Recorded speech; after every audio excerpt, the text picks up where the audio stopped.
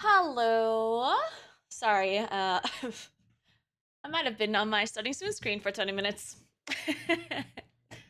I'm sorry. How is everybody? Good morning, afternoon, evening. Happy New Year. Merry Christmas. Happy birthday. Happy Monday. Whatever works for you.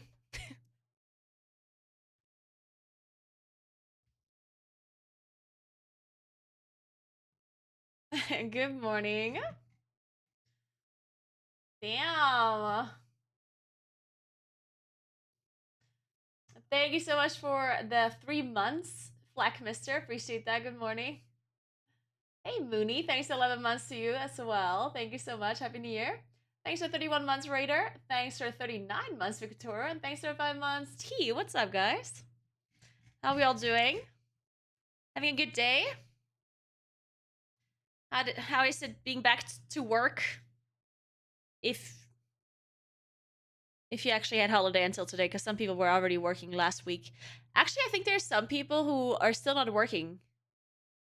I don't know why, but I went to I had a coffee today at a bar and it was like full of people.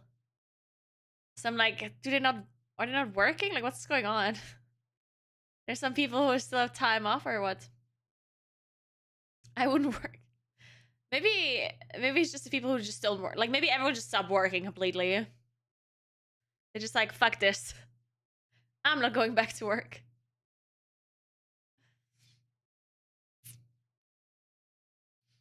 Look, I got a mug from Riot. It's cute, isn't it? But they did it the wrong way. Because I'm holding the mug like this, so I see the logo. Actually, it depends. Is it actually the wrong way? Because this way, I am the one that sees it when I drink. It's bad for marketing, I guess. It's good for me. I'm actually seeing the pretty thing as I'm drinking the coffee. It's good for marketing reasons, though, because you guys don't see it when I drink. Sick headphones, so yeah. I still have my Christmas ornaments on my headphone. I might have to remove them soon because it is the 8th of January, so I'm not sure if it's still acceptable to have Christmas decoration up. To be fair, my Christmas tree is also still up. And I think I'm gonna put it down on Thursday when Amy is here. So when she puts down the Christmas tree, maybe I remove all of this stuff too. Until then, we're still gonna live in the Christmas time. Christmas world.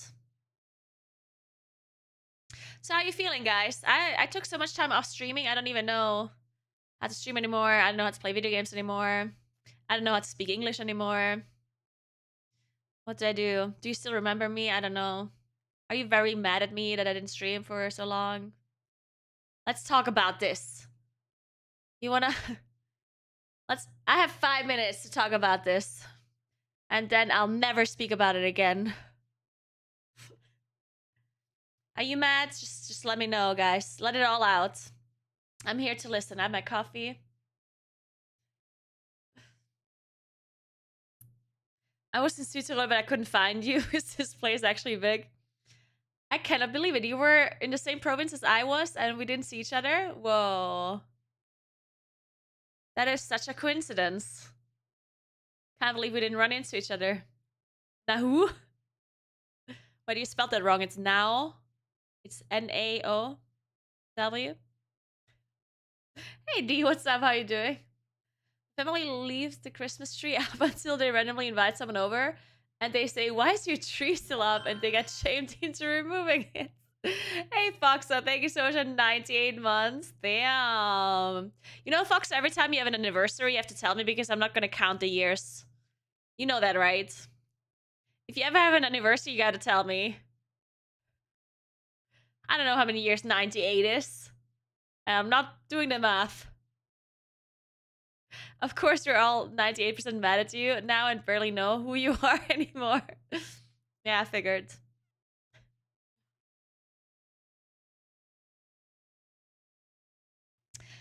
So I forgot that my camera is broken.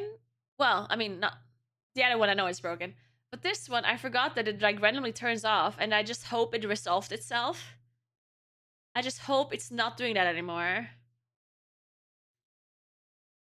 So we'll see what happens. Hey Paradox, what's up? Happy New Year to you as well. Solid approach. I think so too. I'm glad we fixed the current camera issues by leaving it alone and hope it fixed itself. That's my favorite approach. Yeah. Glad you approve. The rings, they're just like really cheap rings. I sometimes put them on when I feel like it.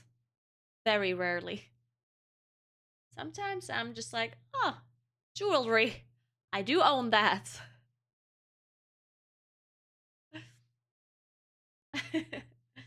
Solder project number 2. I have things to solder now. I have to solder a Christmas tree. I have to solder a whatever it's called. I forgot the name that Johnny gifted to me. Ooh, I need to remember to do something. I forgot that I have to message the fashion print people because they ghosted me somehow. Let me write this down.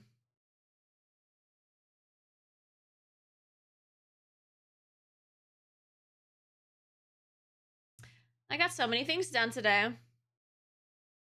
Well, I still have a lot more to do, but I did some things at least. Okay, oh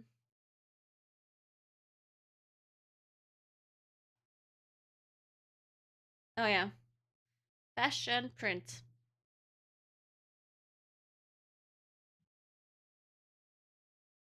Not more soldering, what do you mean? Why not? What music are we listening to today? What kind of mood are we in today? We're definitely in a good mood. But what kind of good mood?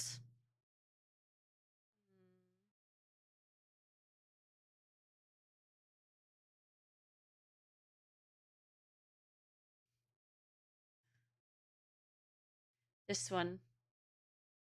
Wait. There's something called upbeat mix or happy mix.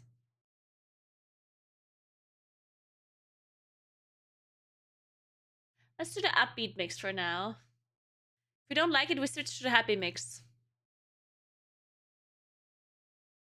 I don't like the camera angle.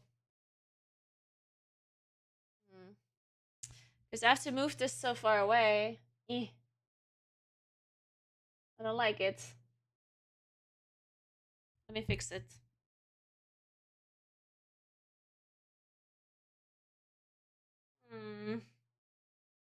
There's another screen now.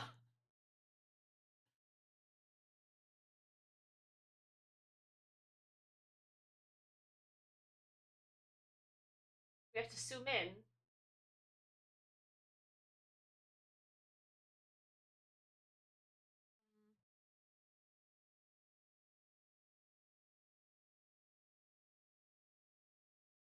Let's try this.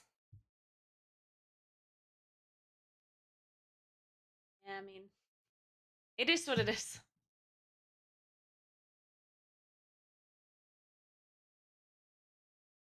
Alright, anyway. I'm back. Let's play video games.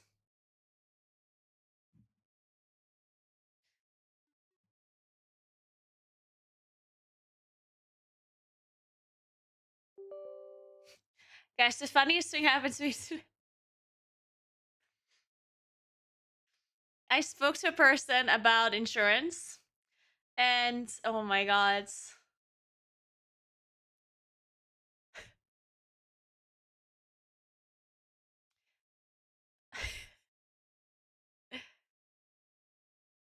Should I?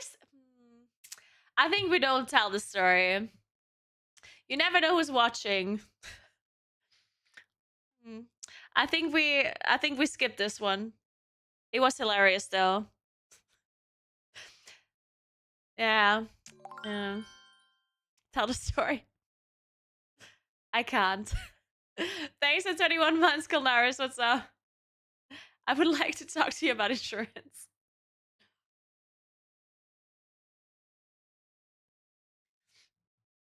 Okay, not this song. Let's switch to Happy Beat.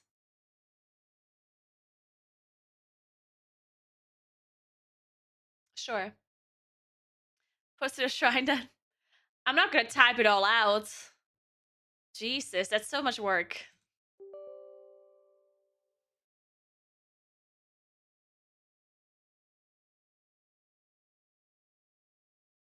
No, I can't tell you, I'm sorry.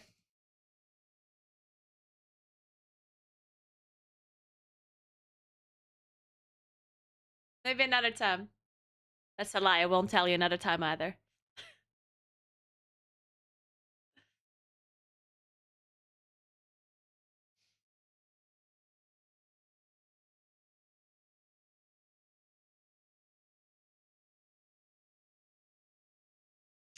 How long have we ever saying if you say A, you must say B? Well, sorry, but I make the rules here, and I can say A as many times as I want without saying B, okay?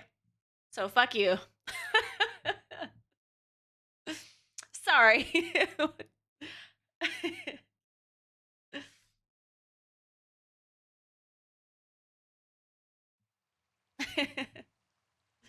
It's not that interesting.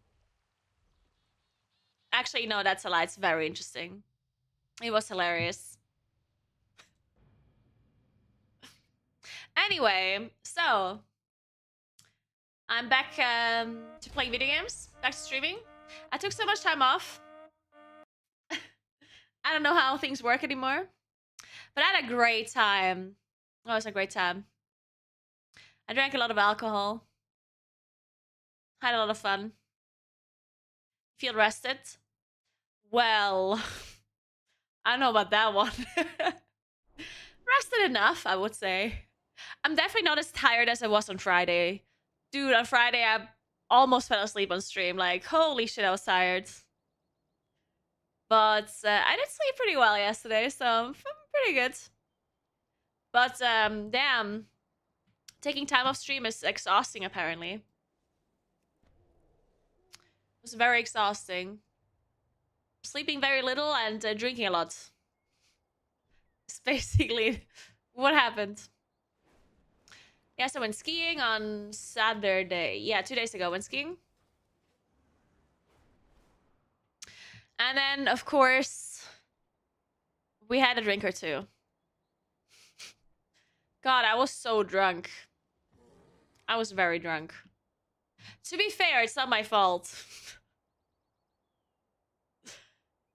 It's totally not my fault, because we're sitting in this bar, and I saw, like, the drinks, and I saw this one drink that is called Lumbumba, and I had to order it, because a friend of mine said that it actually is pretty good.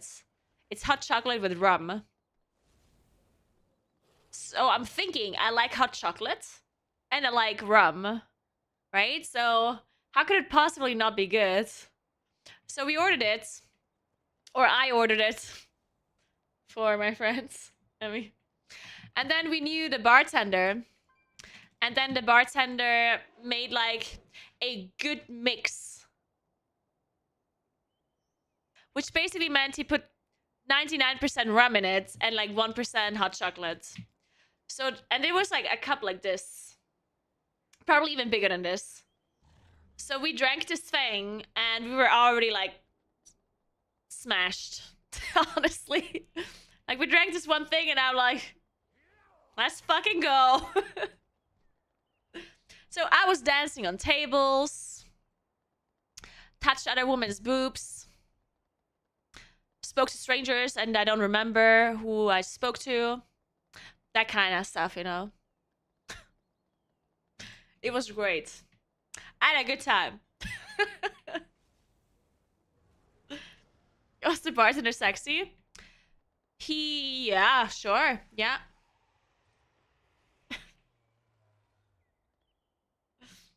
Hey, Telltale, what's up? The camera is still not working now. They still haven't told me what's even wrong with it. I sent it in and I did not get an answer back yet. Sexy bartenders make you drink more? It had absolutely nothing to do with the bartender. Not a thing. Well, to be fair, he did also give us, you know, the one schnapps you have to drink when you're après skiing? Williams. The one with like a piece of pear in it, yeah. You have to drink that. You can't drink anything else. It's actually the rule. And as he brought the Lumbumba, which is a lot of rum in it, right? As he brought that one, he also brought Williams for all of us. So we had a Weizenbier, like a big Weizenbier, right? With rum and hot chocolate and a Williams schnapps. Like that was literally what was standing in front of us. It was the most horrible combination of drinks you could possibly imagine. Did you go skiing? I did go skiing. Oh yeah. The skiing was actually very cool. Because it was snowing all night. So there was a lot of snow on the slopes. Unfortunately, one of the skiing lifts was closed because it was like too dangerous and they weren't able to like go there with the snowcats. But yeah, it was like all the slopes were basically full of snow. Like not obviously they're full of snow, but like powder snow, you know? And I haven't skied for like 20 years, yeah? And this was the third time I was skiing again for 20 years. And I never did powder snow skiing. And it was very interesting, very cool. It's very difficult though. Also, I had to switch to skis because they gave me like really shitty skis. And then I had to change them to better ones because I was basically not moving. I was just stuck in the snow and I didn't go forward. It's like, I need more speed.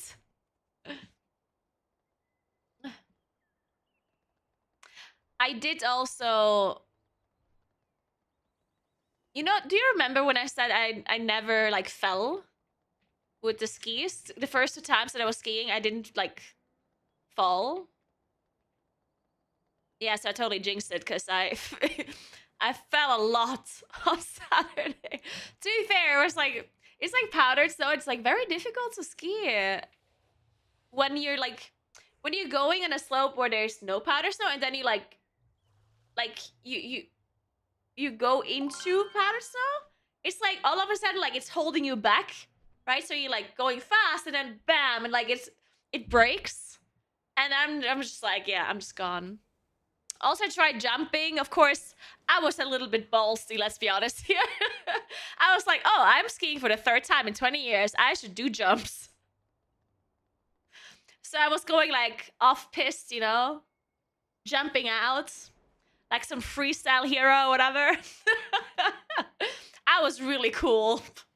Thanks for 76 months, Kismet. I was not drunk when I was doing the jumps. I was not drunk then. I always get so sore after snowboarding or skiing. I wasn't sore at all. Which is interesting because skiing in powdered snow is actually very, like, it goes, it's basically more exhausting than on normal slopes because it requires more effort to do, you know, turns and stuff. Obviously, I guess that makes sense. But no, I'm not sore at all. My legs are made of steel. Happy New Year, Ned. What's up? How are you doing?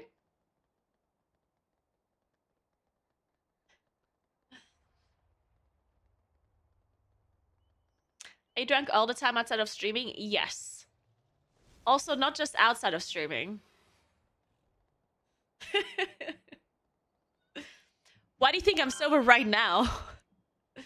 What do you think I'm drinking? It's Lumbumba. I liked it so much on Saturday. I was like, I'm gonna drink Lumbumba today. Thank you, Murin. Happy New Year to you as well.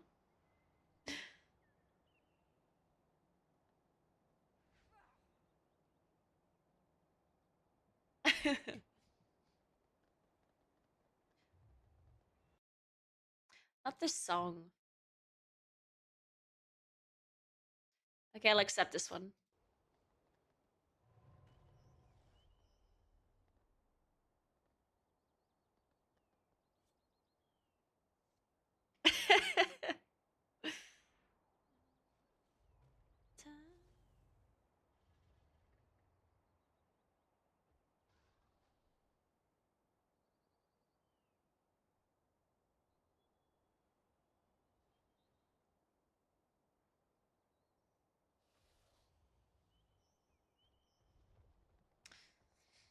All right.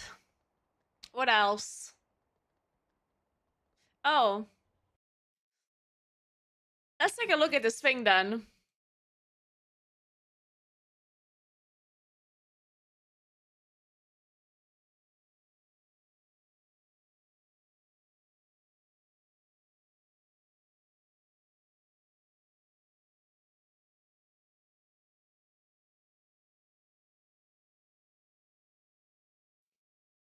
Guys, I'm so annoyed about something I can't tell you.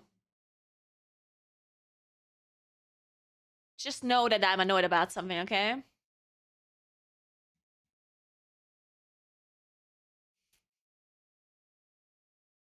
Noted. Good.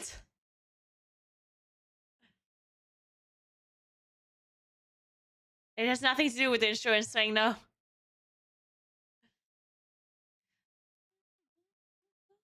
All right.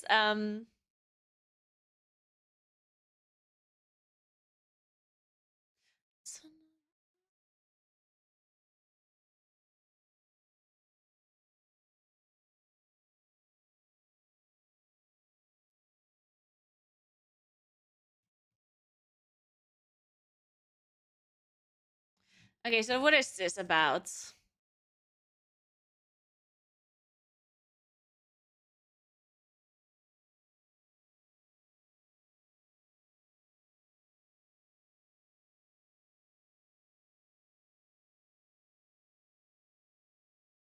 Alright, so apparently there's this new thing, by the way. Well, new thing. Yeah, it is a new thing.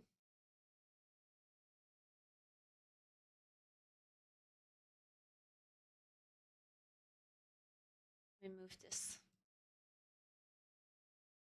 Alright, so basically, it's calculating if something will kill you or not. Which we had in the past. But it's relevant again because I'll link it to you. Okay, well, it's in the chat right now. Of course, linked it.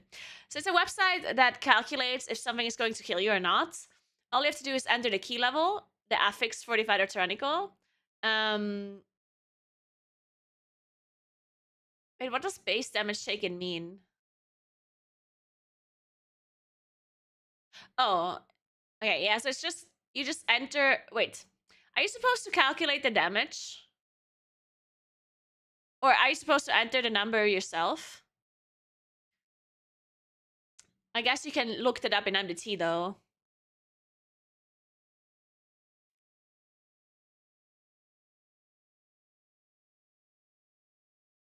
But anyway, so I guess if you wait, look it up on the bottom. Oh, yeah. Well, yeah, so I guess it's listing the abilities here at the bottom. So let's say you want to know how much damage Wrecking Pain does. Then you enter the base damage here. So it will be 823 96.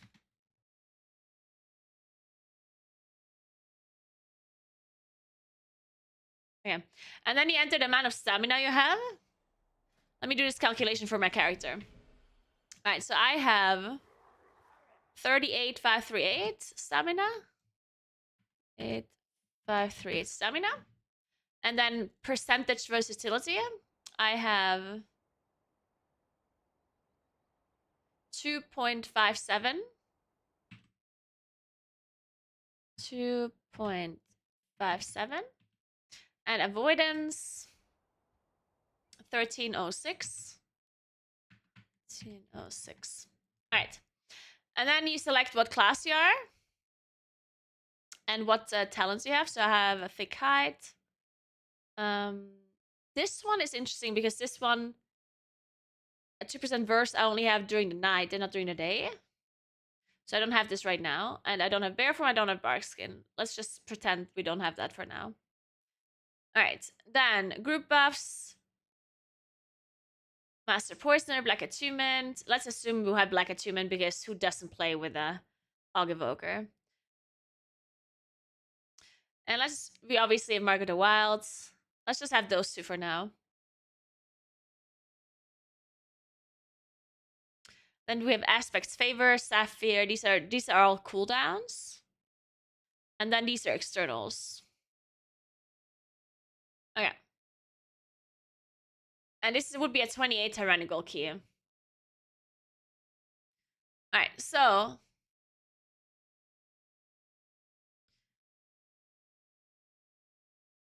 it basically tells me that I would die. So I'm getting one shot by Racking Pain. Oh, you can click on it. Okay, that is convenient. But then you can also see how much it's overkilling you, right? So actual damage taken, 890k. Starting health, 801k. Total health, overkill, 88.859% damage. Alright, so now I can figure out what I have to do to survive, right? What if I go bear form? Okay, if I go bear form, I survive, right? What do I have to do so I don't have to go bear form? Do I survive if we have Aspects Favor? No. Do I survive if we have Sapphire? No. Do I survive if I get Pain Sub? Yes. Okay, so Pain Sub will make me live. Bark Skin will also make me live. So if I have Bark Skin, then I don't have to go bear form. Right? Is the idea here.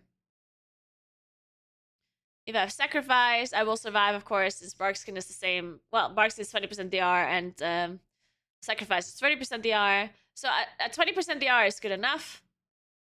15% DR also good enough. HP buffs are a bit more difficult. Twin Guardian would work. Ice Preservation not good enough. But yeah, so this is pretty cool to figure out if you can survive things or not. You can click at like random abilities here and figure it out. You can also just enter a number here, right? So if there's an ability you want to see if you survive or not that is not listed below, then you can just check the base damage on MDT. Or even in Dungeon Journal. The trash ability won't be in the Dungeon Journal, but I think in MDT you get most base abilities or base damage of things.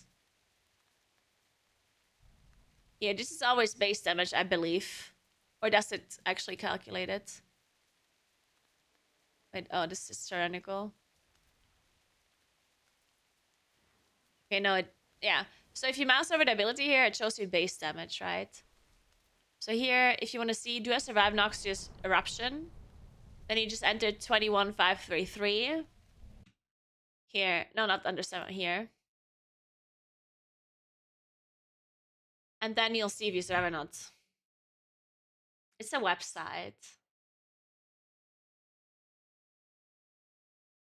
But for how much? If you're using Wrecking Pain that has the dot when you still want to do bear form. Wait, what do you mean? What do you mean for how much?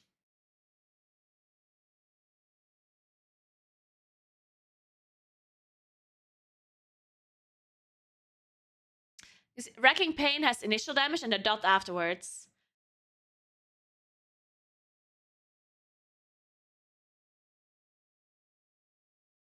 But this is just about the initial damage. Because then obviously afterwards you still take damage from the dot. But the dot does not one-shot you, so you just need to be healed. Oh, yeah, you survive by how much it says here. Oh, you mean... Oh, well...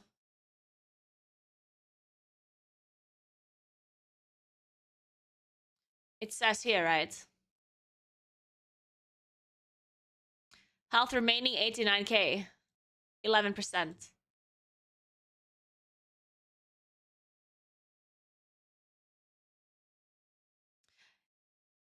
I mean, your question's not irrelevant. It's, as I said, it says right here how much you survive by. You survive by having 11% HP left. Now, of course, if there's an ability that puts you to 1 HP, it might or might not be relevant depending on what happens afterwards. If it's something like Shattered Earth or Soul Burst, then it doesn't really matter if it puts you to 1 HP or not, right? What is the Soul Burst? Yeah. Yeah, so wait, you die through bear form? To Soul Burst? Without bark skin? Damn. That's insane. Well, to be fair, you have vigor, right? You die through 1 point of vigor. Damn, that's insane.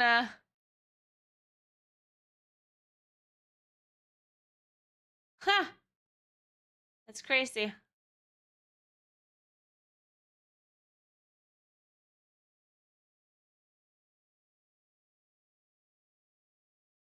But yeah, so that's this website if you want to figure out if you survive or not.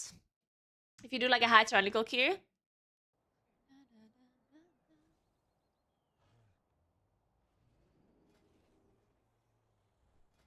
Alright, so what I think I hear me out, guys. I haven't played WoW in so long, and I also like really didn't want to play WoW, let's be honest here. Like, not one point. Not at what point not at one point. Sorry, I can't speak.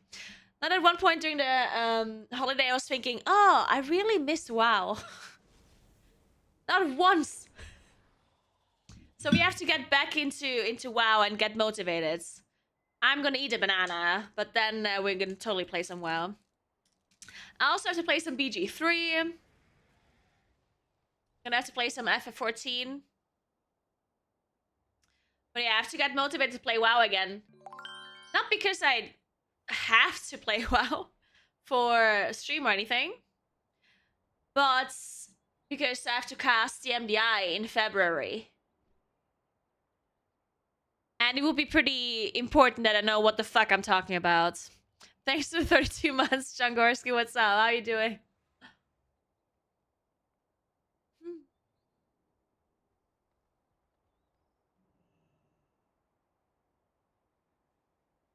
I'm sorry, what, Zabla?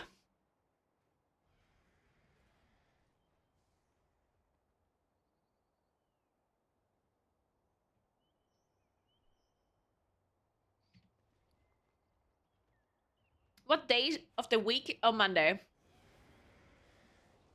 It's Monday, it's Monday, it's Monday.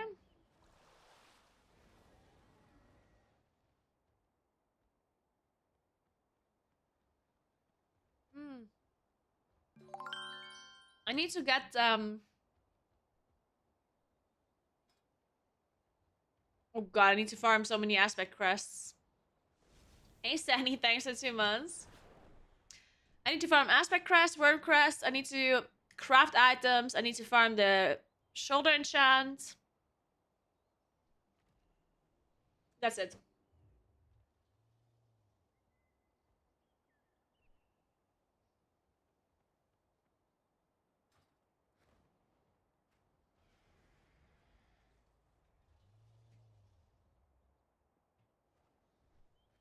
Guys, I might take dancing lessons.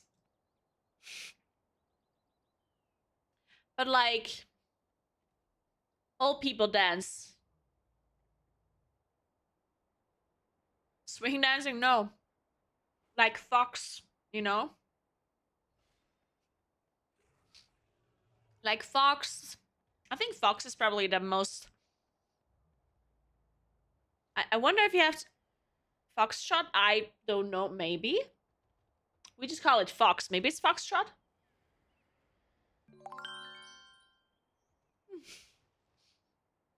Thanks for 10 months. Goose, what's up?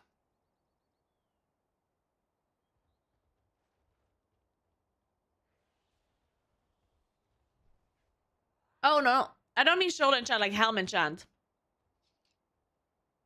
I think it's helm, right? That one. I'm going to tune into Strictly Come Dancing next year, and Naguura is going to be on it. I'm so hyped. Certainly, yeah. I'm sure I'm a natural foxtrot dancer. Thanks for 40 months, Christopher. What's up?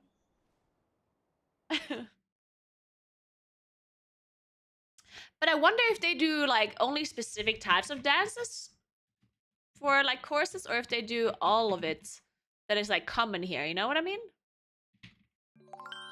Goose, what the hell? Thank you so much for 25 sub gifts. Thank you so much. Appreciate that. Thank you so much.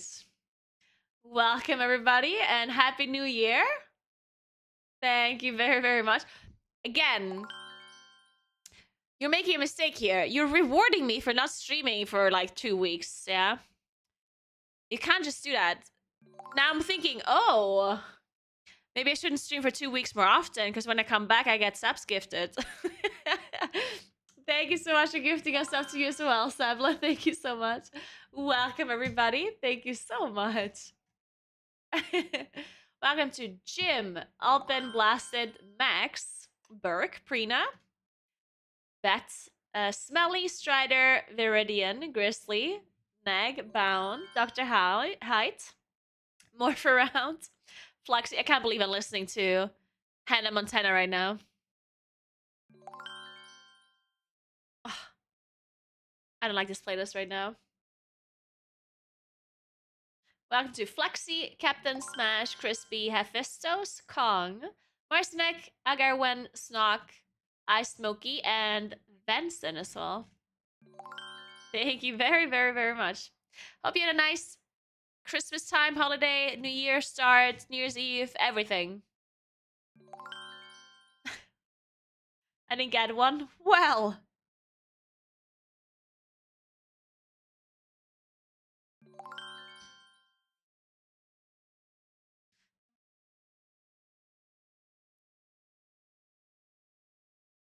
Okay, this song is kind of cute.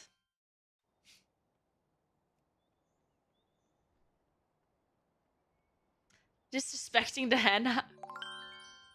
Hello, Morello. What's up? Thank you so much for giving us up to Woosie. Appreciate that. Thank you so much.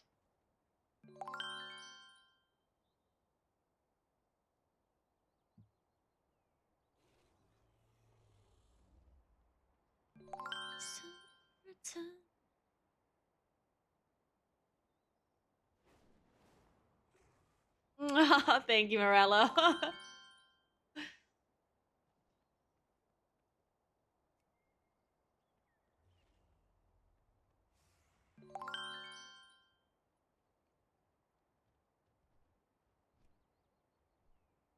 Okay, what kind of key do we... we could do a DHT.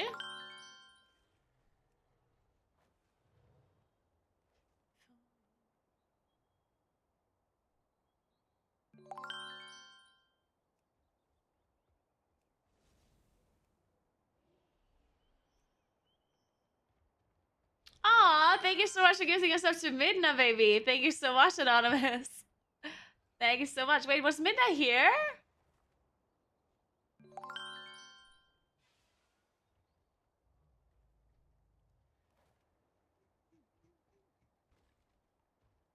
As the weather, I'm in Antalya next week for Vietnam. Really? Nice, Goose. The weather. It has been snowing. It snowed a lot over the weekend, last weekend. And it's kind of cold enough for the snow to not immediately disappear. We still have some snow. I'm looking. Yeah, there's still snow. It's not that warm. So the snow's still there. In Antholz there's snow for sure. So you're gonna be fine. It's gonna be pretty. Thank you so much for 13 months, Crimdoc. And thanks for gifting us stuff, Epishemi. Thank you very much. Ah, shit, we got a level 6 hype train going on. Thank you so much, guys. You're the best. So many gifties today. Everyone is happy our streamers back. Yeah. Again, you should be rewarding me for being gone for so long, but I do appreciate it a lot. Thank you, guys. Don't make me blush. In Camden, we have nothing. The mountains are green, so sad. Yeah, it does suck when it's... Especially, I mean, I always want... The best thing is when it's snowy during Christmas time, right? But we didn't have snow during Christmas time here either. It was really, really warm. So it was all... Like, the mountains were all green up until the tops, really. But the last couple of days it snowed, and it was cold enough for it to stay, so that's nice.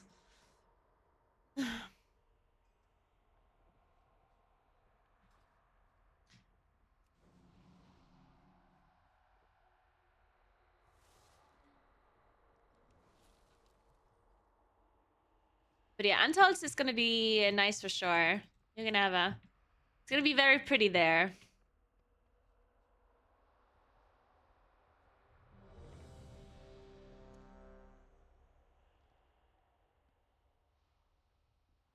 Wonder if any of my friends are gonna go there to get drunk.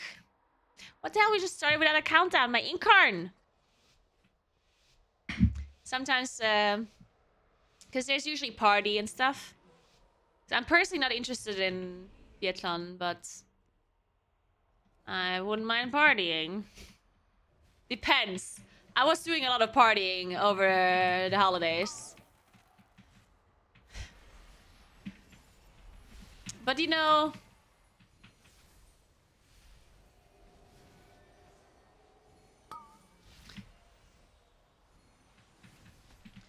Every time I go partying, I say, never again. And then 10 hours later, I'm like, oh, I could have a beer.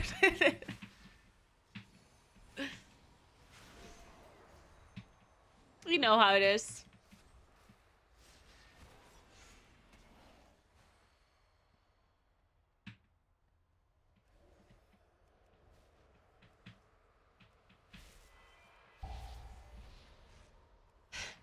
I was just about to say, you know what? I think I'm really gonna chill a little bit on alcohol now.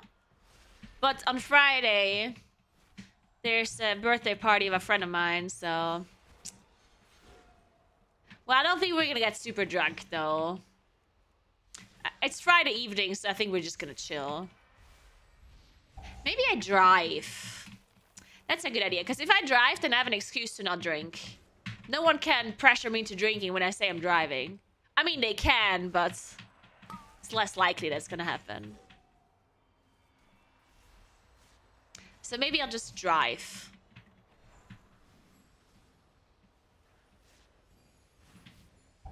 That's a good idea. Didn't think you were a party person.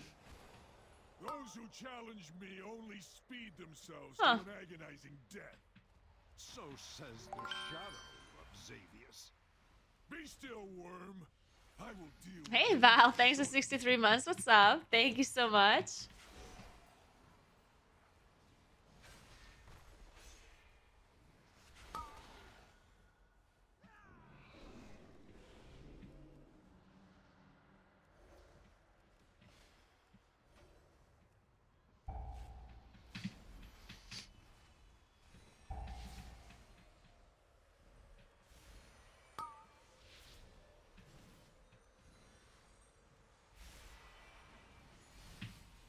You must be new here. When you say I'm not super drunk, then I will be.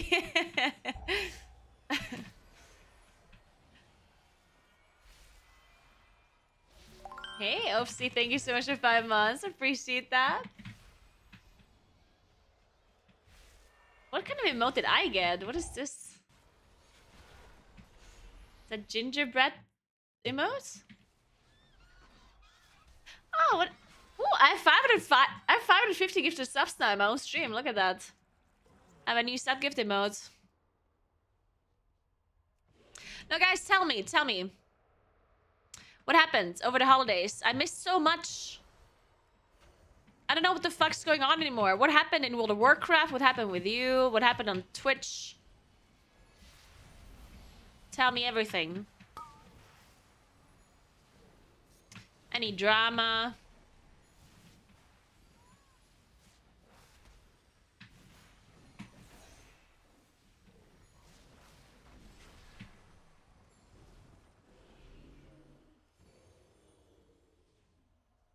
We pulled.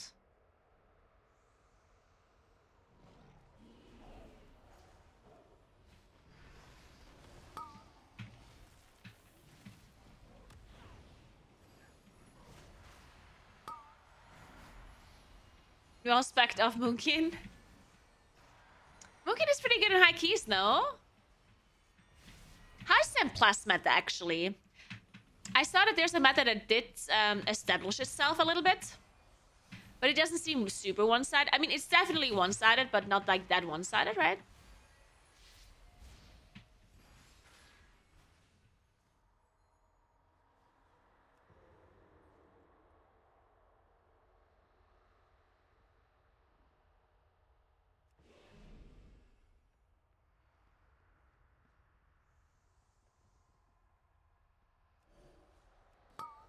Twitch changed the nudity rules again?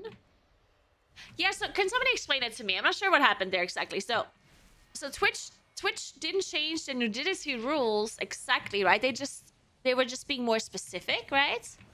Or did I get that wrong? And then the ladies did this thing with the black bars, right? And then they changed again to not allow that? Or what exactly did they do? So is the black bar thing now allowed or not? And can you do the camera thing where like where they were like naked underneath and the camera just like stopped here? Can you do that? Is that allowed? Thanks for 15 months. Tutser, what's up? How are you doing?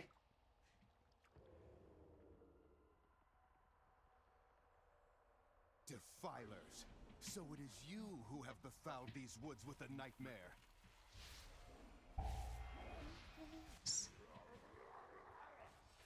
I sense a powerful... I am the vessel of nature's fury!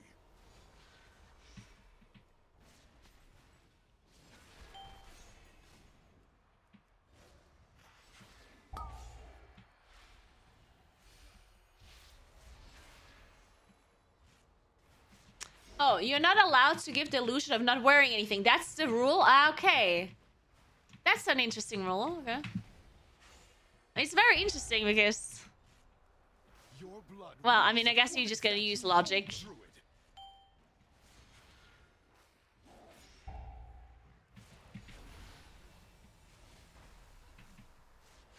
But does that mean, for example, like if I'm wearing like a nude colored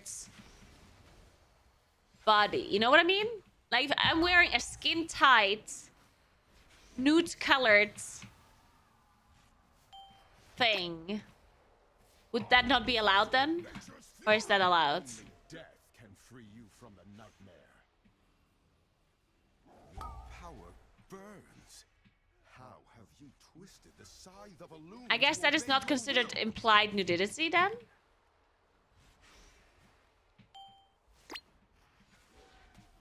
I don't know. I have some questions here. I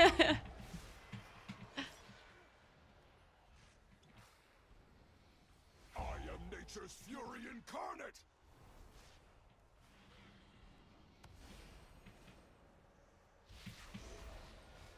By tooth and claw, be purged!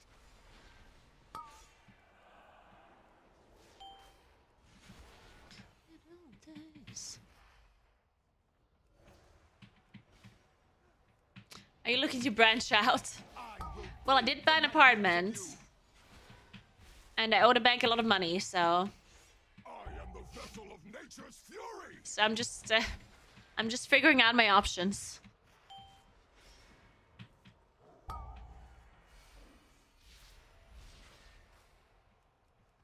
Well, I didn't actually buy it yet. Well, I mean, I did, but... I mean, I didn't give them the money yet. I just agreed that I will buy it in the future. It's not finished yet. Hello?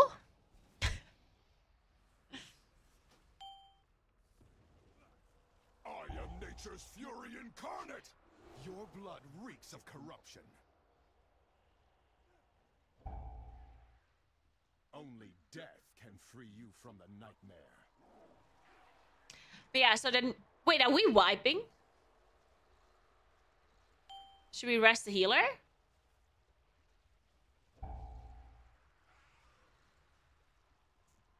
Oh, we don't have a rest anymore.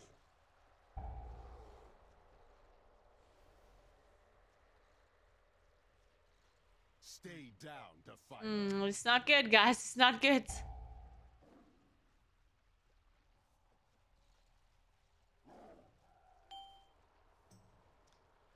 I can do it.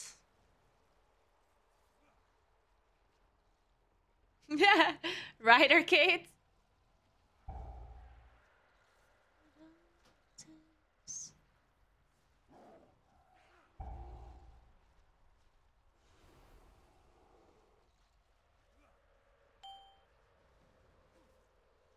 I trust. By tooth and claw. By tooth and claw. Yeah, so what is the AV1? What is this? What's that about? What does that mean? This month, the Road AV1 streaming will be announced? What is that? A fluke. Savor it and pray you do not face me next. Hero classes. They will be more than prepared. For your true power rests in the nightmare. Silence, weakling.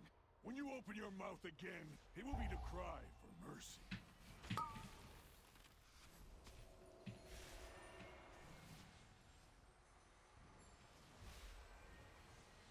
Oh, it's a new codec for video? It means less data for the same quality, yeah? Okay. And what does that mean for, like, the streamers and the viewers?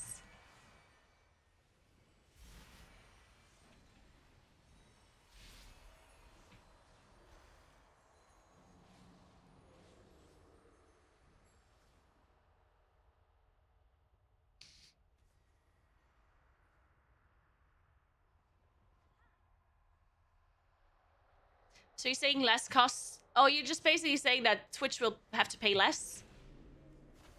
That does not necessarily imply that the streamers will make more money, yeah? It could just mean that Twitch earns more and they keep it everything. Which, to be honest, sounds more than possible to me.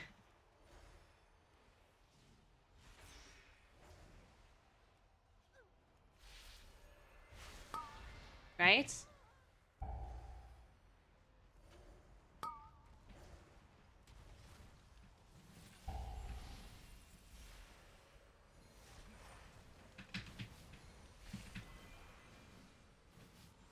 Like, in my opinion, it's unlikely that Twitch says, "Oh, we have a little bit less costs now, so we give more money to streamers."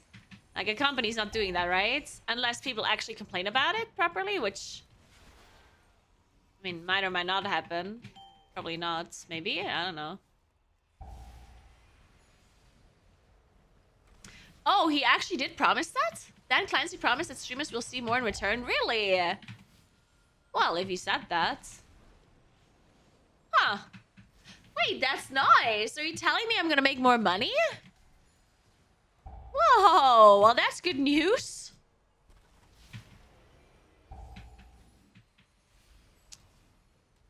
But then I guess the question is how much more? Sorry, I pulled this flower. Oh, shit. Oh, wait, this is a problem.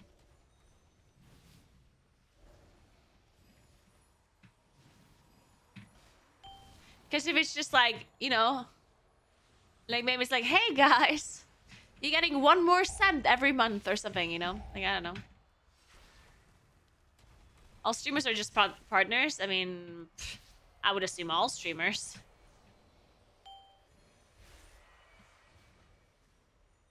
To be fair, okay, so hear me out. I don't mean this to be... Because obviously I'm a partner streamer myself. But some people were complaining that being a partner is like a downside, you know? Because a lot of the benefits that a partner has have kind of been removed over the years, right? Which in my opinion is a good thing, because I don't see why someone that is partnered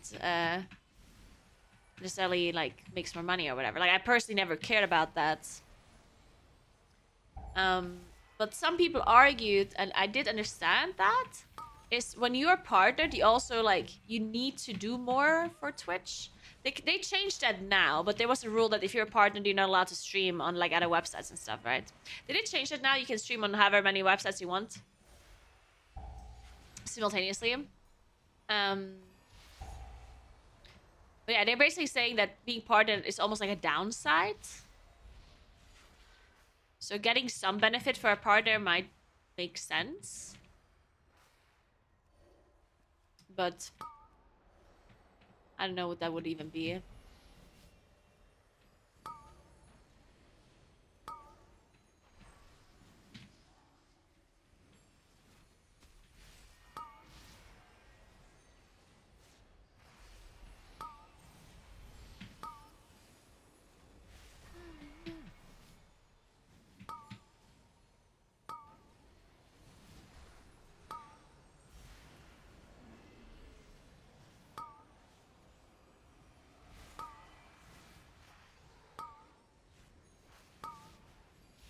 Wait, is it possible to get 70-30 again now? Because at some point they said it's not possible anymore, right? Okay, interesting. Oh, wait, it's this VIP program thing though, right? Yeah, I think I know what you're talking about. I saw that.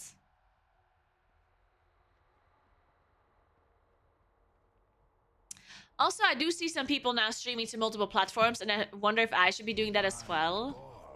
Because technically, I could stream to YouTube, and to TikTok, and to Instagram, and to Twitch all simultaneously. But I wonder what the purpose of that is. I mean, I do see a purpose, but I feel like it would only be beneficial if I'm actually actively reading all chats, you know? Because otherwise it's just like a downside, I think, right? Also, it can be very confusing. Like if I'm... Because one time I randomly opened a Twitch stream. It was someone that streamed League of Legends. And she was talking to someone that was chatting, but I did not see... Like, it was no one that chatted on Twitch. So she was probably responding to somebody that answered on a different platform. Like maybe she was streaming to YouTube and to Twitch. And then someone on YouTube asked a question. And she answered the question. But I did not see the question. And she did not repeat the question either. She wasn't like, hey, blah, blah, blah. You're asking how my day was? Well, my day was blah, blah, blah, right? She just answered the question without reading the question. And I didn't see the question because I was watching on Twitch. So to me, that was just confusing. It seemed like I'm watching a recording of a stream rather than a live stream, you know? And to me, that would be like a negative thing. So now I wonder if there's any benefit in me actually doing that, unless I actively read all of the chats and then actively repeat questions that I'm currently answering, you know what I mean? Hey Tatsu, thanks for 58 months. What's up? How you doing?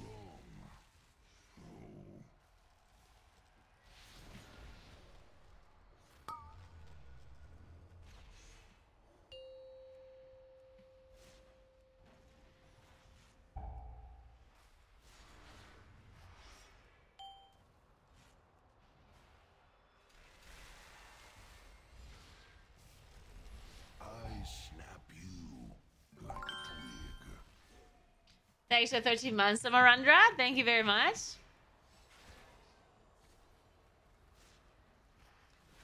I don't think I will be streaming to Instagram. I think that is weird.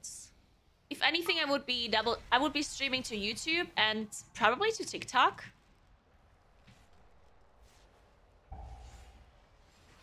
I don't think I would do Instagram.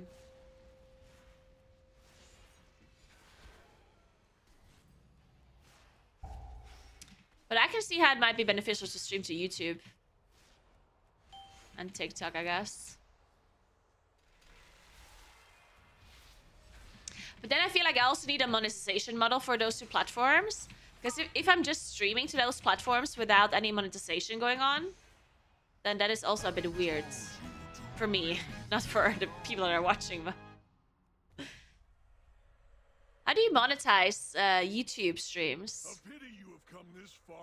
Is there like advertisements running on those? On YouTube streams? Honestly, I have no clue. Hey Horak, what's up? Thanks for 13 months again, Amarandra. Happy New Year. Because how does advertisement work on YouTube?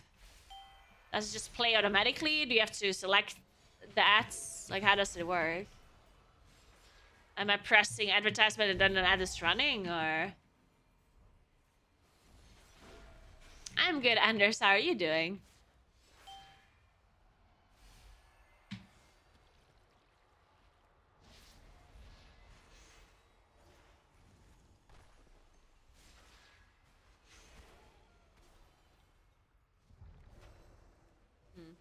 I could give it a try, but I don't know if I have to add... Because right now on my YouTube, I can add... Like, I have the option to give people the option to subscribe to my YouTube. Or to basically give me money. But I did not enable it because... I don't know. I only use YouTube to upload my videos, right? And the videos are already monetized by advertisements. So I did not... Because I didn't really have anything extra to offer for a subscription, right? So whenever they said, hey, Naguura, you can add subs to your YouTube now, I was thinking, I don't want to do that because if someone subs to me on YouTube, then they don't get anything extra, right? So it's a bit weird. But I guess if I would be streaming to YouTube as well, then I can enable it because there's some people who don't want to watch Twitch at all. But then they would get the extra content from my stream that I'm streaming to YouTube as well, and then I guess I could enable it.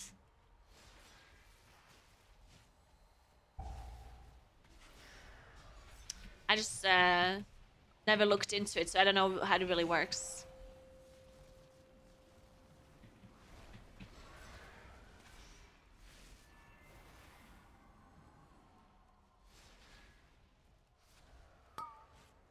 I don't think... Okay, I'm not actually sure. Like, I know that there's same monetization options, but I wonder if you get this, if you get as much money on YouTube as you do on Twitch for advertisement. I assume you don't. Because Twitch actually has really good advertisement money right now. So, and I don't think YouTube is doing... I don't think YouTube is the same. But I might be wrong. I'm not talking about the split.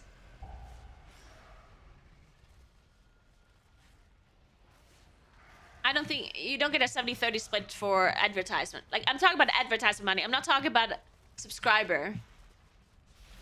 Or, like, stuff like that. I'm talking about advertisement split. I don't think YouTube has 70-30. That would be a lot.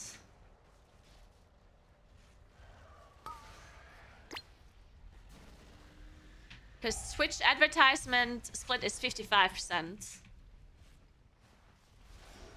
I don't think YouTube is 70. YouTube has 70-30 advertisement split. Again, not talking about subscriptions. Talking about advertisement split.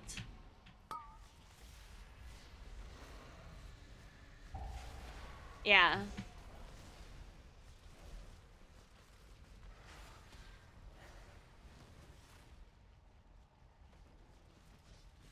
Because so the I get the most amount of money from advertisement on Twitch, yeah, and I think most streamers do. The subscriber money is just like an extra thing, which is obviously very nice, but most of the money you earn on Twitch is through ads.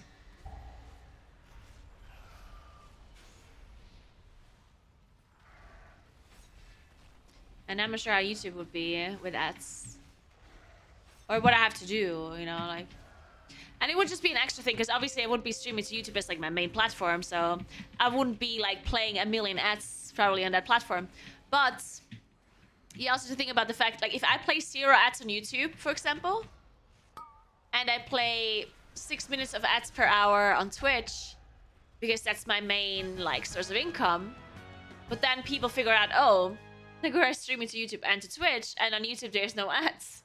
Then I'm just gonna watch YouTube, right? Which makes sense. So I would probably have to keep the ad density the same on all platforms if I have the option to do so, which I don't know how it works on YouTube. Yeah, we're talking about streaming on YouTube, yeah.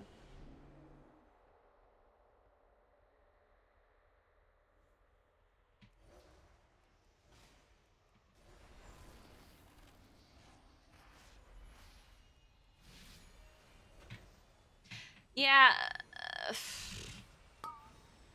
This is a too generalized statement that one of you guys are copy pasting, because it could just be from normal videos as well. Like I'm not sure, is there a difference between normal videos that he uploads with the ad revenue versus live streams versus shorts? You know, like it's a bit of a generalized statement. I'm not sure if this is true, but don't worry, I'll figure it out. I'm sure it says somewhere on my.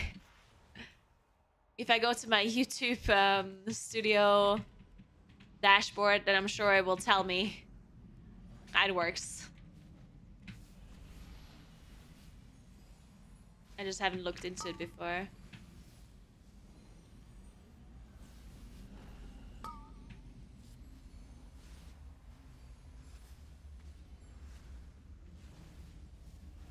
It's not a given that it's the same from a normal video and a live stream. Because on a live stream, you can play a lot of ads when you think about it. It's possible that you get a lower split for live stream ads.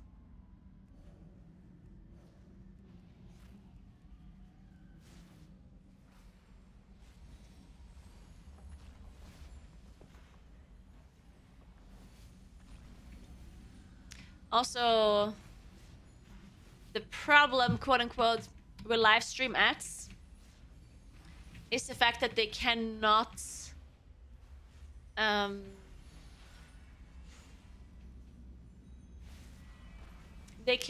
necessarily know what content you're live streaming, because the way advertisement works obviously is that a company will pay YouTube to advertise their product or their company on certain YouTube videos. And they will pay for certain countries that they want the advertisement to be played in. But they also pay for certain content, right? Let's say I want to sell advertisements for Manscaped, right? You probably don't want... Like, I don't want my advertisement to be displayed on videos that is 99% made for women, probably, right? So the companies usually are choosing the kind of audience that they want their advertisement to be played on. They're not necessarily paying for ads for all of YouTube.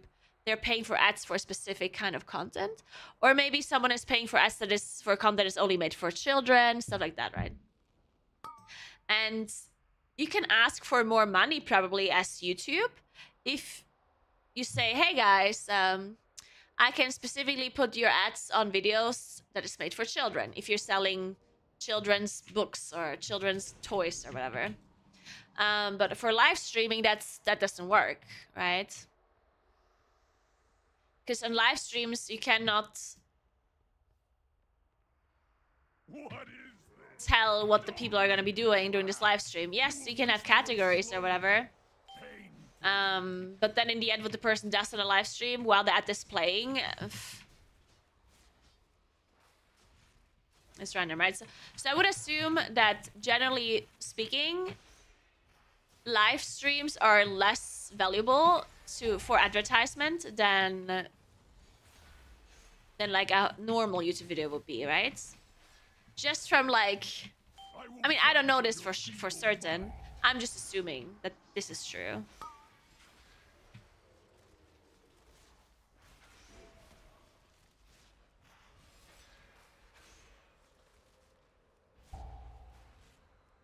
So that's why it would also make sense if live stream advertisement would have like a different kind of split for the creator versus YouTube. But I don't know for sure. I'm just saying that that would make sense.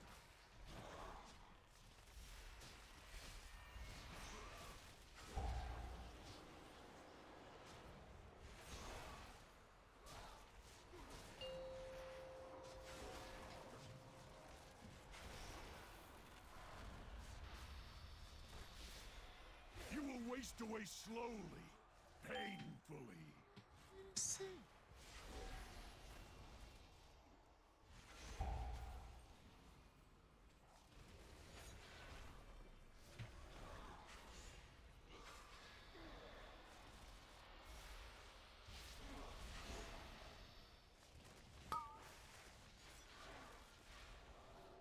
I will fracture your feeble mind.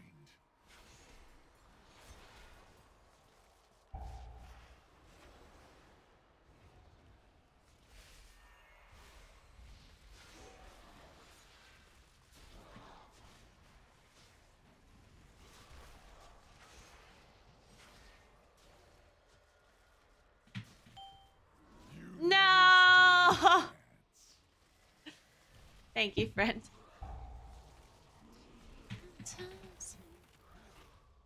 Don't act surprised. I like how I went bear for him, thinking that maybe I survive in bear. The answer is no. Oh no. Guys, I think we might be wiping. That killed me.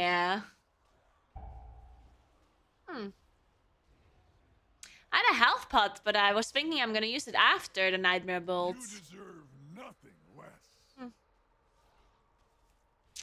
I mean, it wasn't full HP, but I was pretty high HP. I will fracture your feeble mind. I think the goal with streaming on YouTube is to help people find your Twitch.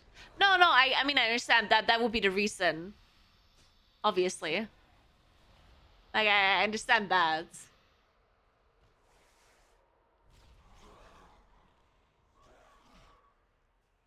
But this, like, I still would want to, like, as I said, like, I don't want it to be, like, a negative thing. Is why I'm talking about this, right?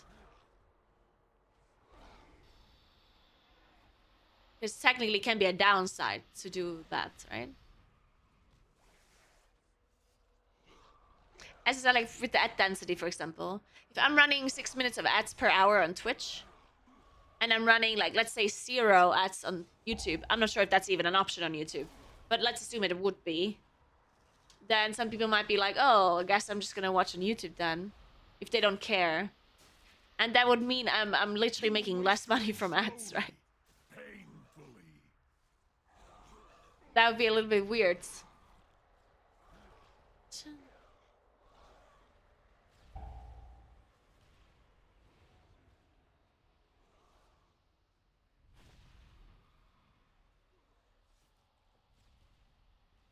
And it's not just about making less money on ads. It's also about having less viewers, right? Because, like, if there's people who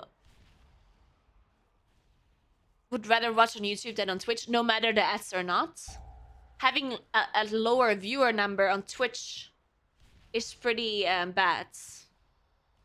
For numerous reasons. Number one, for discoverability. Because Twitch is mainly viewer numbers. And also for advertisers as well, for sponsors. Because if someone wants me to advertise one of their products and they only care about Twitch numbers, if they're lower because people rather watch on YouTube, then that also sucks, right?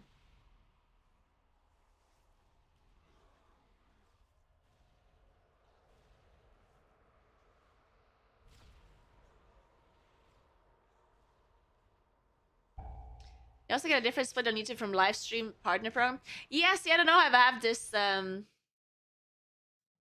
gonna investigate. I'm gonna write this down.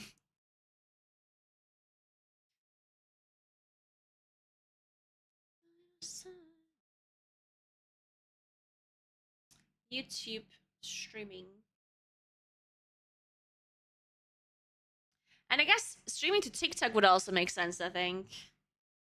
But I don't know how that works either.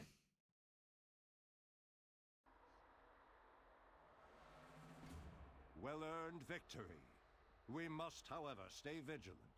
Deep inside the nightmare, Xavius remains unvanquished. What's this? The enemy who fought here was merely his shadow. Interesting. Is this new? Look at that.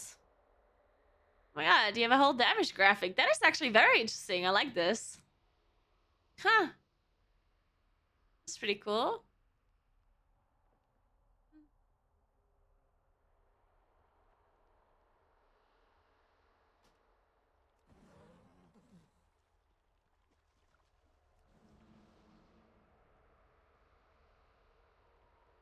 Not really, because you would have the numbers combined from all platforms? No, no. You mean for advertisers? No. Because if someone says, like, if there's... Not everyone pays for all of... Right, like, let's say I'm Red Bull, and I want a streamer to advertise Red Bull. I don't necessarily have to pay for all of the socials combined, right? I only pay for the platform that I want them to advertise it on. If I want the streamer to advertise my product on Twitch and on Instagram and on Twitter, then I'm paying for that. If I say I want this Twitch streamer to only advertise my product on Twitch, then I only pay for that. But then I also only pay for the number this person has on Twitch, right? Like if someone has 5 million followers on YouTube, but has never done a Twitch stream in their lives, I'm not gonna pay the same amount for a Twitch stream that I would pay for a YouTube stream. Like, for example, right? That makes sense, but it also doesn't. I mean, why not? Thanks for advance, Mish. What's up?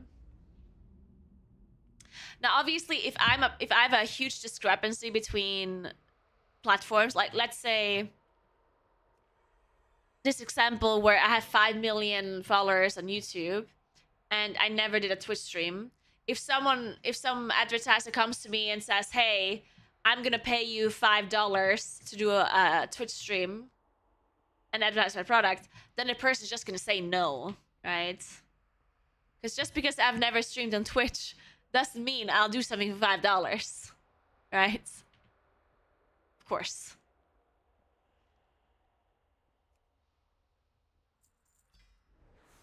Ooh. Oh, damn, look at that. If that isn't a socketed ring. I like it.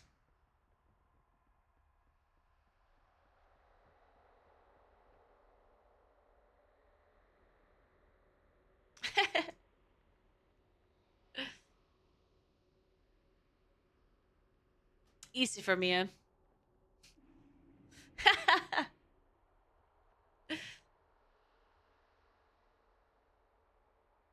But yeah, a lot of advertisers care about average viewer numbers, right? Which makes sense. If I, on average, have 500 viewers on Twitch, then they care about that because, right? And now, this thing that I said earlier, like if all of my viewers are spread across like multiple platforms, I will have a lower average viewer number on all platforms, which would potentially lower the amount of money I would get from sponsors because my average viewer number is lower.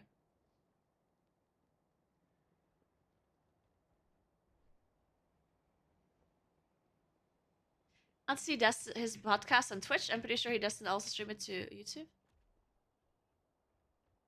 Wait, what are you're saying that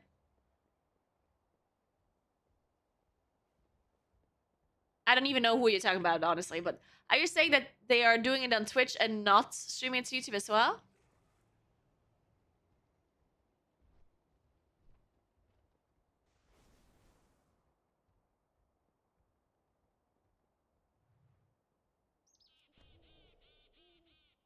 Yeah, like I know that people are multi-streaming their content. I'm just because other people are doing it doesn't mean it makes sense for me. I'm just randomly talking about like the upsides and downsides, you know. Now, yeah, I'm basically thinking about it because other streamers could have like different deals or whatnot. I don't fucking know what other streamers do and what their deals are and what their contract is and whatever. That makes sense for them, but not for me, right? Technically.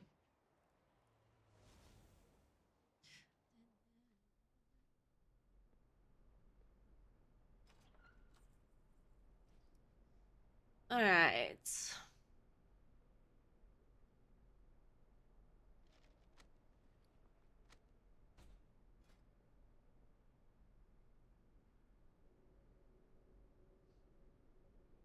He doesn't think it's worth it? 15 million YouTube subs.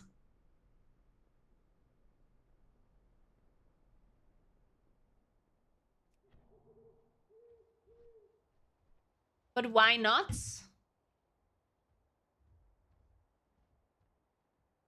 But I think that might be a different thing.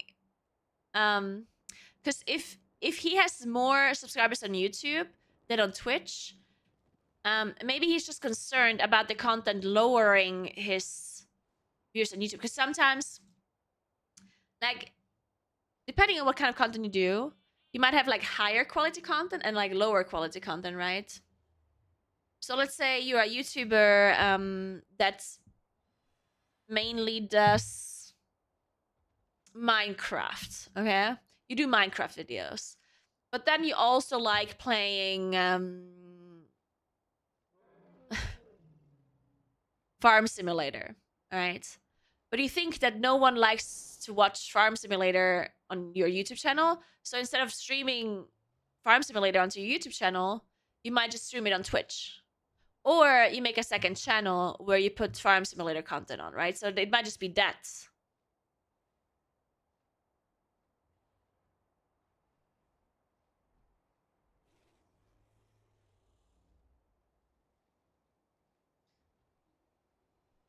But I do think that I have a decent amount of YouTube followers that do not watch my Twitch. Because I've heard that multiple times that people came to my stream on Twitch and they were like, oh, I know you from YouTube and first time here or whatever, right? So I do think there's a decent amount of people that only know me from YouTube and not from Twitch at all.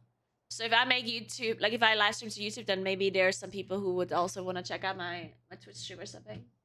But yeah, I'll think about it. I will investigate.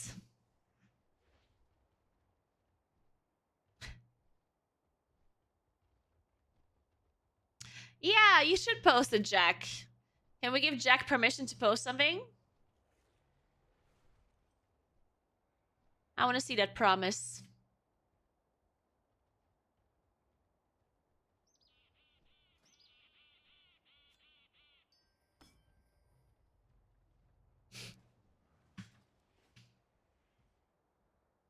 Thank you, Nevernude. Enjoy your day at work.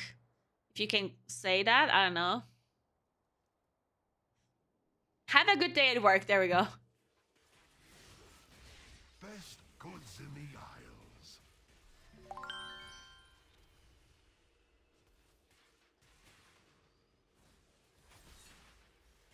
Hey, Siobhan. Thanks for 66 months. How you doing?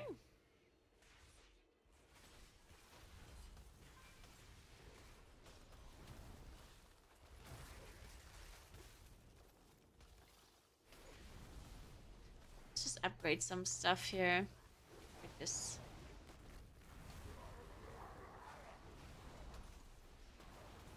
May I serve you again?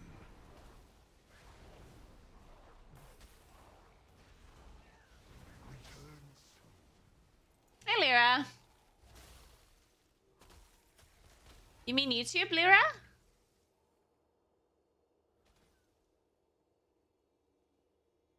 Yeah. I mean, I know that some people are doing it. I'm just like, I know that it's a thing.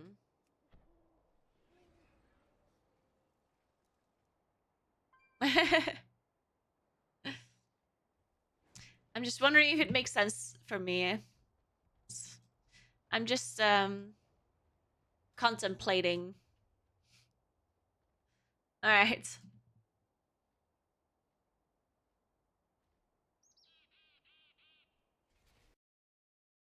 Main question is, are you guys It's a good question, though. A good question to ask. working towards that? Yeah. And is there a timeline on when we're going to see significant price? I shouldn't say price changes, but cost changes to Twitch that will also impact streamers and their rates. Yeah, I can't tell you a timeline. We almost were announcing some of the plans at TwitchCon, but we want to work still with Just loud the enough. OBS team to figure out what's a good strategy here. We're working closely about, but it isn't specifically just about AV1. It's about talking about the whole strategy. It would not affect the revenue share right away, of course, because these things all take time. Getting people to adopt things take time. But overall, that's an example of one of the things we're doing. You always look at what is the cost, what drives your cost, and what can you do to bring it down. And timeline aside, those savings will be passed on to the streamers? Yes. Sick. And also, do you know that you have Velcro on your head? Is that... Okay, I wasn't sure if that was intentional. Main question is, are you guys working towards that? Okay, well, okay. Oh, man. I don't know. And this is one of these things where this happens in a lot of interviews with like developers and companies and whatnot, where they say something like this, but this is not like, this does not mean that they have to actually do it, right? Like, this is not something that they're locked in now. Like, they have to give streamers more money. It's not, right? Like, it wasn't a promise. It wasn't like a fact. He basically said, yeah, so like down the line, maybe possibly we'll make more money because of blah blah blah. And then yeah, if we make more money, then we'll pass it down to the streamer. Sure. Didn't say in which form, how much, like, you know, like obviously he doesn't know how much they'll be saving yet, maybe, I think. But yeah, this could, like, if in 2 years streamers are still not getting more money, no one could be posting this clip and be like, you said it right here, right? Because then you could be like, no, I mean, I didn't actually say that. So yeah, it is nice to hear stuff like this, but I'm always a little bit, you know, political talk. It's like, could happen, could not happen.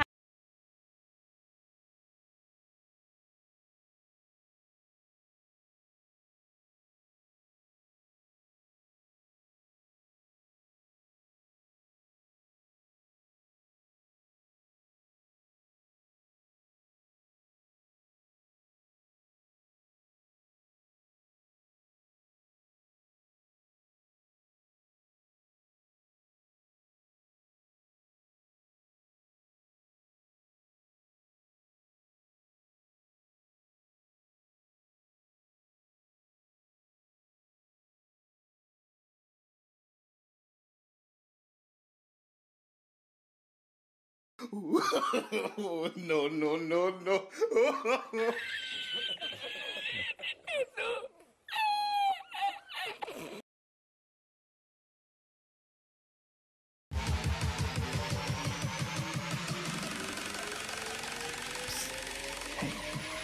Oh, gadget!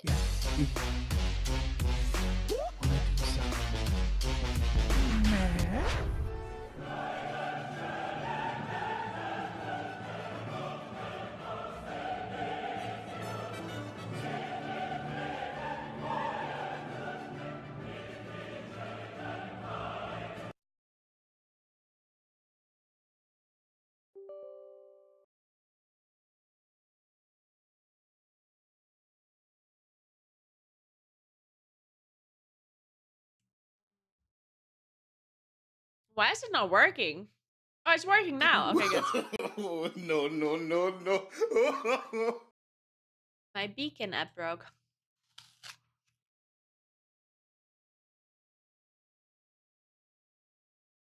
I guess it's working again.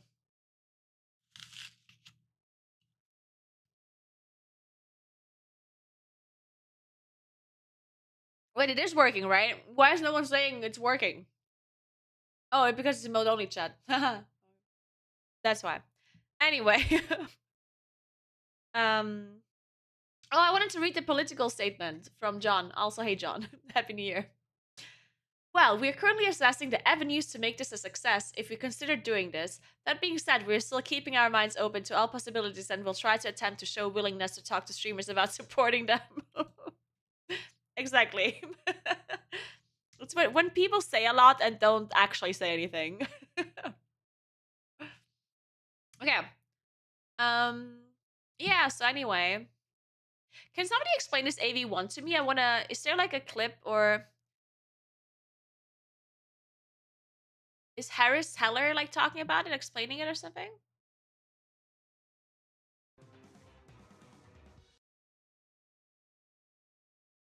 Maybe?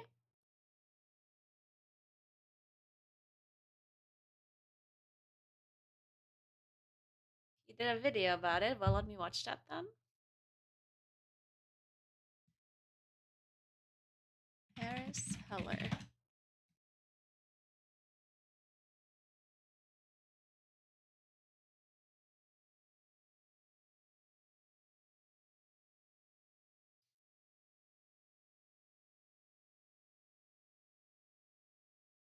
Did he?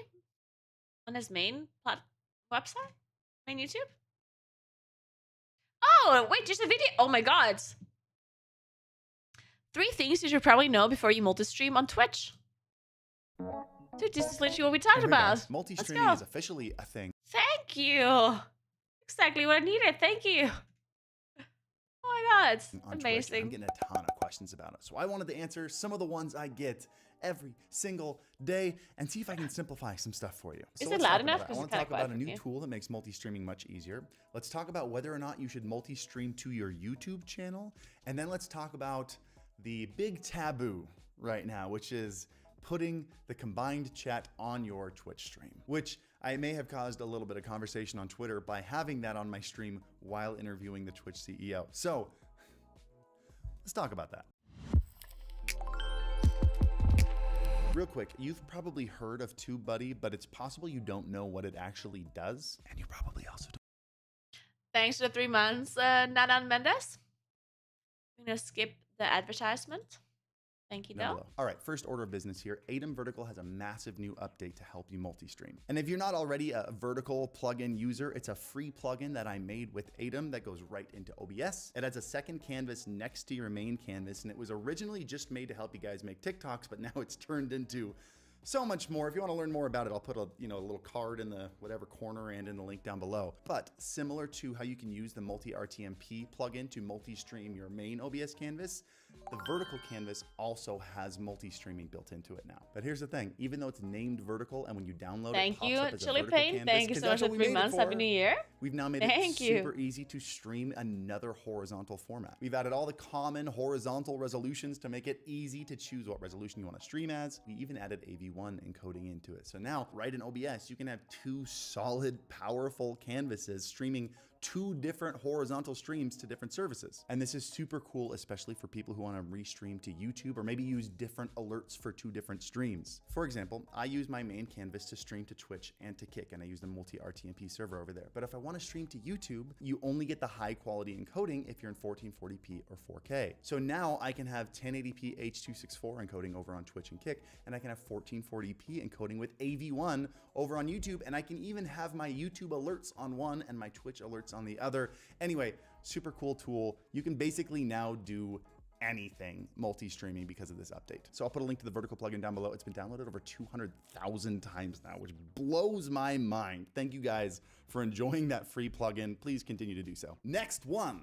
Streaming to YouTube. That's a big question that people are asking because they're afraid of hurting their YouTube channel by also just slapping up every stream on there. And so let me make this simple for you. I'll tell you what some people should do, and I'll tell you what I am considering doing. The most important thing you need to ask yourself here is, what content did your subscribers subscribe to you for? If your video content is very similar to your live content, or maybe your video content is all taken from your live content, then it seems like the people who subscribe to your video content will probably also enjoy your live content. But if you're someone more like me who makes dedicated videos like this, and your audience has subscribed for these videos and they didn't subscribe for 3-hour-long live streams, you might not get a great reception. I've spoken to a handful of YouTubers who normally stream to Twitch, and they immediately started multi-streaming over to YouTube, and they started noticing that those live stream views immediately dropped off after the first couple. At the end of the day, that's just not what those subscribers subscribed to their channel for, and it ended up taking a little bit of a hit. There's not enough data right now to know if that hit in live stream also translated into a hit in video performance. If I ever find that out,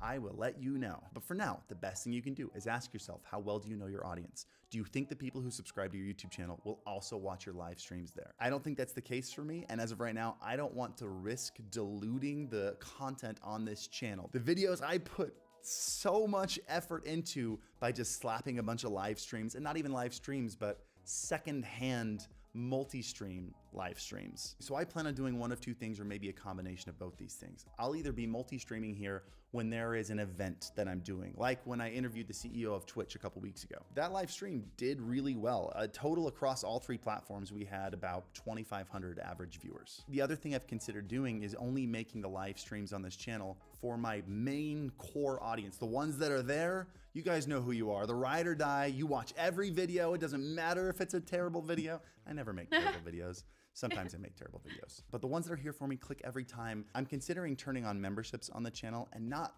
really making it well known, never asking you guys to actually join a membership and pay $5 a month, but then making my streams here members only. The people who aren't members won't even know the streams are existing here, but those people who are clearly the core audience. Okay, so he's basically saying that he makes sub-only streams, which, by the way, that's not even possible on Twitch, right? He can't do sub-only streams. Can he? And you can do sub-only streams on YouTube, but pay-only streams or subscribers? Because on YouTube, if you're subscribed, you're just following, right? Like, it's called member on YouTube. No, you can't. Wait, can you do sub-only streams on Twitch now? Because I remember you used to be able to do that in the past, and then they removed it because people were streaming porn constantly. So they removed it. But I'm not sure if they brought it back, maybe? You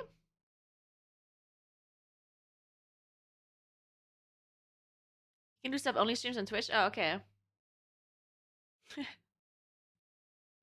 And really enjoy the content. Hey Jack, thanks for 4 months. And then What's up? because I'm multi-streaming, it will also be free on Kick and Twitch also. I'm not trying to put my streams behind a paywall. It just seems like a way to be live here for the people who want to watch here, while also not shoving it to every single subscriber. But anyway, that's just the idea. I don't know of anyone who's ever done that before, so I'll let you know how that goes. Let's talk about combined chat on Twitch. This was the rule that got everyone talking, and I asked Dan Clancy, the CEO of Twitch, about this. The essence of the rule is, while you are allowed to combine chat in the actual chat using like those little forwarding bots that just are a terrible experience, you're not allowed to combine chat into an overlay and put it on your stream. Oh, And you're not allowed to do that? Like that rule. That is interesting. I'm throwing a tantrum about it. The main problem with multi-streaming is you're splitting your audience. And so if Yeah. you're having a conversation with Twitch viewers and you're answering questions that Kick viewers can't even read anywhere. Yeah, see, that's it what kinda I'm saying. That loses is weird. the live feel, Yeah. that real Exactly, yeah. parasocial experience that people come to live streams for. Yeah. So the obvious solution is to have a combined chat that everyone can see. And the obvious way to do that is to put it on stream, which I did during my interview with Dan Clancy. And I didn't actually see it until afterwards, but it turns out before the interview, he DM'd me and asked me not to do that. He did ask nicely. Wait, that is so funny. I did not realize. So he was like, hey, can you please not combine this against the rules? And then he just didn't do it. That is so good. And then I responded and said no. Because while I do understand the reasoning that if it's just an overlay on stream, Twitch can't moderate that. Someone can be banned off the platform on Twitch and just go over to Kick and insert their whatever they want to say into the Twitch content. They can break all of Twitch TOS because, let's be real, Kick does not really have a TOS and they're totally safe over there. So Dan's explanation was, if we let streamers do this, they're going to have to ban the streamer who is allowing this TOS violation on their stream.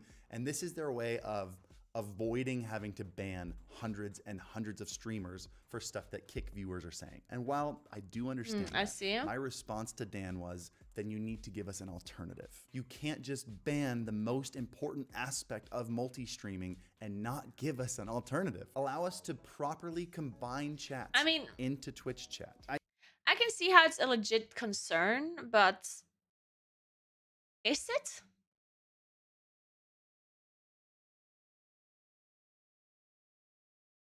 Like, I feel like it's not a legitimate concern because if I am multi-streaming to Twitch, or if I multi-stream to multiple platforms, I, as a streamer, just need to take the rules of the strictest platform and apply those rules to all chats, right? That's what my logical approach would be. Yeah? So I'm just gonna say my moderators on Kick, guys, listen. We need to ban people that say all the things there's not allowed to say on Twitch, right? That's it. Because it's the same, like when let's say I play World of Warcraft, if I want to restream my chat, my group chat, or my guild chat, or my say chat, I need to make sure it's following the Twitch rules. So I don't understand, like but I am, like, if I stream World of Warcraft, I am allowed to stream the chat as well, right? On Twitch. Like, it's not against the rules. So why is it against the rules to show Kick chat? I can show League of Legends chat. I can show World of Warcraft chat. Like, why can't I show all of these chats, even if they have different rules? But I cannot show Kick chat, right? Like, I understand Kick has less rules, but it's my responsibility to make sure my own chat on this other platform is following those rules, right? It's the same like when I show a Discord chat. When I open Discord on my stream on Twitch and I have a conversation, or there's a conversation with a person where someone says something bad, then it's my fault because I opened Discord. So I don't know, like, I just feel like it's your responsibility. That's it.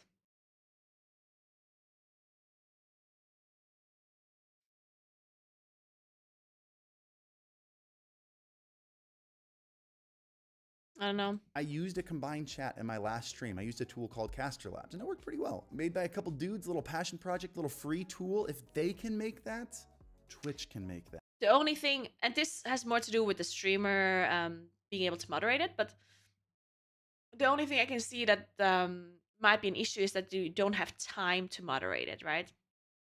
Because like on Twitch, if someone says something bad, they can type it, but then they get banned afterwards by like a moderator, right? And if it's being live, like if this chat is gonna be put on my stream instantaneously, then it will be visible there for a second before it gets banned, and that might be a problem. But then you can just have a delay, right? So the chat is not shown on my stream immediately, but rather like a little bit later.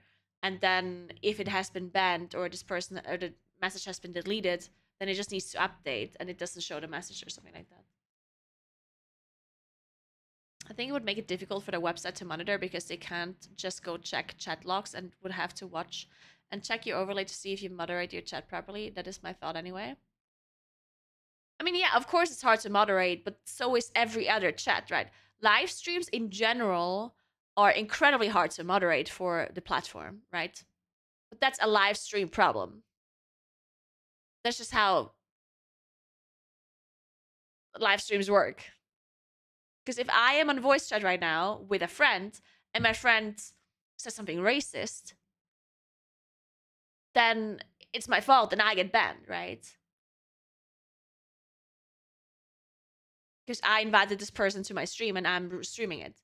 But so it's the same with everything, right? So I don't know why there would be a different rule for kick chat, but it's not the same. Because I'm allowed to talk to other people on my stream. I'm allowed to show Discord. I'm allowed to show WoW chat. I'm allowed to basically show anything as long as whatever I'm showing is following the rules, right? So it just doesn't make sense that it would not be the same for kick. Just because it's hard to moderate for Twitch, because it's hard to moderate everything on Twitch, obviously, because it's live streaming, so.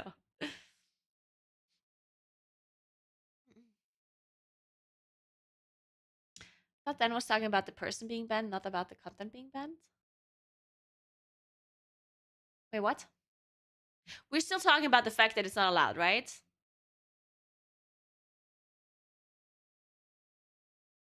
Which is why they said they'd end up banning the streamer. Yeah, exactly. And they don't want that drama.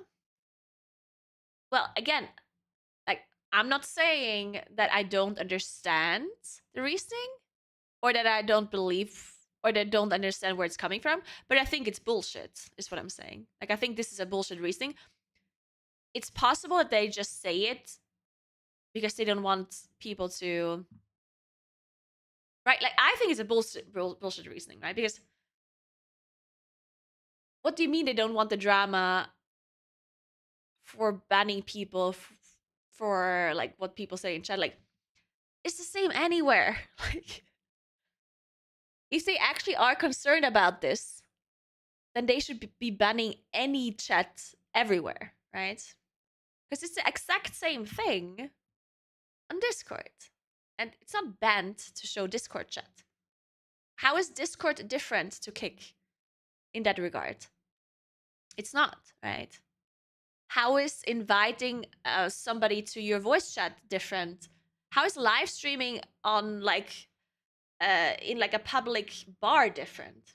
Because if I live stream in a public bar and someone walks up to me and yells the N-word into my microphone, it's my fault because well, my fault, but it was my responsibility because I stream in this public place with people that can do that, right? And it's the same for Kick Chat. Like, I don't understand why people think it's any different. It is literally the same thing everywhere. And you can't ban all of these things. You can't just say, oh, we're going to ban live streaming in public because we cannot moderate what other people say. It's like, yeah, you can moderate what other people say, but it's your responsibility, right? And everyone has to accept the fact that if you put yourself in a situation where something out of your control could happen that's against Twitch's TOS, then you are the one that gets punished for it. If people accept that, then it's fine, right? And I think you need to accept it as a streamer, right? As a streamer, you need to be able to understand that it's your stream and what you're broadcasting is your responsibility. Because it's not a solution to just say, oh, you're just going to ban everything. You're only allowed to play video games and you're not allowed to talk to anyone else. You're not allowed to show any other chat. You know, like, that's obviously not how streaming will work.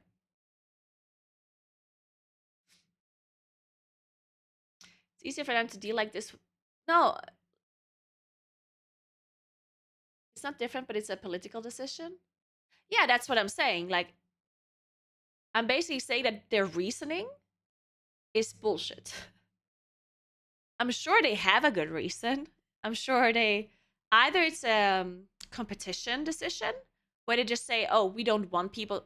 Like, they could basically be thinking, okay, we don't mind people multi-streaming, but we don't want them to multi-stream to Kick.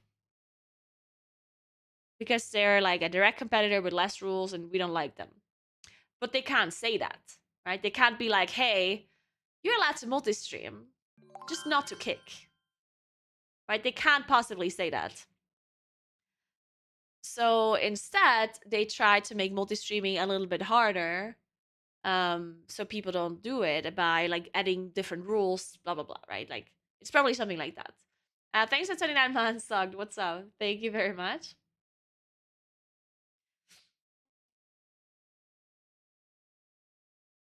But yeah, anyway, so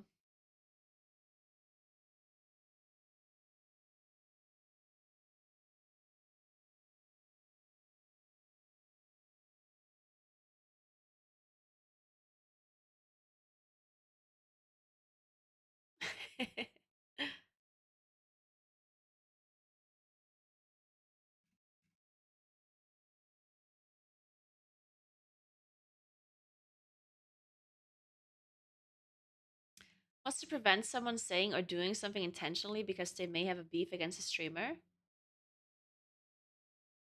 I mean, there's nothing to prevent it, but it's your responsibility to. Or what do you mean?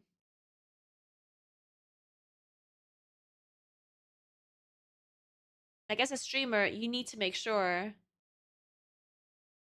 that things like, for example, you know how there's text to speech on donations, right? If someone donates, they can put a text in there. And for me as a content creator, it's my responsibility to filter that text enough so that if someone says something bad, it's not shown on my stream, right? Like I need to moderate that. I need to make sure that my text to speech has filter words in there. That if there's a message that is bad, that it's not shown, it's not set. Like that's my responsibility, right? You can't just say, "Oh well, it was this other person. It's not my fault," you know, because you're the one showing it. So you need to make sure that you moderate things. That's how streaming works.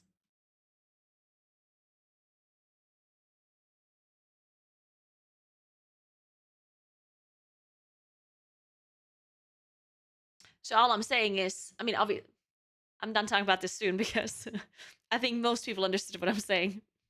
But what I'm saying is, it does not matter what rules other websites or other games have. If I am streaming something to Twitch, then I need to make sure that I'm following the TOS of Twitch, no matter what the TOS of the other thing is that I'm streaming, right? It's still like I still have to make sure that I'm following Twitch's rules, and that's my responsibility, and that's fine. It would be really bad if Twitch would not allow any of that. Like at that point, you wouldn't be able to stream anything anymore. So basically, Twitch is giving the streamer freedom by saying you can stream whatever you want as long as you follow the TOS, right? You can stream you can stream IRL where you go outside. You can stream any game you want, like blah blah blah. But we have these rules, and whatever you're live streaming to my platform has to follow these rules, right? And then you just follow those rules, and you're fine. And if someone says something or does something on your stream that you're restreaming that is against the TOS, then you are the one that gets punished because you streamed the thing and basically put yourself in a situation where another person could break the TOS on Twitch, so it's still your fault, right? That. And if the combined chat is in Twitch itself, then Twitch moderation still applies and it solves that problem. But at the end of the day, I've still been combining chat and putting it on stream because right now it's the only option. I used Caster Labs. So he's basically saying that he's just doing it even though it's not allowed.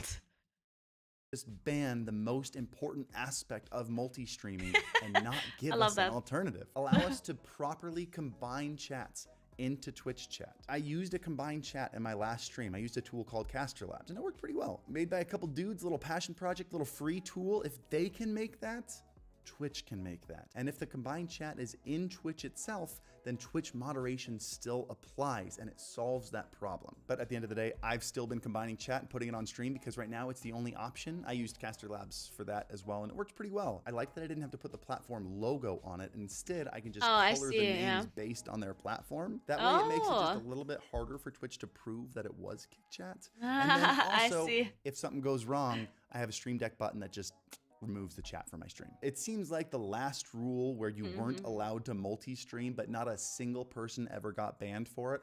I don't think this rule is actually going to be enforced unless there are really, really toxic moments. Like, I don't think you're gonna get banned just for having the chat on stream. You're gonna get banned if you let people be toxic in that multi-stream. But that's just Harris Heller talking. Who knows? Maybe I'm wrong and people start getting banned left and right, and I'm really sorry. But realistically, I'm gonna keep doing this, so if someone's gonna get banned first, it's probably me. But I did do it yesterday on stream, and Dan Clancy was in my stream, and I didn't get banned. So take what you want from that. Did we add a disclaimer? This is not legal advice. We need to put that in there. I don't want to be responsible for bans. Anyway, I'm leaving in 10 minutes for a flight to spend Thanksgiving with my family, and I need this break. I'm out of here. Thank you guys so much. I love you. I hope this video helped. Hope you enjoy your holiday. Hit the like button if you enjoyed the video. Hit the subscribe button. Okay, cool. Now I still want to know what this AV1 thing is. That's actually what I wanted to look up, and then I got distracted by this video. Did someone find the video in the meantime? I basically just want somebody to explain what AV1 is to me.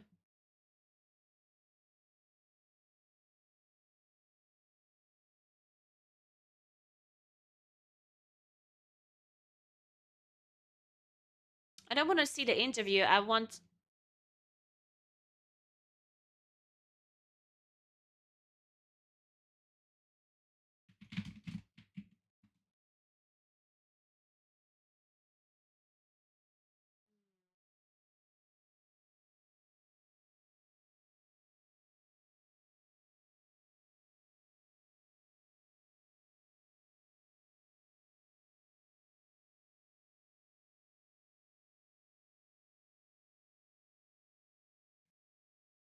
Hmm.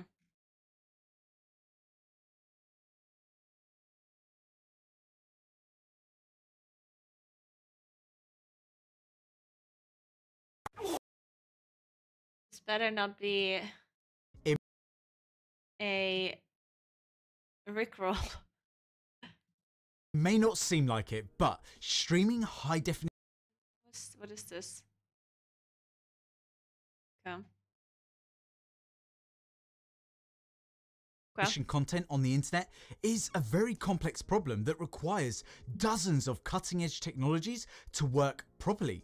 Improvements in video streaming in the past few years have been due to many different factors, most importantly due to the development of better video codecs and the increase in bandwidth available to the average consumer.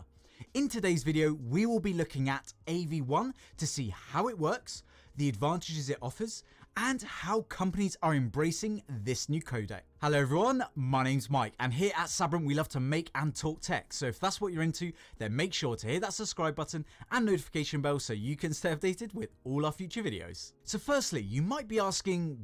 Quick break, otherwise I'm not going to be listening to any of this. Give me a moment.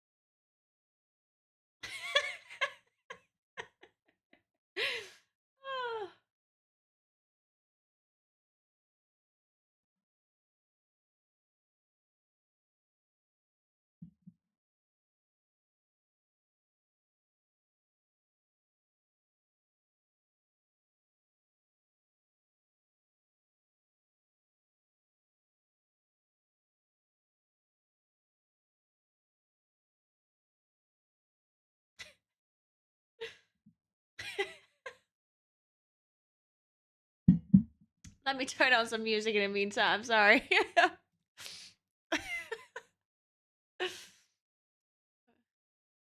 Not this one. Yeah, this was good.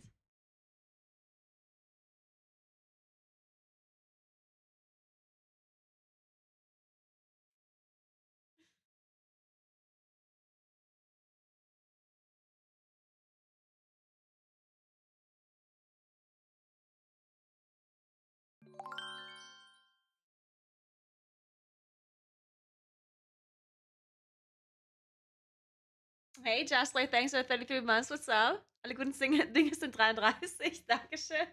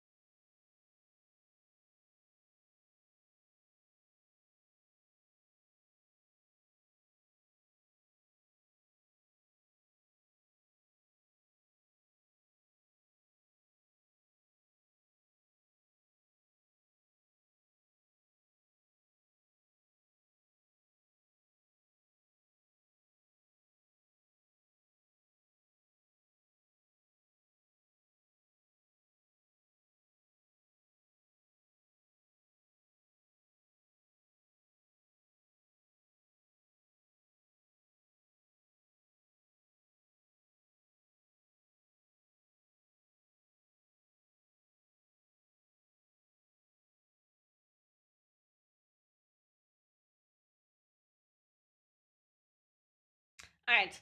Sorry. Now I'm ready. What is a codec and what does it do and why do we need it? Yeah. So let's quickly address those first before is we a start codec? looking at what AV1 is. The main job of a video codec is to compress the video and make it friendly for transmitting over the internet. The reason we do this and not just stream the raw video is the files are just too large.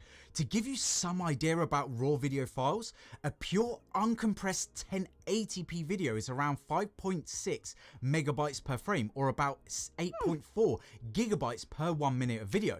So it's impractical to That's pretty store big. and transmit videos in their uncompressed form. Codecs solve this problem by using really advanced algorithms to compress the video down by 70 to 80% without much loss in perceivable video quality. Simply put, transmitting video over the internet would not have been possible if we weren't using codecs to compress them. Man, all of this stuff is just magic to me. Like, it makes sense what he's saying, but how does it work? You know, it's like, how do you compress something to be smaller, and then on the other end it comes out and it's bigger again? Where did it go, and how does it come back? You know, like, if I take this banana and I smash it for it to be smaller, and then on the other side it's just big. It's magic.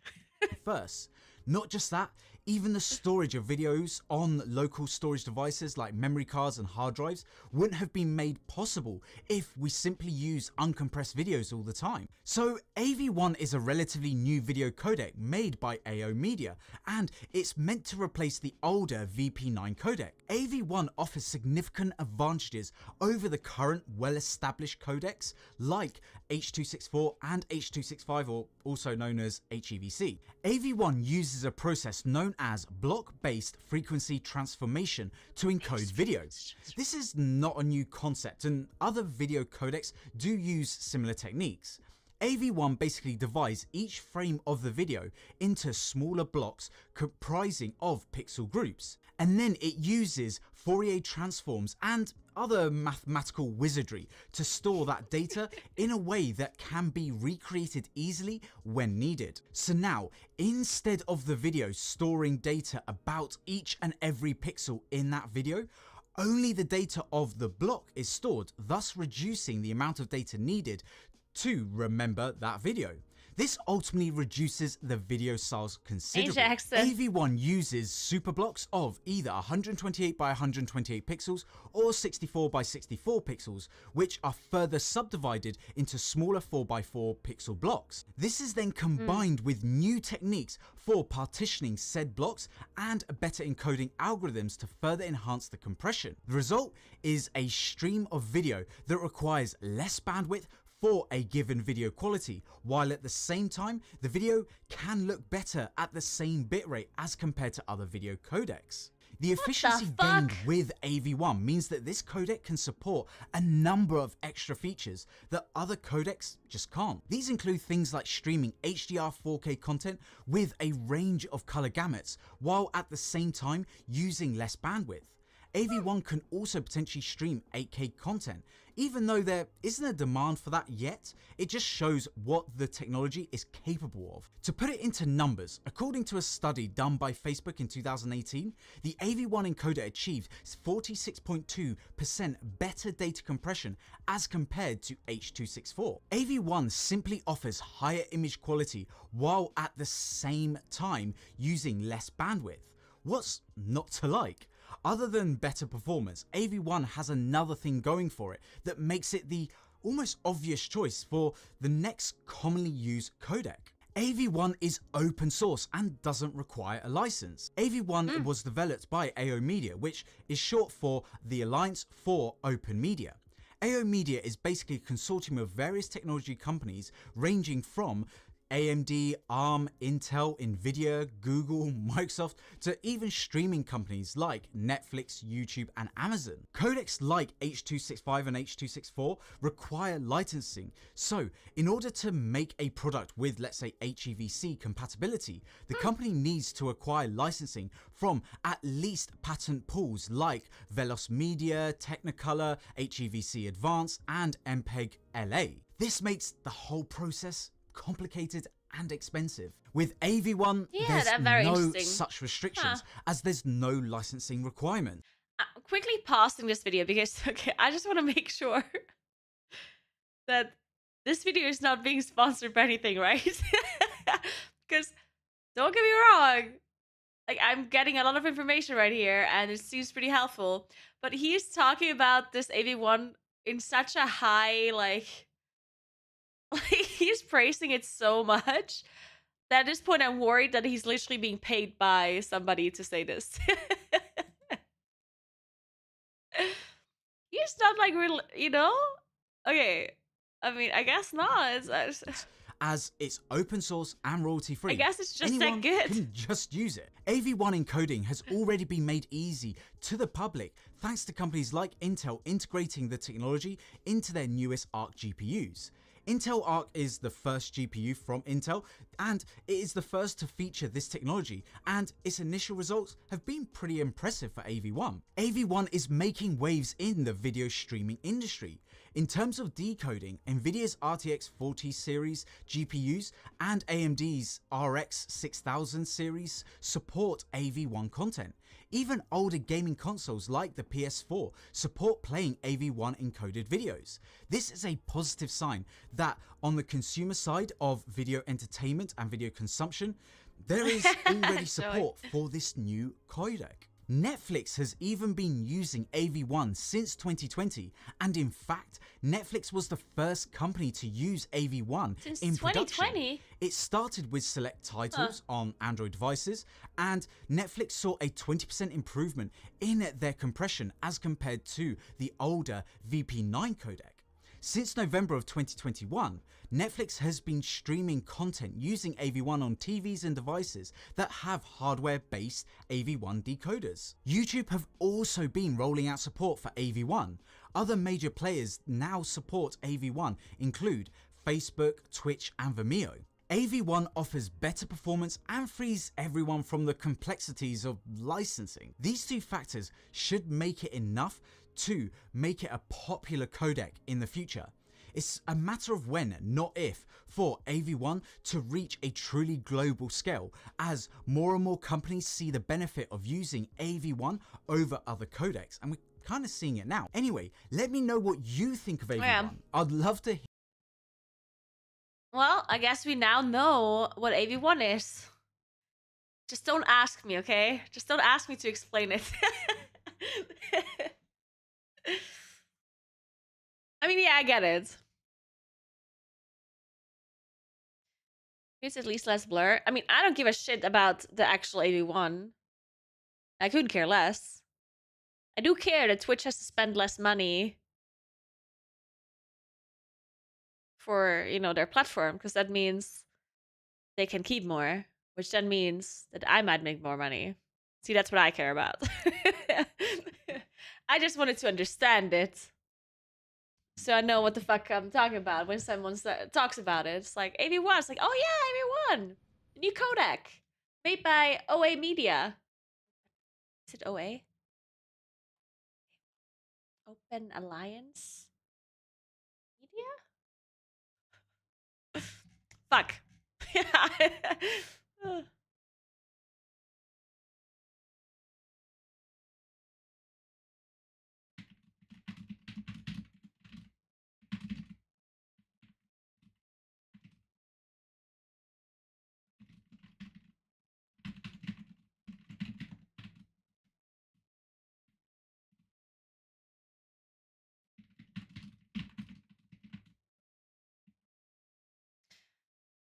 um.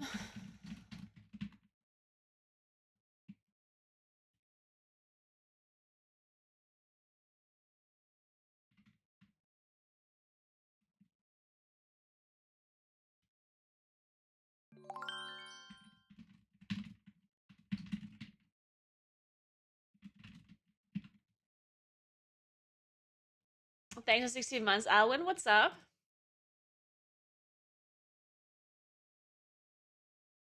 I mean, we can do a short about this. Guys, okay, I have a question.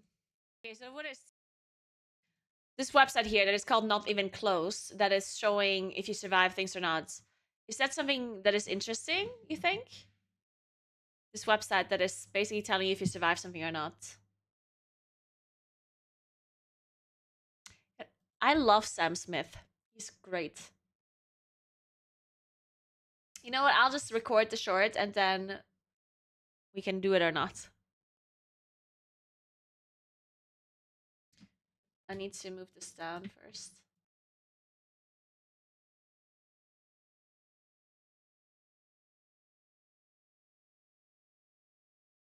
Okay. Did you guys know there's a website called notevenclose.versal.app? Wait, is that actually a website name? Wait, what is this? An actual app? Is it an app? I guess it's an app. Okay, doing it again. Guys, did you know there's an app called Not Even Close? And it shows if you survive certain damage in a plus or not. So you can select an affix and the key level, and then you select the ability that you're trying to look up. Let's say Wrecking Pain in a Talistar in the last boss. Then you'll have the base damage here. You'll select the key level that you're trying to look up. And then you enter your stamina from your character and the percentage versatility damage reduction that your character has and the avoidance percentage. And then you select your class, your spec, and which talents you're using, if you're in bear form or not. And then here we'll tell you if you survive or not. So for me, for example, on a 28 tyrannical, I would die to Wrecking Pain. And here it says the overkill 88k. So if I select Bark Skin, for example, then I would survive with 11% HP.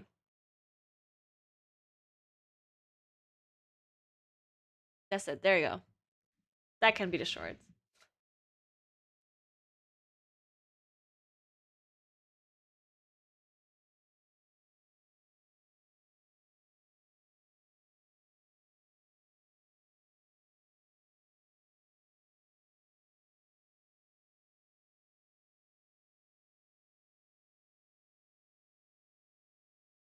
Discard Mystery, which do you think is easier to pug with? I'm looking for 22. I don't think it matter. I think both is good. You can pug with both Mystery and Disc, I think. Right? I mean, I don't know. I haven't I've been gone for like 2 weeks, so I don't know. I mean, I don't know. I haven't. Oh, I heard myself twice and I don't like it. Alright, let's play some more Plus.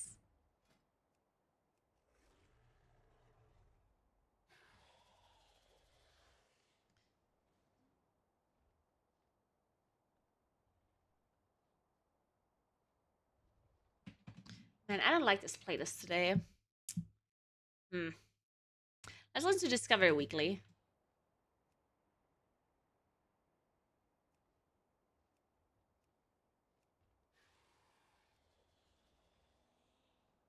What is this? Country music? Oh my god.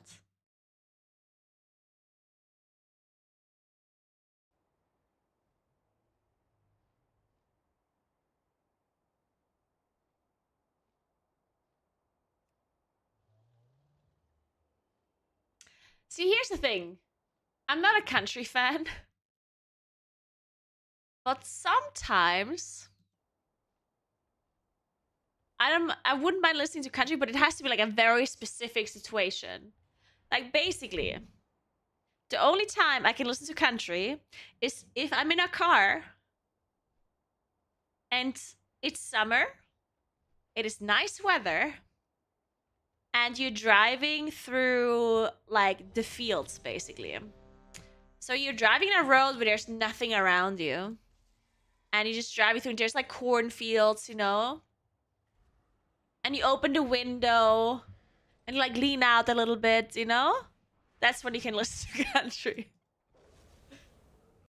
That's the only situation. Hell yeah.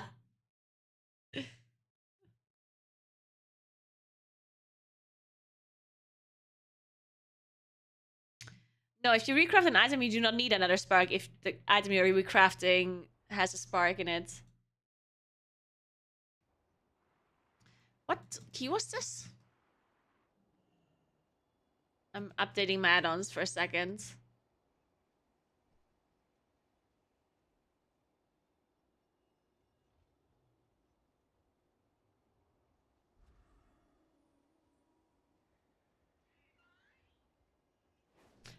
I absolutely don't know what GPU I have.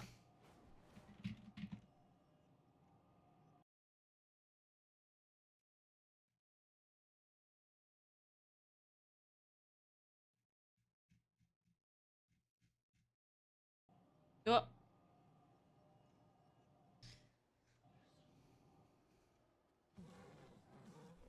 Where's the tell us, sorry.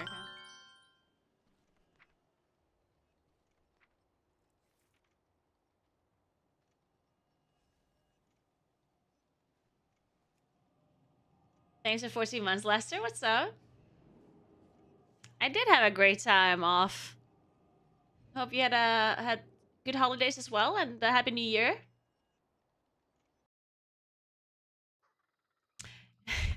I'm like, oh, I know everything about AV1 and coding, and then 2 seconds later, so what GPU do you have? I don't know.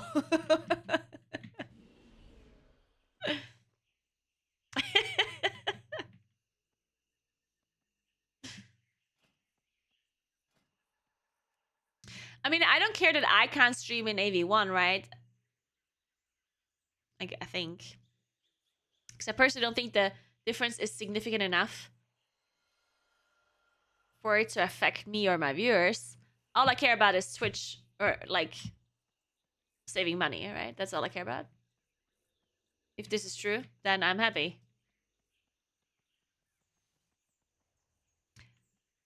I'm not building my own place. I am buying an apartment in a place that is currently being built. And it's gonna take them 1.5 years or something in total. They already started building it though. In the summer. They started building it in like September. August.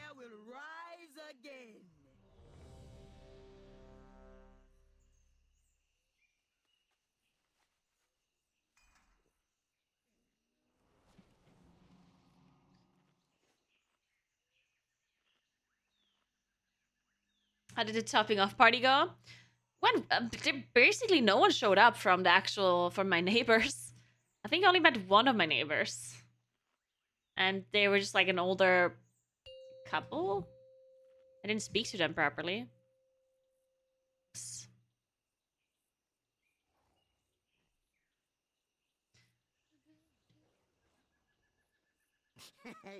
Many deals Five, for a friend. 4, 3, 2, 1.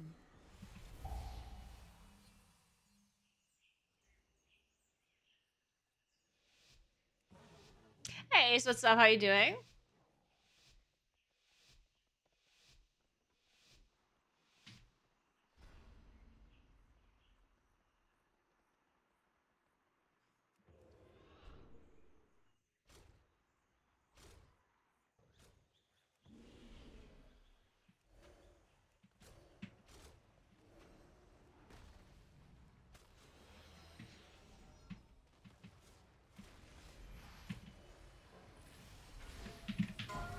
Four, 3, 2, 1.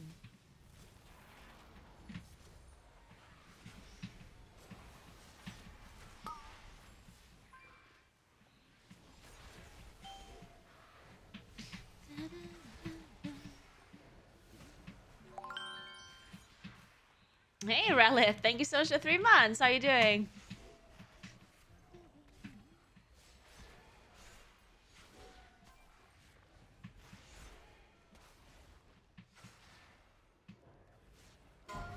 Four, 3, 2, 1.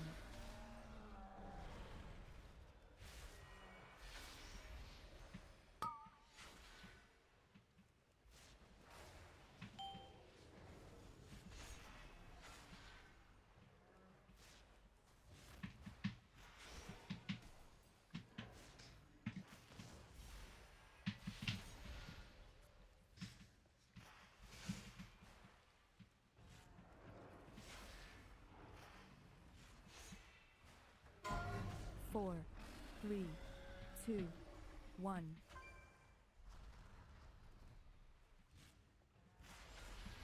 Wait, oops.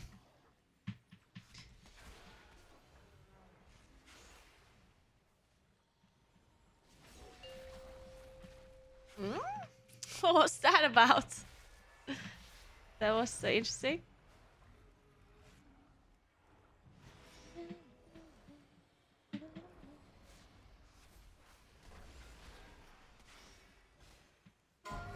Four, 3, 2, 1.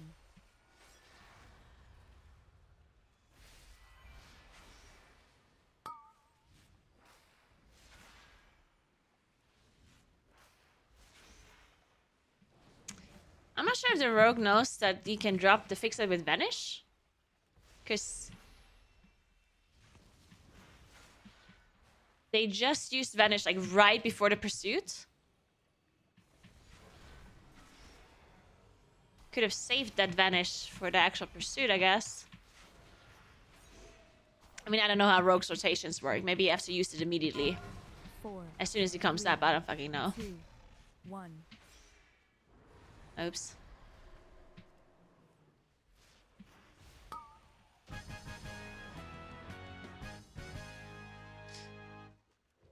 Rezan was a A powerful smoldering lord. stream when? Perhaps you will make a worthy I've been doing sacrifice for Zur.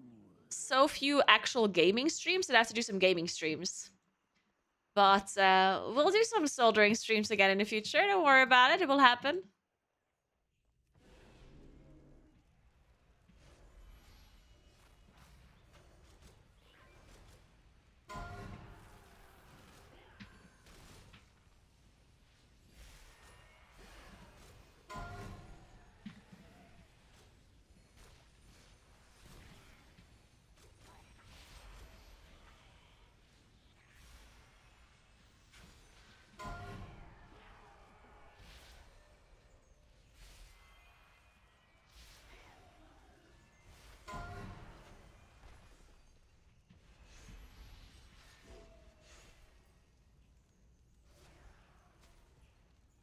Rogue using Vanish for mechanic is like 20 to 40% DPS loss.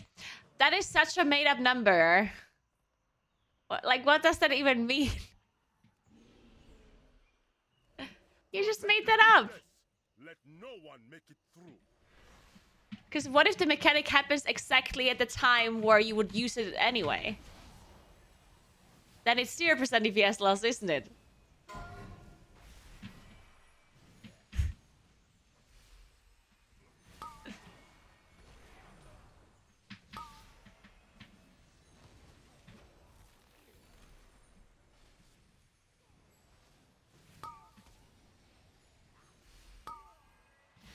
I mean, no, I understand that Vanish is part of the DPS, but whatever you just said didn't make sense, right? Like, let's say my Vanish comes up, and I want to use it in my rotation, but a mechanic happens simultaneously that Vanish drops, then I lose 0 damage, right? So to make a general statement like that, where you say, oh, it's a 20 to 40% DPS loss, that's just wrong. Like, that's just made up.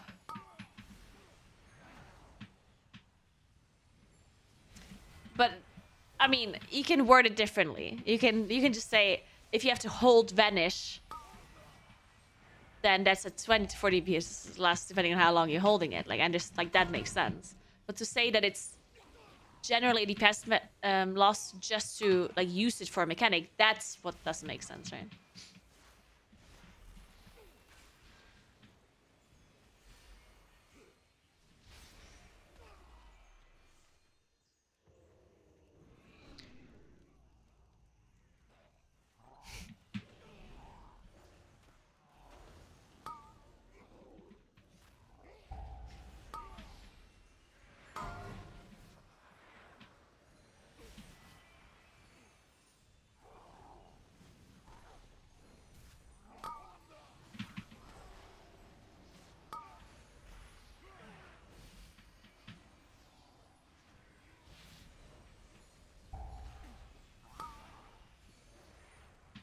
It's like saying, like, in Demon Hunter meta, right? Has an immunity for a very short window. For a very short window, you're immune to basically every mechanic within your meta animation as a Havoc Demon Hunter. And obviously, holding meta for a certain amount of time to immune an ability is obviously a DPS loss, right? But it's not always a DPS loss to use meta for an ability if it happens to line up, right? Like, my meta gets ready, and at the same time, or like 5 seconds later, or I'm holding it for 5 seconds or whatever to immune an ability, then obviously it's not a DPS loss, right? That's why I'm saying. And I assume it's the same thing with Rogue, yeah.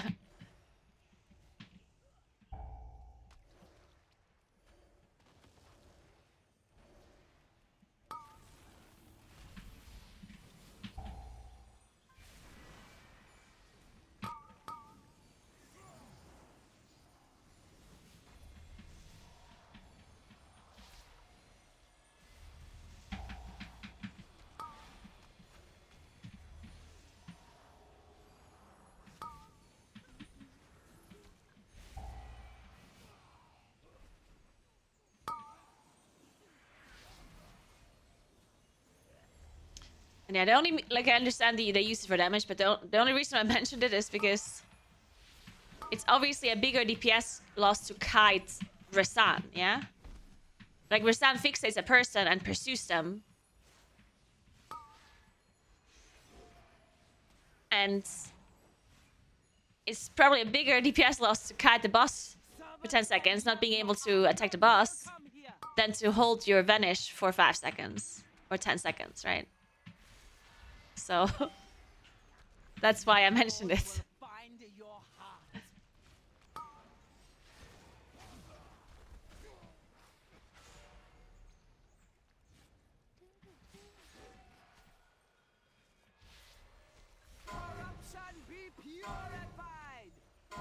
Okay. I guess I'm gonna go all the way to the other side, even though I was standing next to that paddle for an hour and a half. It's okay.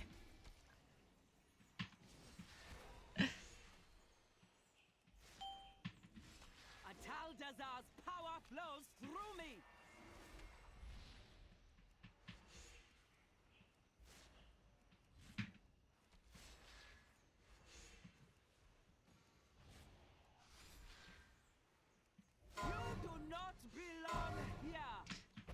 I understand.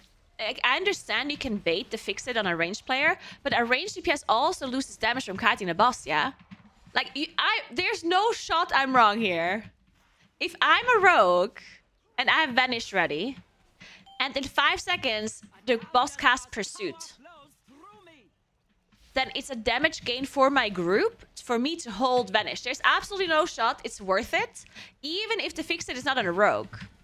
Because if the fix it is on me, I lose damage, right? Yes, I'm a ranged DPS, but that doesn't mean I can cast everything while moving for 10 seconds, right? That's not how ranged DPS works.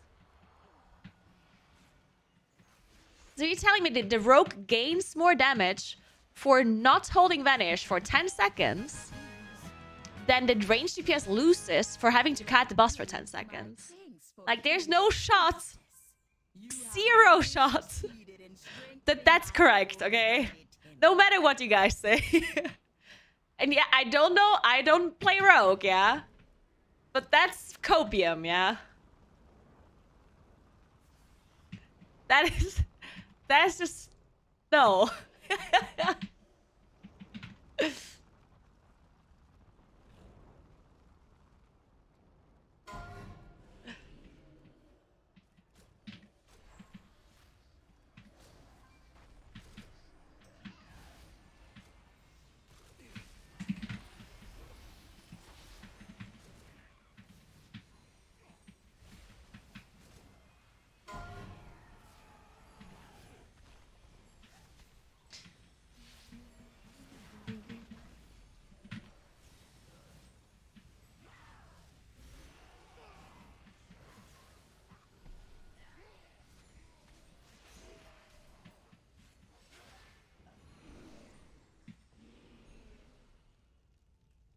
I know you can press Shadow Melt, but it wasn't ready. Shadow Melt has a cooldown, you know? Can't Shadow Melt on every fixate.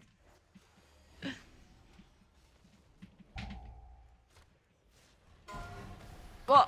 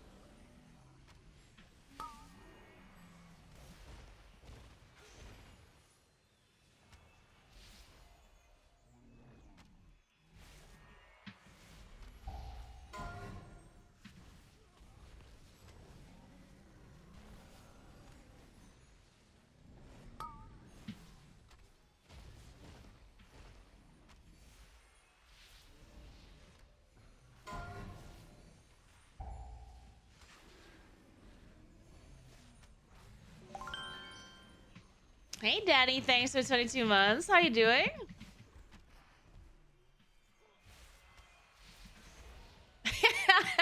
John.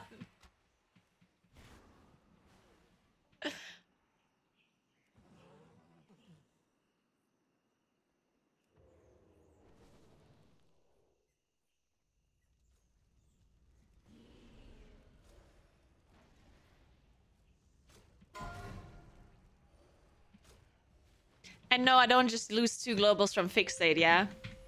If I get Fixate very sound and I have to kite it all out, I lose a lot of damage. Like, an actual shit ton of damage, yeah? I can cast nothing while moving. Nothing. The only thing I can cast while moving is Star Surge. And I need Astral Power for that. Oh, and dots, obviously, but... I mean, spamming dots obviously does no damage.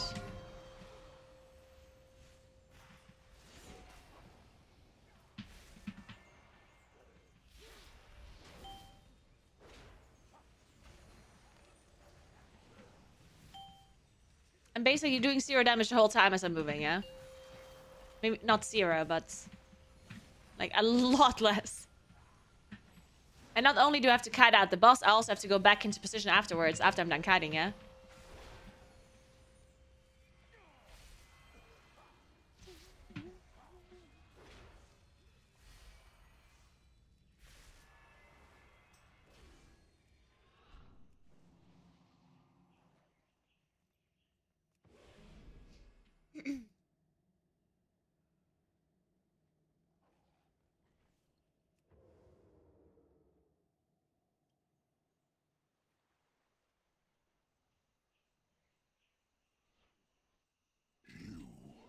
I tear you apart!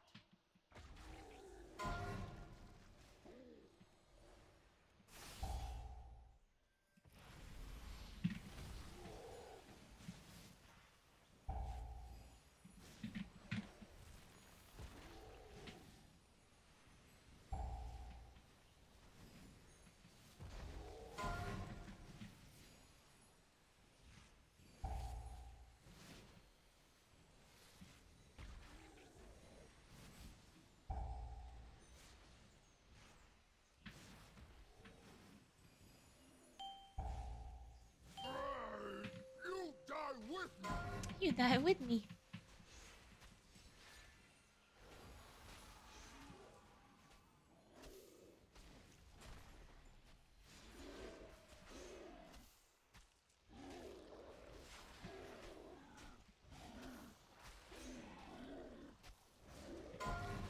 What do you mean you literally...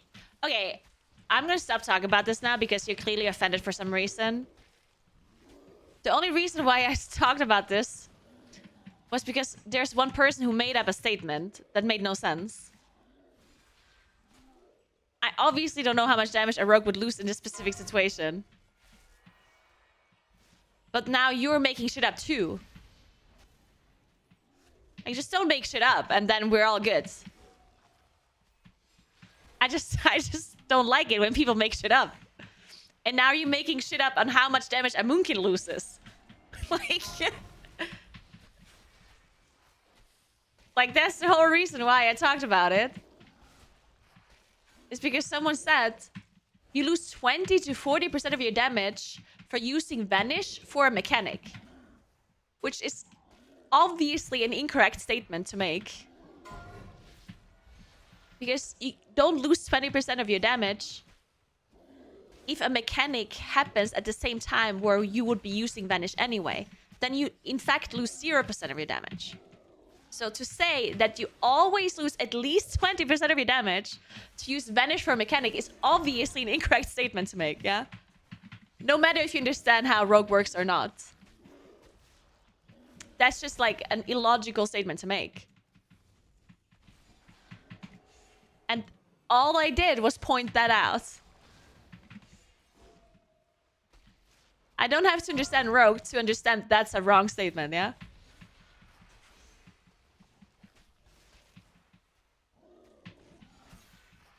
I never said that it's incorrect that Rogue loses a lot of damage for holding Vanish.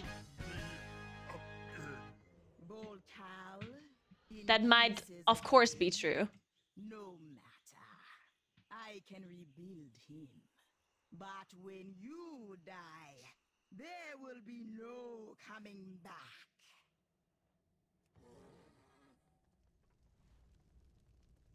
I lose 100% of my damage when I'm dead on the floor. I mean, yes. You made it farther than I thought. But I will still be drinking your blood. Colnaris. I'm not in combat.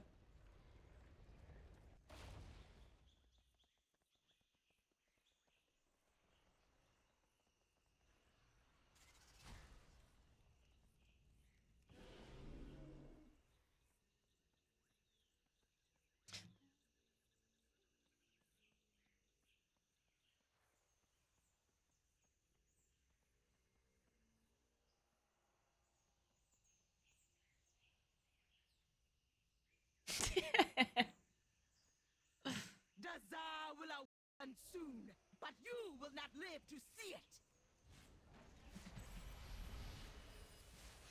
Alright, I guess we're wiping on Yasma now, right? That is how every Italasar works. You almost bust to a key and then you're in the last boss and you deplete the key, right?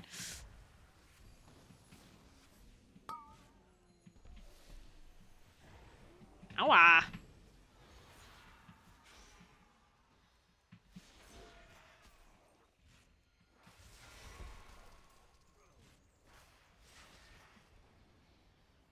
Oh man.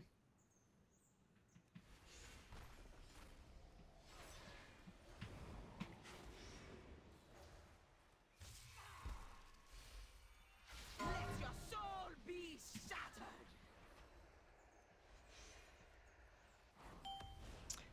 That almost one-shots me at 24? Holy... Oh, I guess we don't have an evoker. Yeah, okay.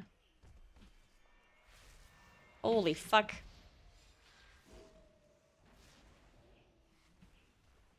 Oh, wait. Oh, we dive. We're wiping. This guard is snapping, right? He snapped to us from the pack that we skipped. Let your soul be shattered. That means the rest of the pack is gonna come to here soon. No? I will put your blood Yep. to good use. Now that you no longer need. Wait, where did the guard go? Did it reset? Who's in combat? The person that's in combat needs to die. If they're still in combat. If anyone else is in combat, you have to die.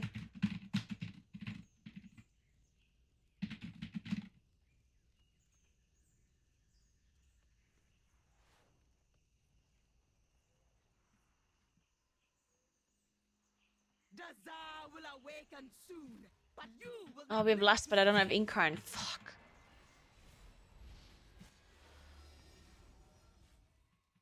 Oh, no, no, no, no. Don't laugh. Just watch out for your karma, guys, yeah? If you laugh at me, maybe someone in your group is gonna aggro that pack next time and not reset and then pull it to the boss and then reset the boss. Oh, no, no, no, no. Oh, no, no, no, no.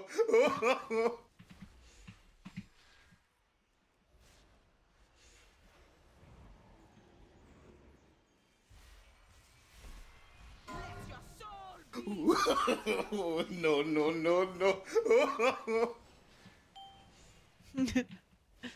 Well, guess that's your karma then, guys. Oh, there it goes.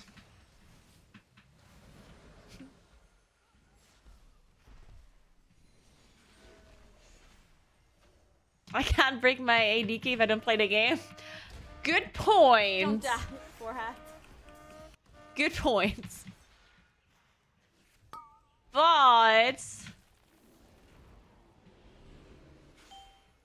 you could get wet socks next time you walk outside. I will tear your soul apart.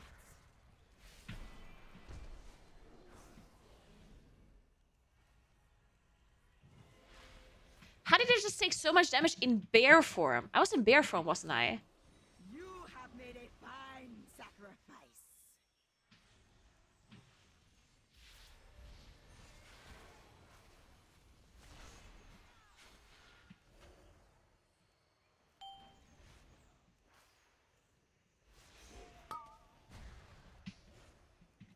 Oh my.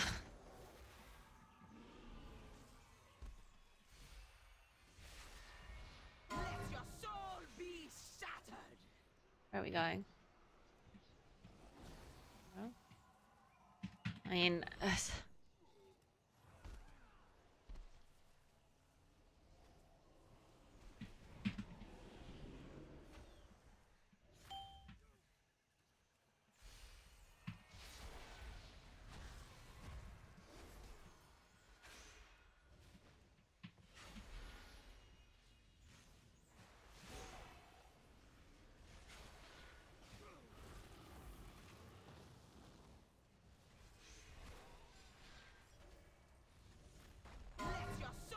Oh.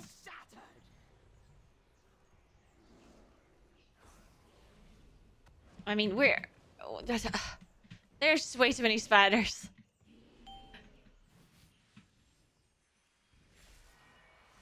Okay.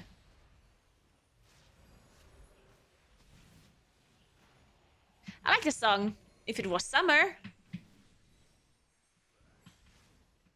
This song needs a comeback in the summer.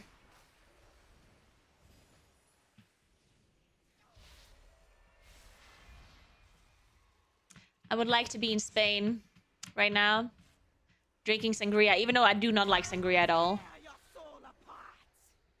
But for this song, I would be drinking sangria.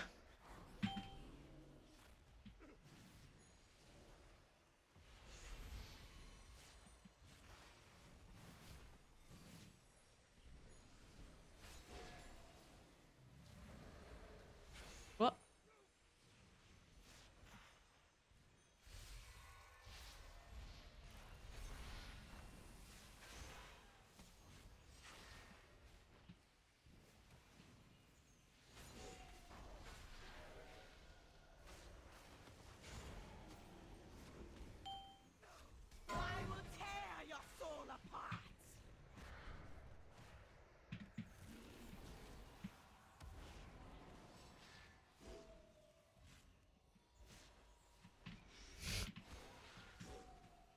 You just want to drink? I don't want to drink all the time, okay?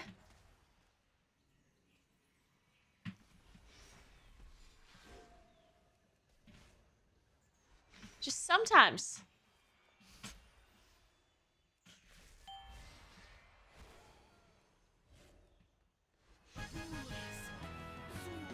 Well, let's go, we did it.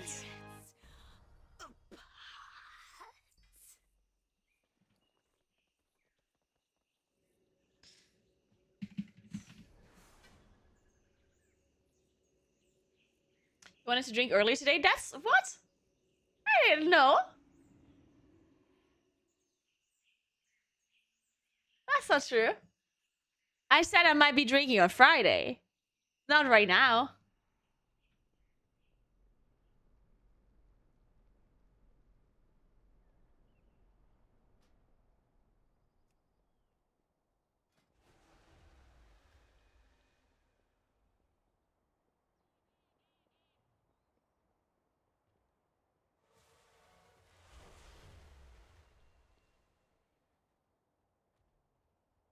Yeah, soaking spiders. I never liked the soaking idea because it just puts the petals on the floor, right? And then you're just limiting your like you're literally making it harder for yourself because you put area of denial on the floor.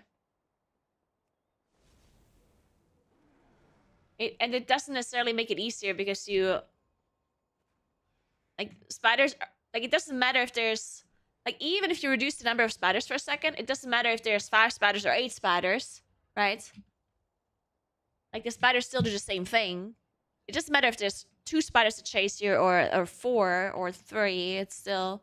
I mean, it does matter, but the area of denial that you're creating is worse than having 1 less spider that's chasing you, you know?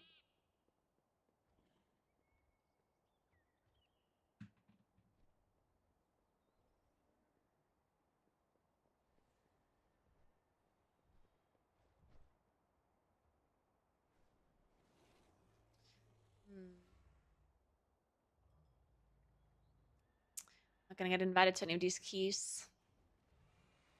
Mind doing it though.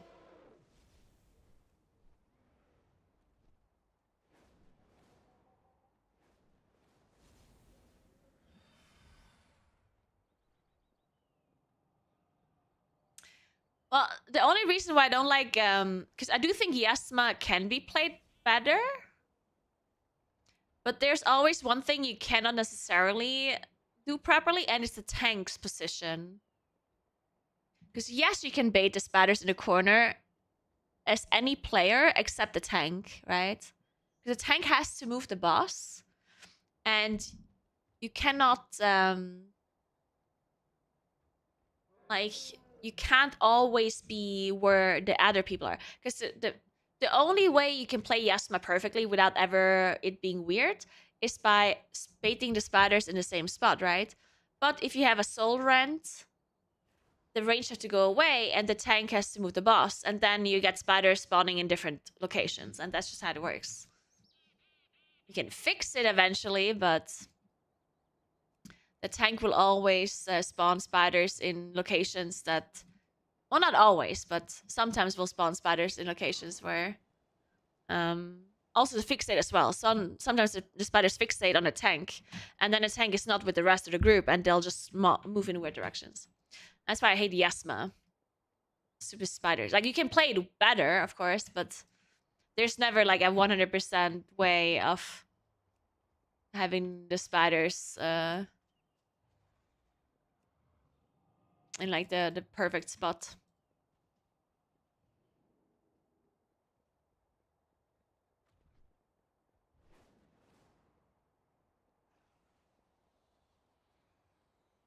It is a little bit of randomness to the spider spawn. Like, they don't spawn on like your perfect location.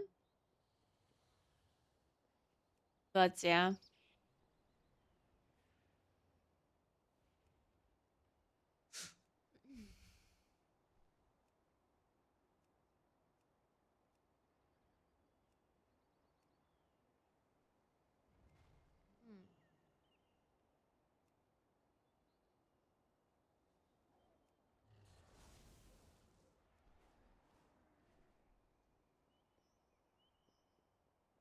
That much good this season, is it?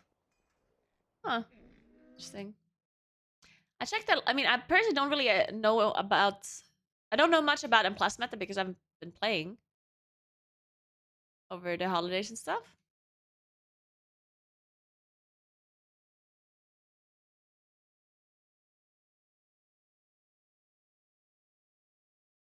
Oh my god, what is this song?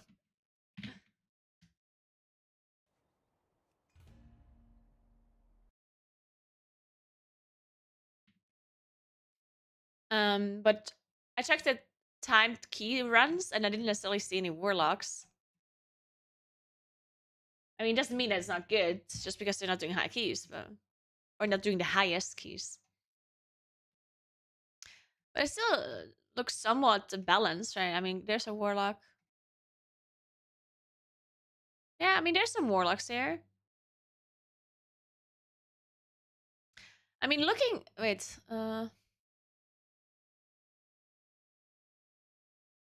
yeah, if you look at the percentage here for... Let's look DPS. Yeah, I mean, it's mainly Havoc and Aug Evokers. But it's not... It doesn't look that bad. Well, a lot of Hunters and Red Paladins, I guess. Not bad, not bad.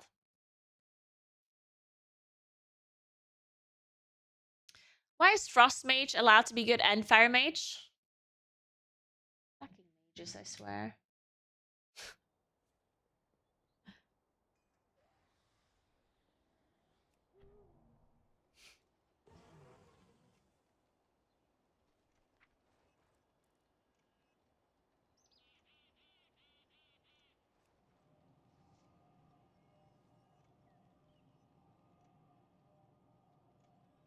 Imagine how I feel as a Shadow Priest. Oh, you're not allowed to complain. No, no, no. No, no, no, no, no, no, no, no. No Shadow Priest complaining. This is the first time this expansion where Shadow Priest is not OP in plus, okay? No, no, no, no, no, no, no, no, no. We can't complain yet. You can maybe complain next season, but not this season, okay? There's complaint cards that you're allowed to wield. And if you have been good for, like, basically a whole year, then you're not allowed to complain if you're not that good anymore. I don't make the rules, but that is how it is.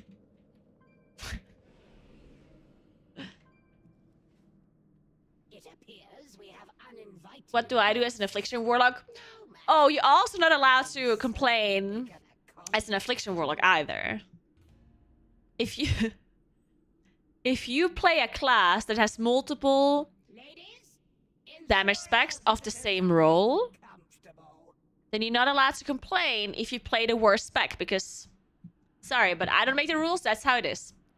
If Fire Mage and Frost Mage is super OP, and you happen to play Arcane Mage, well... I mean, at that point, you're like... It's like you're trolling, yeah? I mean, that's not my fault at that point. It's like you want to be playing a bad spec at that point, yeah?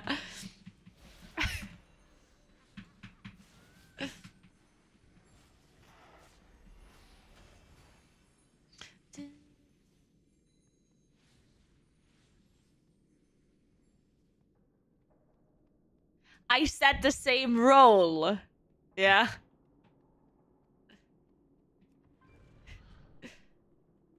Playing Guardian Druid instead of Moonkin is a little bit of a difference.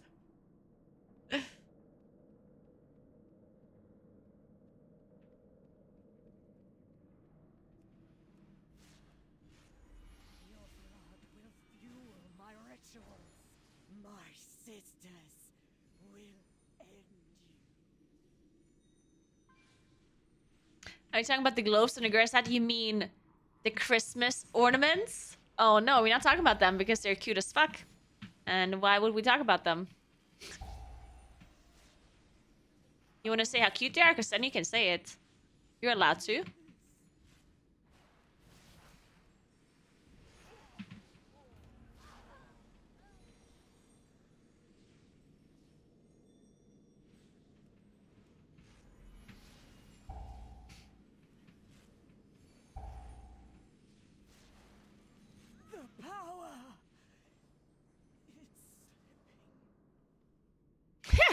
And I even did play some Guardian Druid, yeah.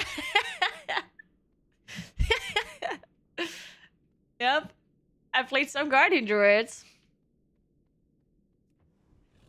It didn't go that badly. I mean, it could have been worse. Could have been so much worse. Hey, Bishu, what's up?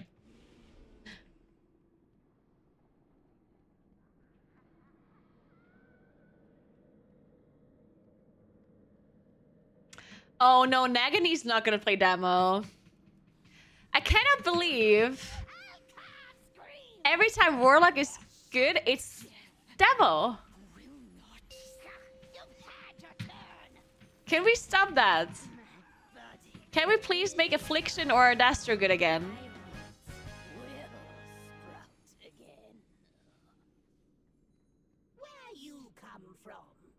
I refuse to learn Demo Warlock. I refuse. On second thought, don't answer that. I can tell by your dull expressions that in your corner of the world, the concept of a home not made of dung is likely new and exciting. Yeah, Affliction during Castle Nather was actually kind of fun. I agree. Nagini was an Affliction enjoyer there too. And then, of course, Nagini was a Dastro enjoyer during Shadowlands.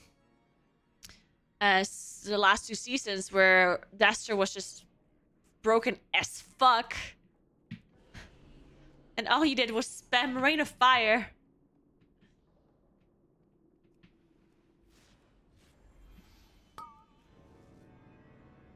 It was nice gameplay though. Like, you spammed so much Rain of Fire, like you just spammed the button so hard, and you were just hoping, because you were overcapping shards, yeah? Your shards were just like gone. And you just wished so much that you have a faster global, that you could press it even harder, you know? Hey Leonard, thank you so much for 10 months. Dankeschön. Ich grüße meine Oma. Ja, viele Grüße an deine Oma.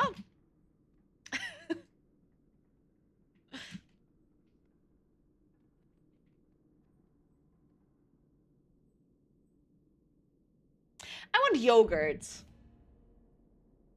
I'd like to have a yogurt right now. Guys, they sent me a letter from Istat, which is Italian thing, organization, whatever, for statistics. And they randomly chose me to give information about my holidays, like the thing that I do for holiday and how much I spent on things. And it's like a thing, it goes over 2 weeks, and I have to do like a diary on my spendings. And then someone is going to come to my place and hold an interview with me and ask me questions. It is very strange. It is very strange. Sounds sus. I mean, it fucking is. I don't think I'm getting compensated, no. I don't think so.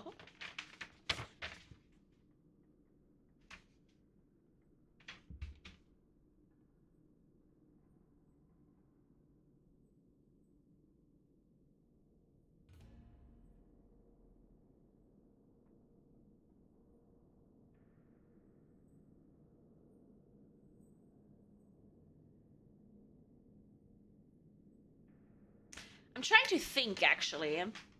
So if it's only about the holidays and stuff and like traveling, what kind of information would I even give them? When was the last time I went on holiday? I did go this year. Yeah, I went to Tuscany this year. I went to Tuscany this year. Oh, and then I guess I also went to... I did like the city like thing in February, right? That's all, I think. I think that's all. Oh, I did also go to Barcelona. But that was just 1 day, 2 days.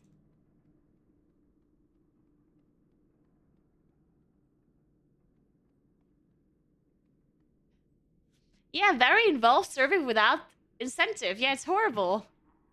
It is so weird. Don't do it. Like, I don't know if I have to do it, honestly.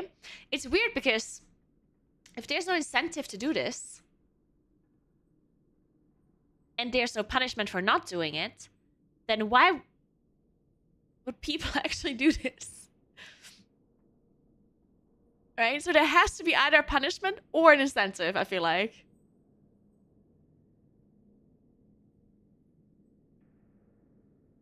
Well, I don't know if I have to do that. I didn't read the whole thing just yet. Let me read it. While we look for something. Okay. The National Institute for Statistics. Blah, blah, blah, blah. So it's about spendings, traveling, and holiday.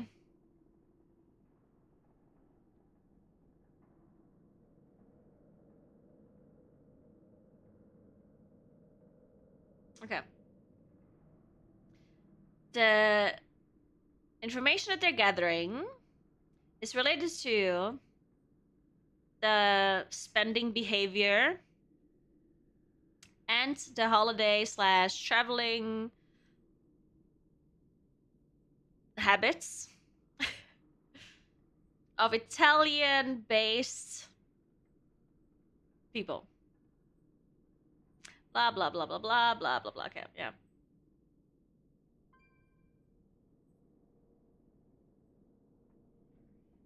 Blah, blah, blah. Okay, yeah.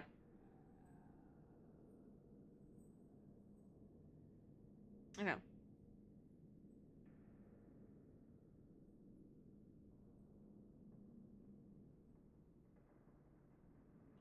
Okay, it literally just says that it's for the greater good. And therefore, we hope that you're gonna help us. Oh, it literally... Okay, I think it's actually... I think there's no incentive, but there's also no punishment. They're just like, please.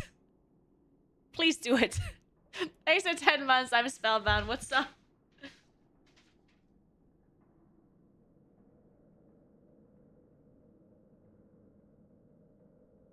Oh wait, so someone is gonna contact me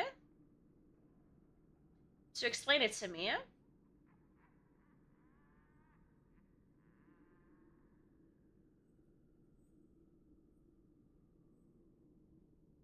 Okay, well, if someone's gonna contact me, then I'm gonna do nothing.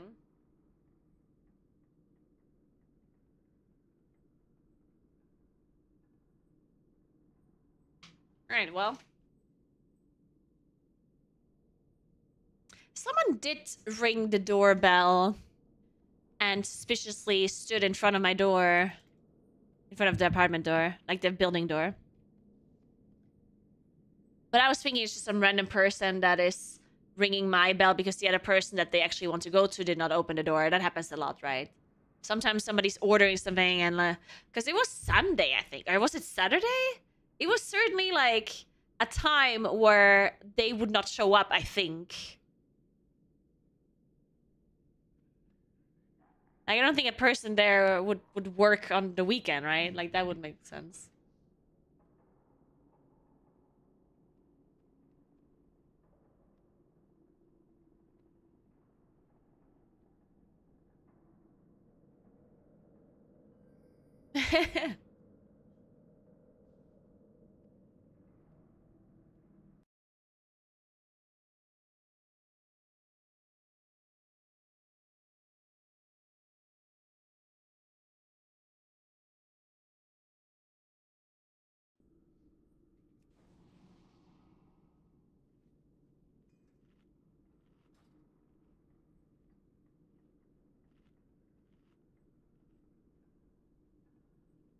I like the song. I think.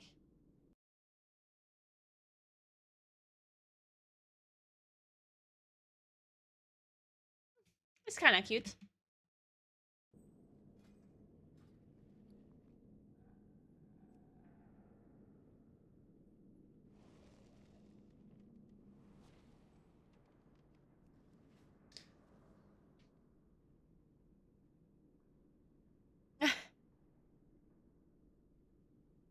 Punishment can be the incentive for some people. Good point.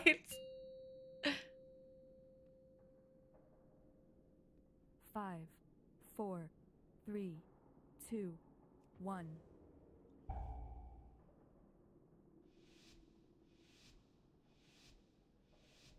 Welcome home, daughter. Wait, I wouldn't be lying. Wait, what do you mean lying? What would I lie about?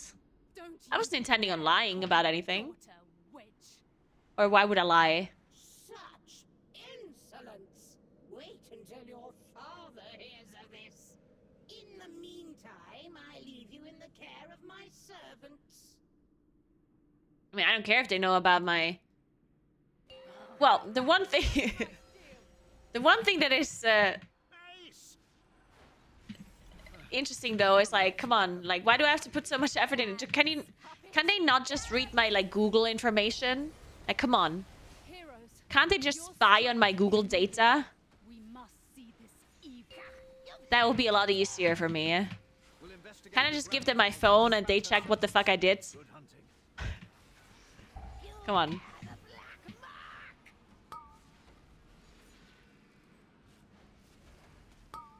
That would be preferred. Release the iris to me, sister.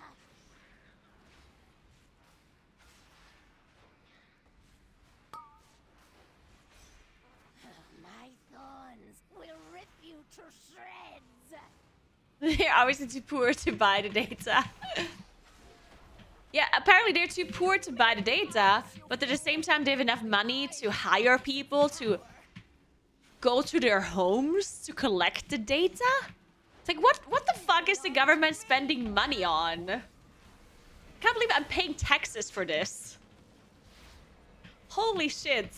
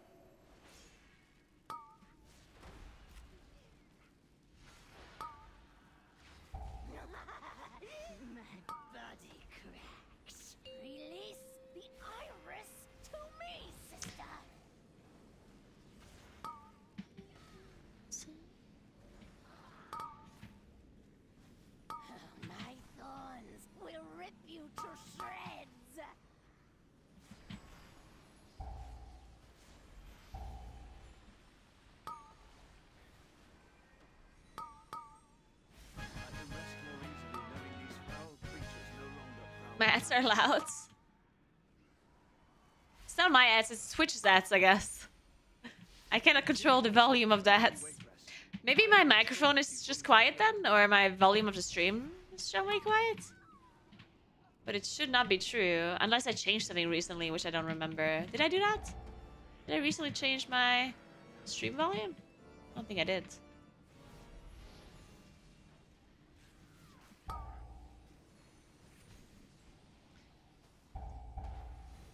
I do wish that the ads volume would be the same, or like normalized with the Twitch, with the streams volume. How hard could that possibly be to code? Is there anyone who actually knows things? Because I'm just like making shit up, yeah? I know absolutely nothing. But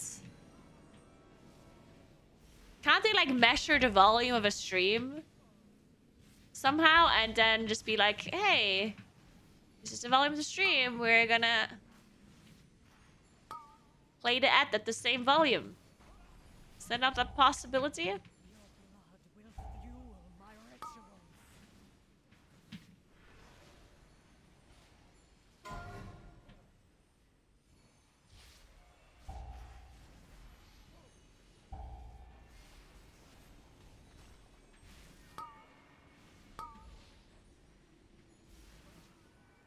You're the soldering expert here, you should know. Good point.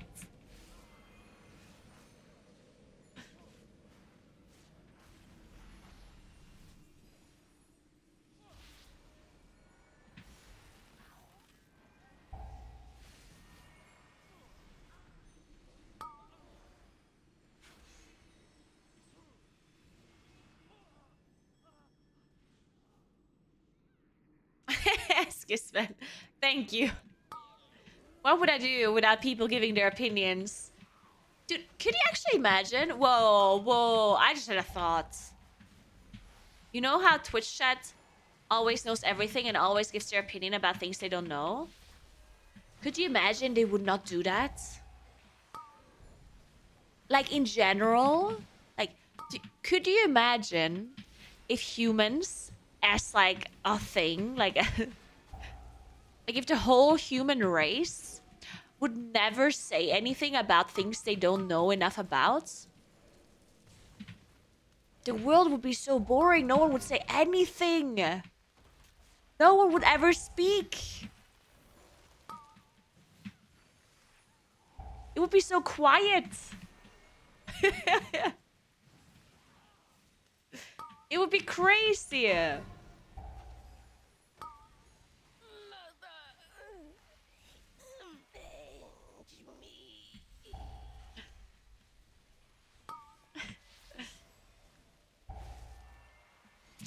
Or everyone would be smarter? I mean, yeah, that's a good point. I think if you could only comment on things that you know for certain, then people probably would be smarter in general because they are more inclined to learn more so they can actually speak more. That's a good point. Everyone would be a little bit smarter probably.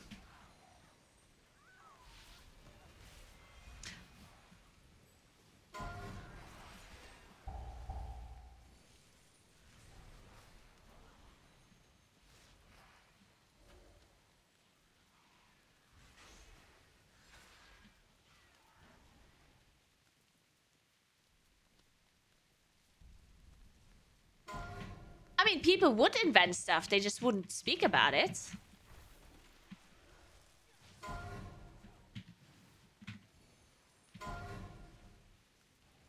Right?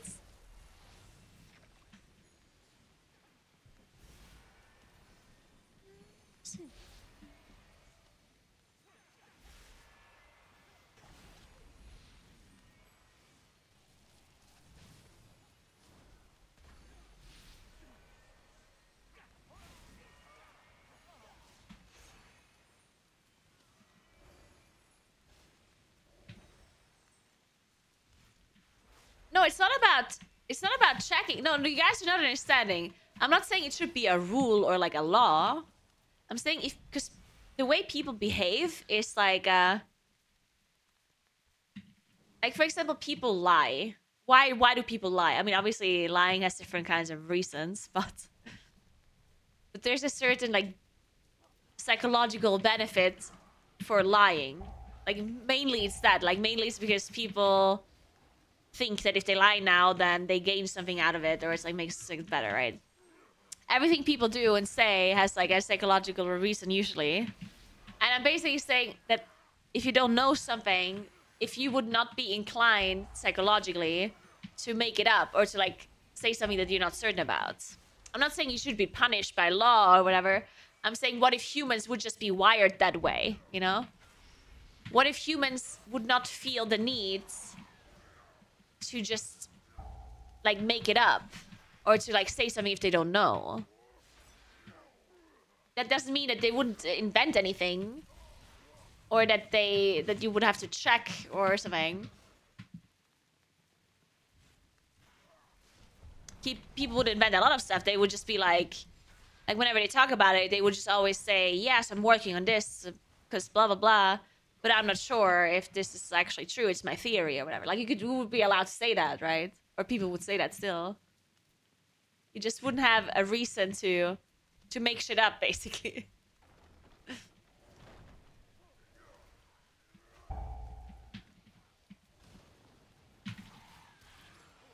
I've been holding my ink for so long, and at this point, I'm too afraid to press it.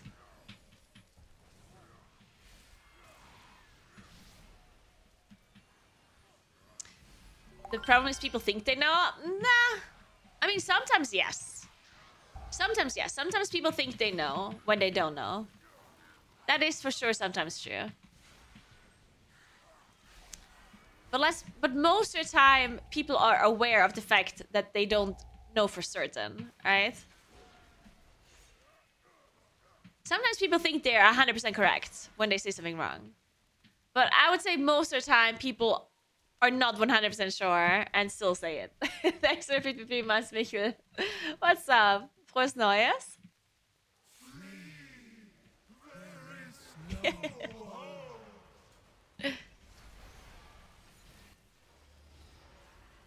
Man, I wish we could simulate these things. I just want to see what happens. It's so interesting to me. Same with entertainment. Oh, that's a thought I have many times. Could you imagine how different the world would be if people wouldn't have to be like entertained? If we would just be content by doing nothing. I mean, if we just don't get bored, you know? Could you imagine? That'd be so weird.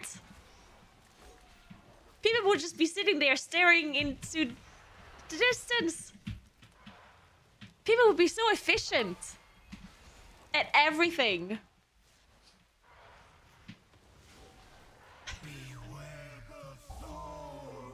Money also probably wouldn't exist.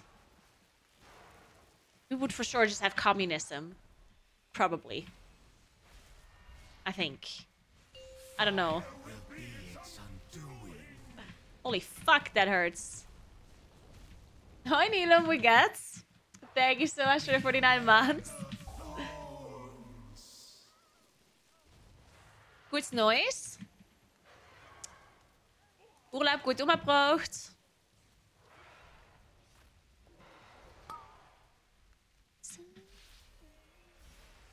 Did I get like every thorn so far? The thorns seek your soul.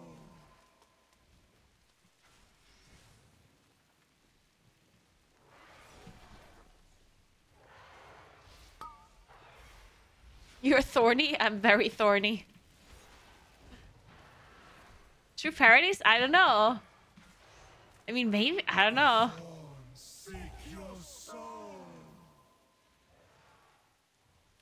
Would we be really smart or really stupid if we don't have to be entertained?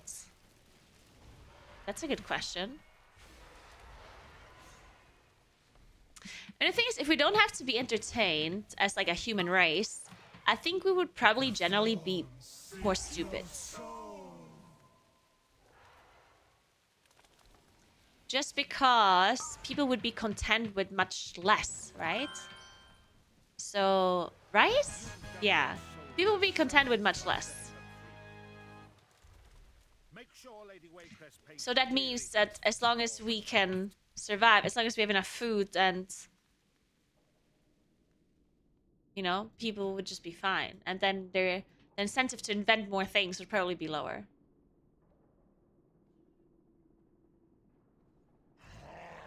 I think so. I don't know. It's hard to imagine a world like that because it's so different from than what we have. Hey, Galerin, thank you so much for 2 years. How you doing? Happy New Year. Thank you, thank you.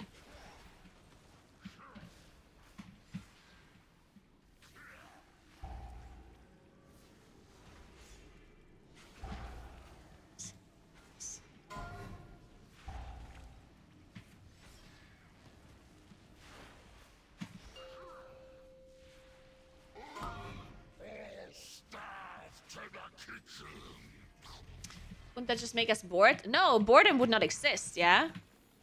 Like, it's incredibly hard to imagine this because obviously thinking about a world where there's no entertainment or where we don't have to be entertained sounds incredibly boring, right?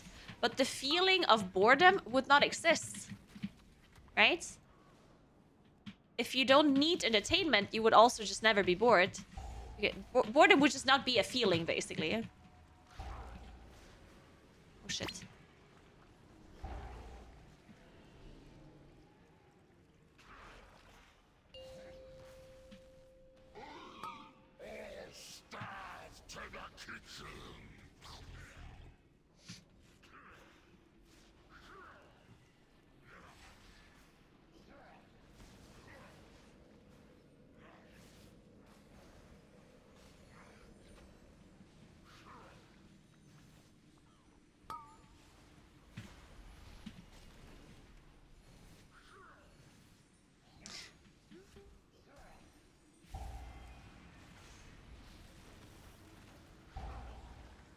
Do you mean we already live in this world? We do not. What do you mean?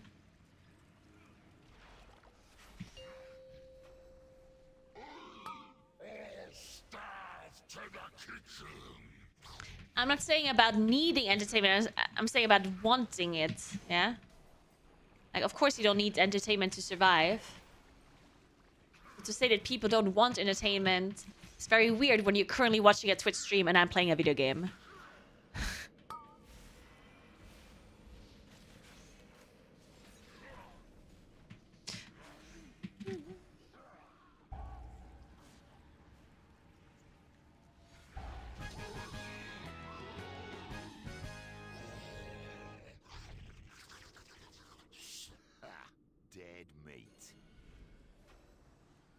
Okay, please do not bring religion into this because otherwise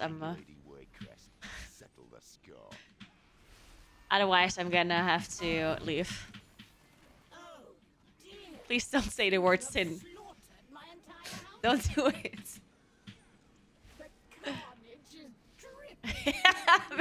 Maybe they're implying that I'm not entertaining. Oh, good point. Maybe they're just very religious and they watched like a good streamer earlier, and since that's a sin, they have to watch my stream as a punishment. It's like, oh god, I committed the sin of entertaining myself. And now I'm gonna have to watch an hour of Naguura. Fuck. Not again.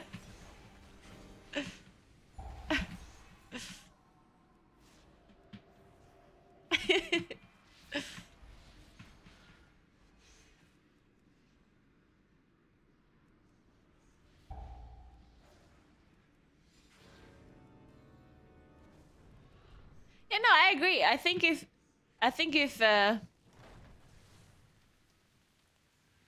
entertainment would not actually be something that people want, then people, like the human race, would have a lot less stuff going on for them, right? Because, yeah. I mean, we would for sure be more efficient in some things. But also, we would just not feel the need to do a lot of stuff. Because humans can survive with very, like, little, technically. All the stuff we do is just, like, extra shit that we do for entertainment. So... guess it depends what it is about, right?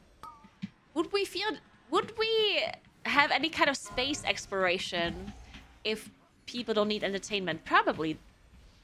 Because it is kind of somewhat important to understand what's going on with the universe, right? Because you need to prevent the Earth from dying from, like, I don't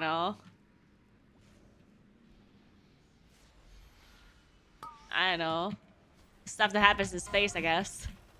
So understanding space would happen. We certainly wouldn't go to the moon, though. That's pure entertainment, I think. Well, not with humans, at least. Going to the moon with, like... satellites and probes or whatever, sure. But humans wouldn't go to the moon or in space in general, I guess. Unless you need... yeah, right? I mean, but you would still explore space, I think. Hey, Iron Welder, thanks for the 4 months. Thank you very much.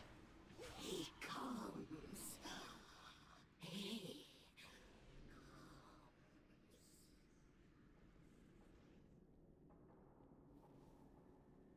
Talk with Blizzard, tell them to remove Sanguine. My tank's not happy about Sanguine.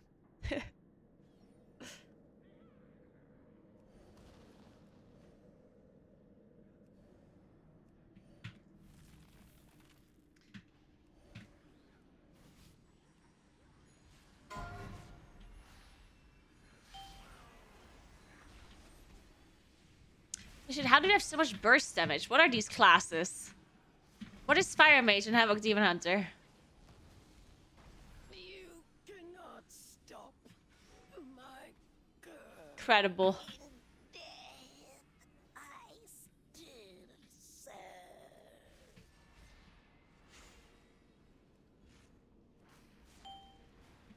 Yeah, that's true. Like, yeah, I think space exploration is for sure, like, useful for the human race sooner or later. So I think that for sure would happen. But there's a bunch of other things that probably would not happen. I mean, obviously, the whole entertainment industry wouldn't be a thing.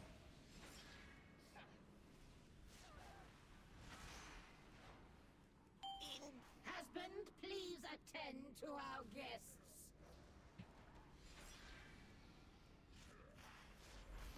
The population would be a lot smaller, probably. Because because people would have a lot less sex, right? People would only have sex to actually make children, probably. I guess, right? So there'd probably be a lot less people. No, you won't take him from me.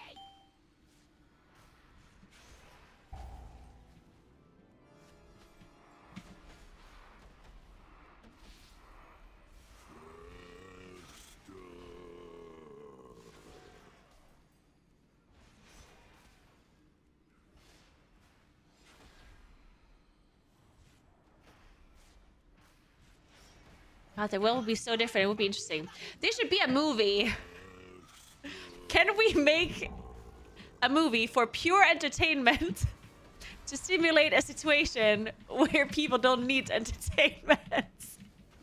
This would be so ironic. I'd love it.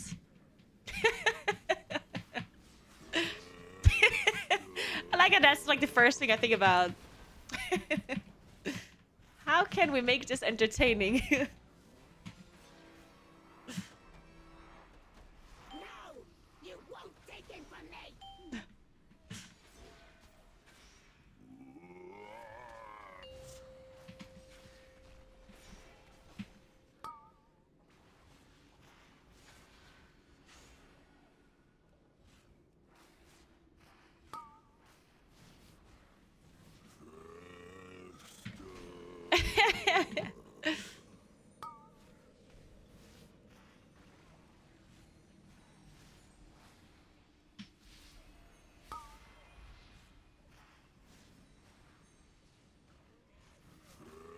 Porter, what's up?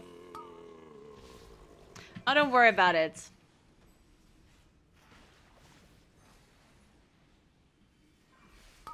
Also, my camera did not break today.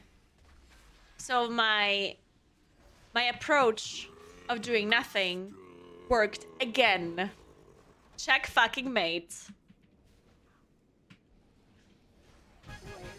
This not doing anything thing works out way too many times, yeah? It's a problem. I mean, not a problem for me, but... At long last, well, kind of. the war is over. Death consumes all! Hurry! Set them aflame before the Trust King resurrects them!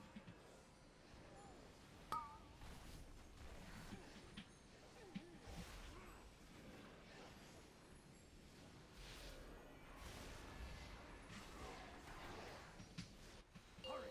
Set them aflame before the Trust King resurrects them!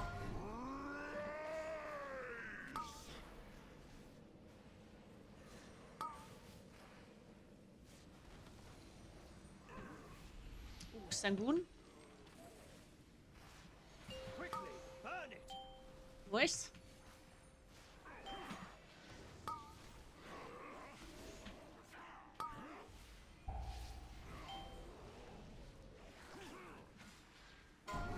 I still don't know anything about the broken cam. They did not tell me a thing. Hurry! Set them aflame before the Trust King resurrects them! I don't have a... There we go.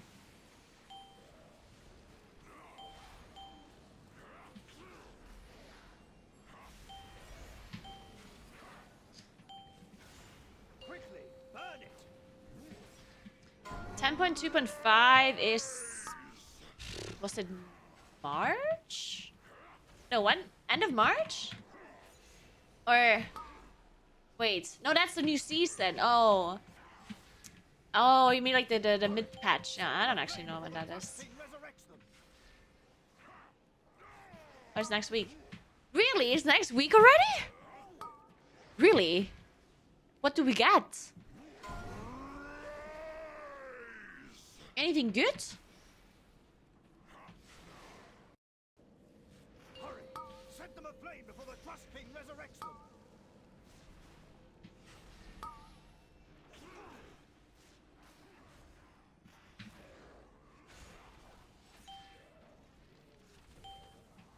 Nothing for me. Oh, boring. Story stuff and dragon flying? Yikes.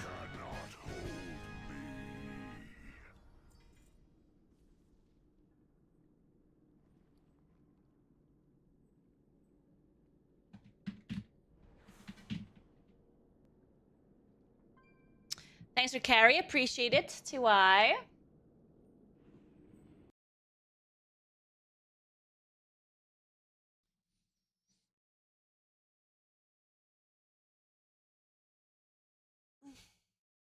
Follower dungeons?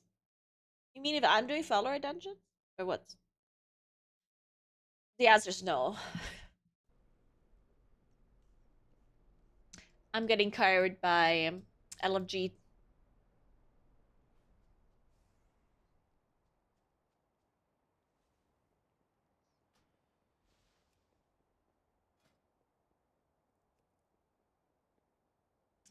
All right.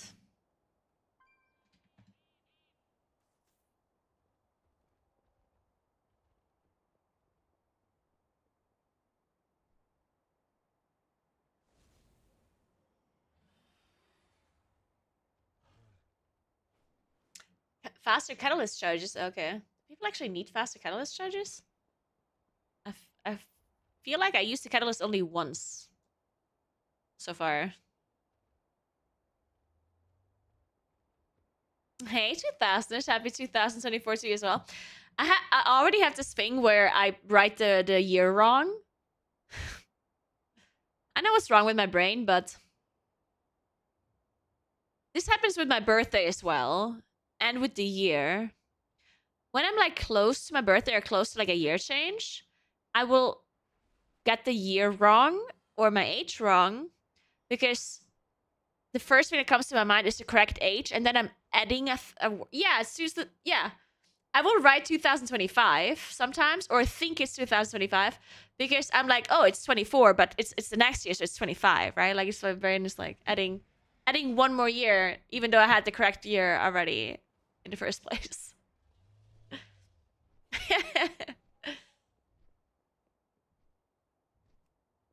And I sometimes do that with my age as well. When I'm 26, you know, I accidentally say I'm 27. Stuff like that. Thanks for Prime. Patty, thank you so much. Appreciate that. Happy New Year.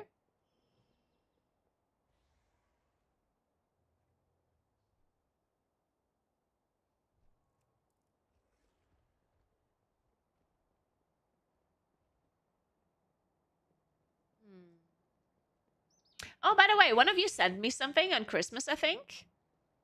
Someone from Australia. So, some Australian viewer sent me a thing, and the Italian Post did not deliver it to me for some reason. So now I have to fill out a form and send it to them, and then I can maybe get it or not. I don't know. So whoever sent me something for Christmas, thank you very much. And it didn't lose it. They just refused to send it to me because the Italian Post is weird.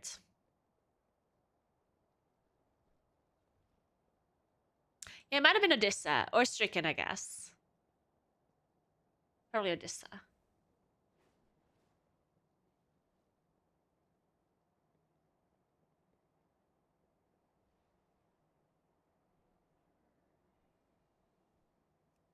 Okay, let's do one of these keys that I have depleted here. So we have to do EB, Rise, or Throne.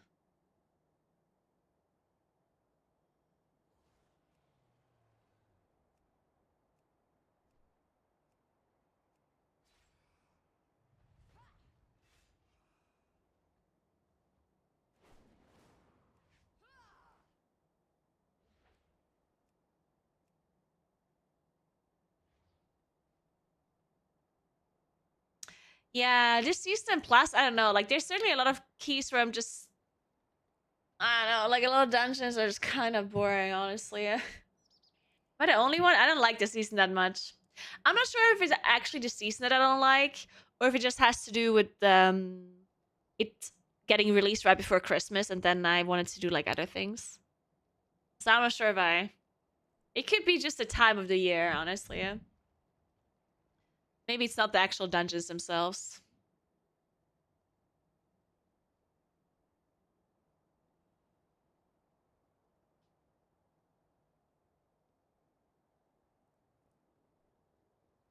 Hey, Chenny, thanks for the Prime. What's up? Thank you very much.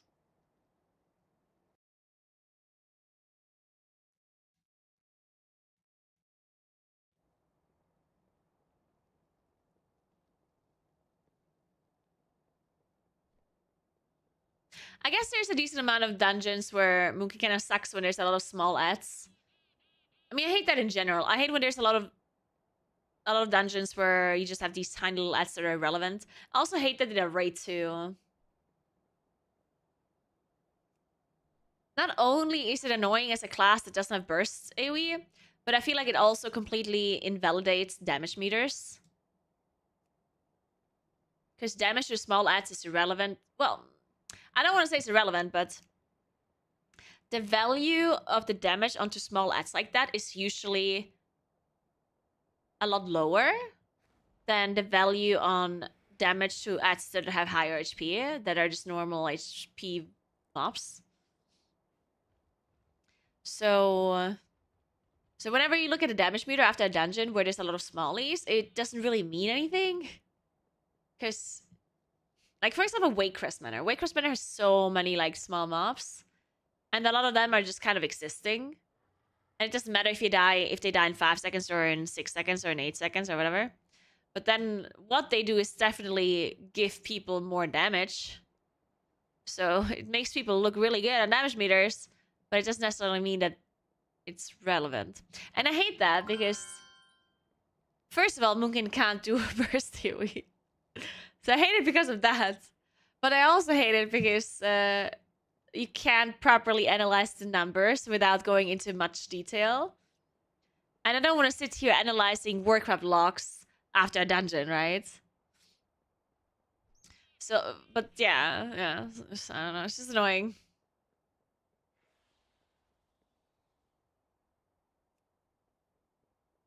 Hey, Selim, thank you so much for 6 months. What's up? Thank you very much.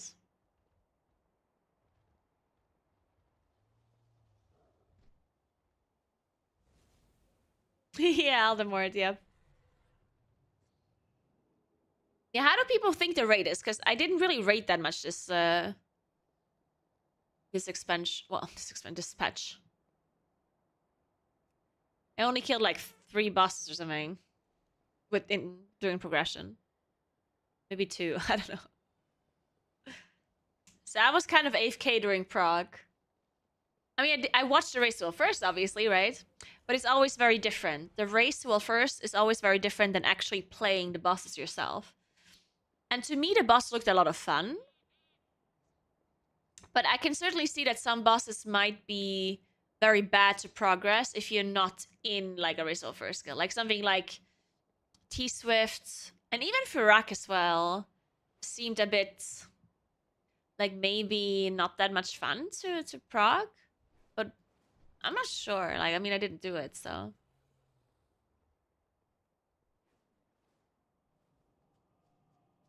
Too easy in Heroic? Yeah.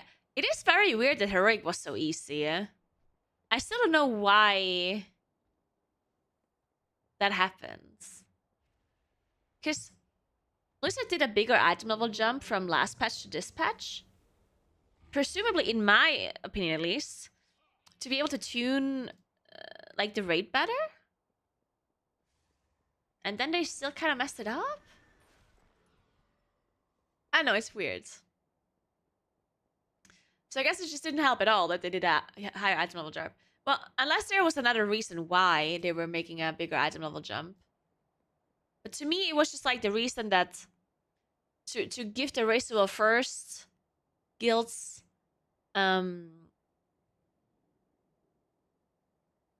like just to make sure that people that have like gear from previous season have more like a harder time to have an advantage over others that started new, and then also just to tune things better, right? I don't know, like that's I can't think of any like other like super important reasons for a bigger item level jump other than like tuning reasons.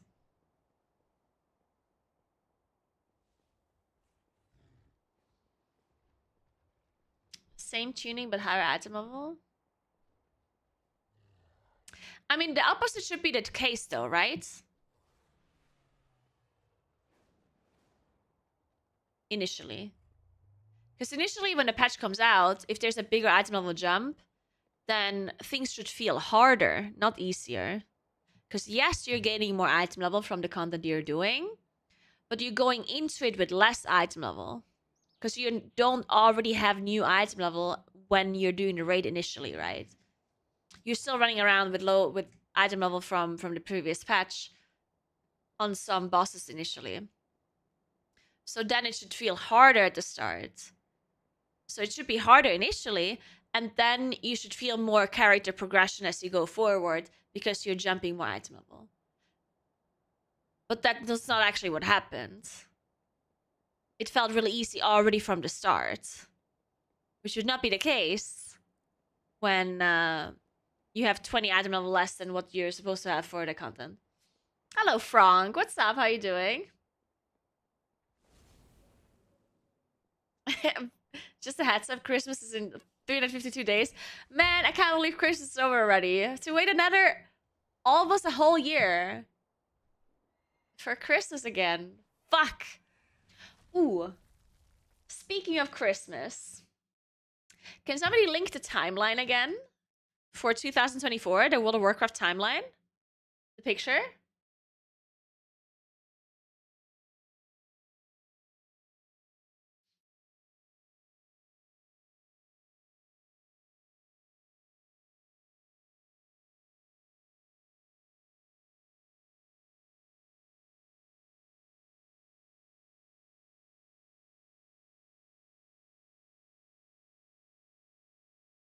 There we go. Thank you very much.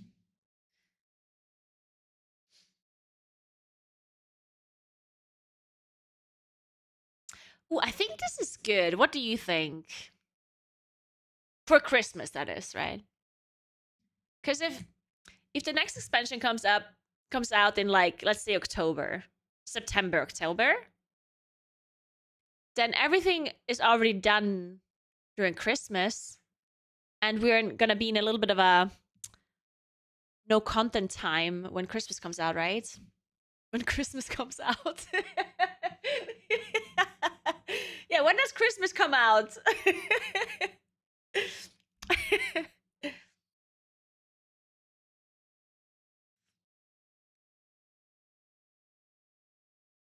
No, it's not a sec November, though. November, there's nothing, right? November, December is just going to be 11.0.5, which is nothing. And who cares about a 0.5 patch? No one.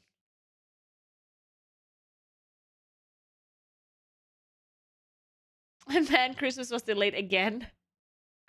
Yeah, I think this Christmas is gonna be great because I'm not gonna be stressed leading up to Christmas, because that's always what annoys me the most. Because even though I took a lot of time off for Christmas this year, which was great, I did also like, I was just stressed throughout all of November and December, basically. So, and then you just don't enjoy it as much, you know? I don't know. First, it was the race first, and then I had the special stream, which I had to prepare a lot of stuff for. And then, I don't know. There was a lot of stuff to think about and do before Christmas.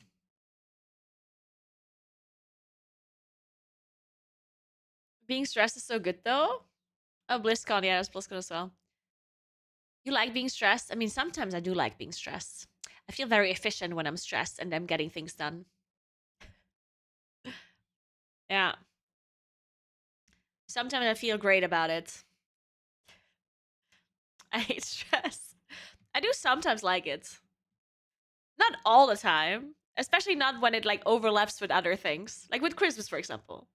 I don't want to be stressed on top of already having Christmas stress during that time. But sometimes I don't mind being stressed. Because then you wake up in the morning and you, like, do things because you're stressed. So you have to get shit done, right? So you're getting things done. And then sometimes I go to bed at night without ever having time to do anything other than being stressed, which is great. Because then you feel like, oh my God, I did so many things today. It's a good feeling sometimes, you know? It's like, yeah, I got shit done. That's great. Then the problem is that the next day you also have to get shit done again. So it's just, like, never ends. The biggest problem I have with stress is when I don't do something that I could have done, and then I get emo because I feel like I wasn't efficient enough. I have that sometimes.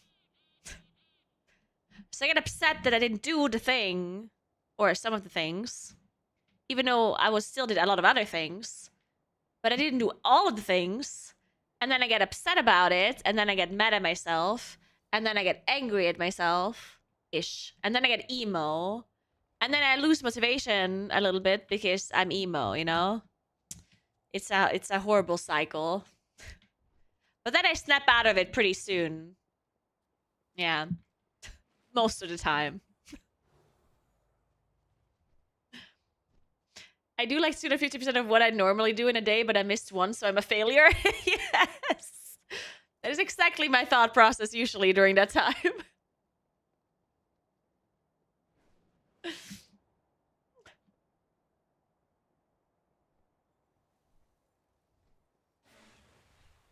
I get the most stress if I'm, like, sick or injured and can't work. Oh, thankfully I'm never sick or injured. That's just not a thing. God, I would hate that. Oh my God. Yeah, thinking of that. God, I'm so glad I'm never sick or injured.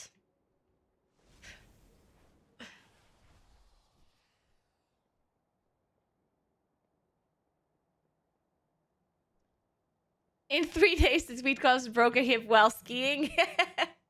Shit, I might have jinxed it now, yeah. You have a point. Fuck.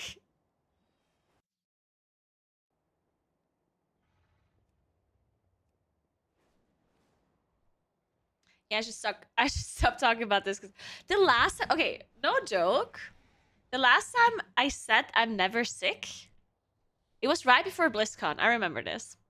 And then I went to BlizzCon, and I think I was actually sick-ish. Like, I don't know what I had, but it was. I mean, I was obviously jet lagged, right? Because I'm always jet lagged. But I swear, like, I would wake up in the middle of the night because I'm jet lagged, and then like my body just hurts.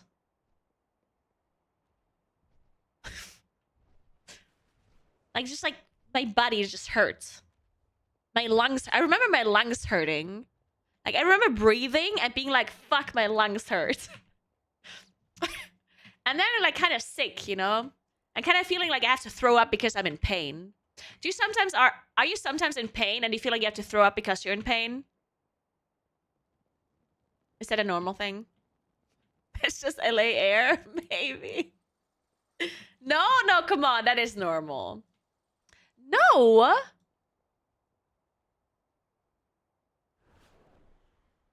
No. Wait, that is normal though. I think having to throw up from pain is normal, right? I think that's normal. Well, not normal that it like always happens, but it's like a thing that people have sometimes. It's called pregnancy. No. I literally mean that you're in so much pain that you have to throw up. Like, it happens to me sometimes. It's not that I have this all the time, yeah? Yeah, I'm not saying it's a common thing. I'm just saying it can happen. Okay. Good. So we agree that it's normal. Okay. But anyways, I felt like I have to throw up when I was in at BlizzCon out of just pain. But I didn't, like, it was like a specific thing that hurt, you know? It was just like my body hurts and my lungs hurt. And then I felt like I have to throw up. But then, and this was like in the middle of the night, like a couple of days in a row. And then afterwards, I was fine again. It was weird. It was very weird.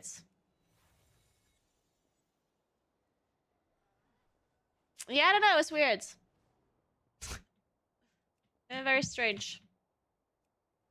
But anyway, then it was fine again.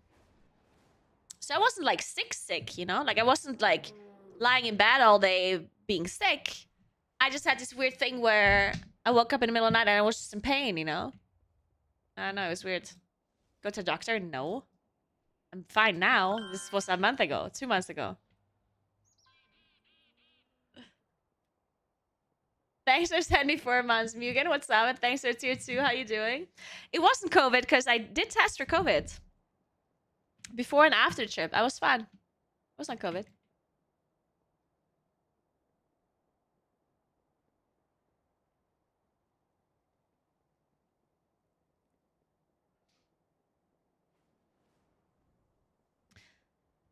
Is that why you said you actually were in pain when I made fun of you looking like you're in pain? I don't remember. Maybe. Thanks for 3 months, Noldy. What's up? How are you doing?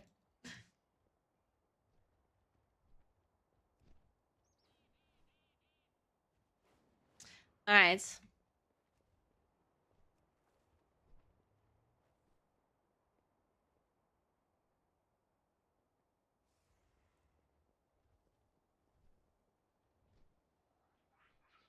I lost a lot of faith in people doing COVID tests from the liquid COVID tests. Wait, why?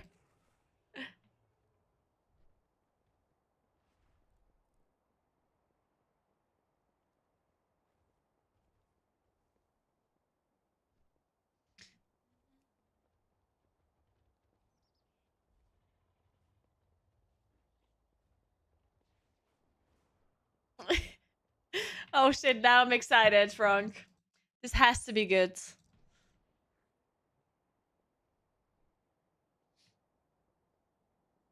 At which item level should I think about getting tier set?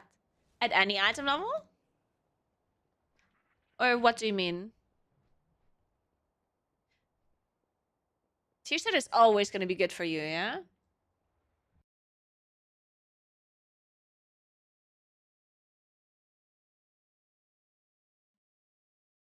Wait, what?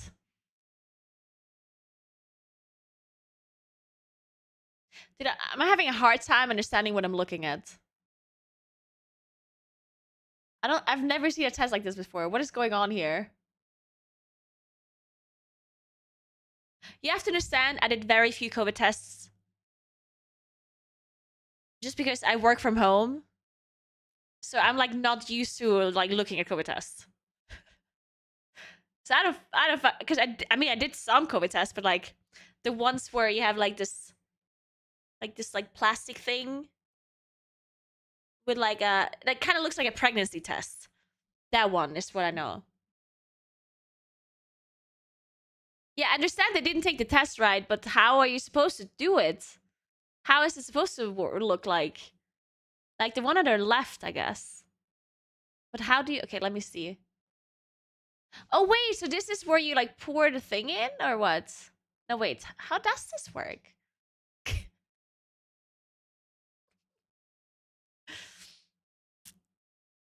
You're supposed to end looking like the left one that's off the picture. That's a big instruction thing, but... Oh, okay, yeah, well, yeah. I guess reading the instructions would help sometimes. Reading instructions is hard, though, yeah?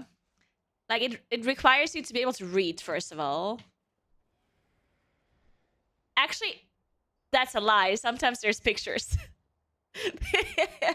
Sometimes there's pictures that explains it perfectly. So sometimes you don't actually have to read.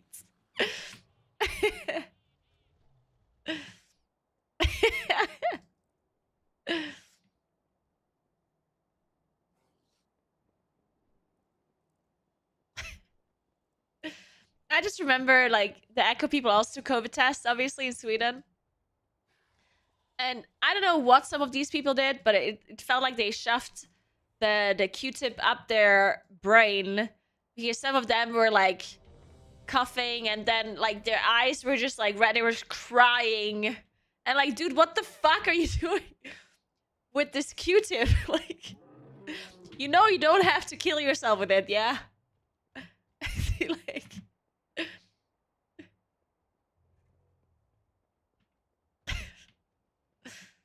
Like, you don't have to tickle your brain. It's okay.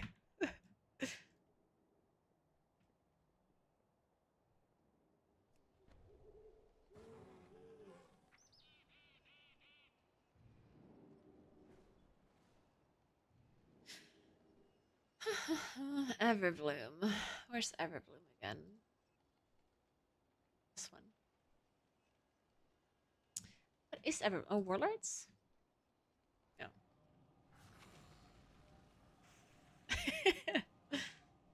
If I don't forget my home address from the Q-tip probe, then I didn't do it right.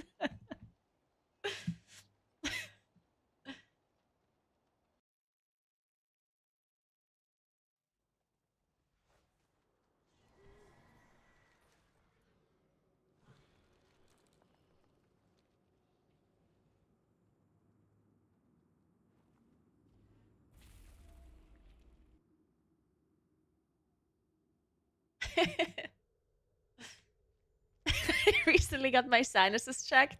That shit was the worst. They actually just stick a camera into your skull. Really? Jesus Christ.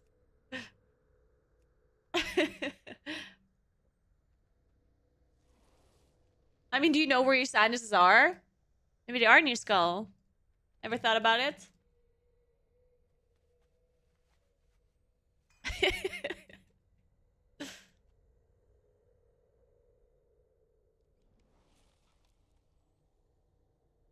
I will have you know that when I was a kid, they stuck a vacuum in my ear, and I've never been the same since. Excuse me, what? Like an accident, or like for fun, or like, you know, like, or was it like a medical procedure?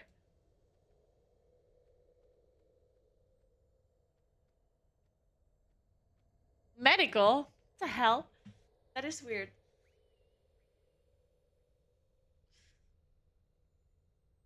It's kind of cold. I feel like I have to put up the heating. And by putting it up, I mean turning it up.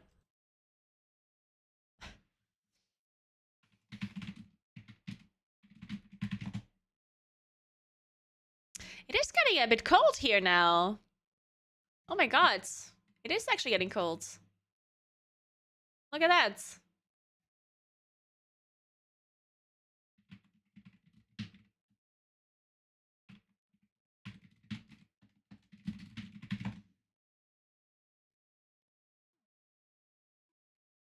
Look at that. Actual coldness. Somewhat. Oh, it's nice weather in the weekends. Maybe, possibly. Oh, that's cute. What am I gonna do this weekend? Mm.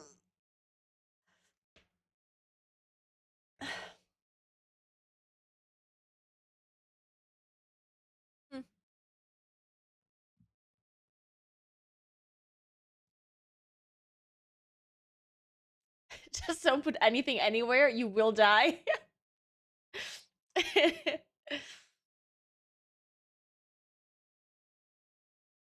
You can see what on my balls? You mean these balls? Or the ones my no, just kidding.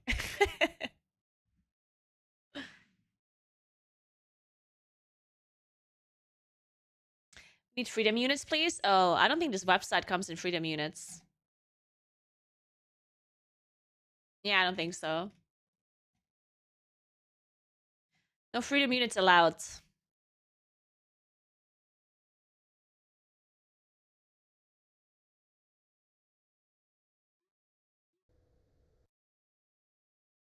Maybe I should go skiing again this weekend.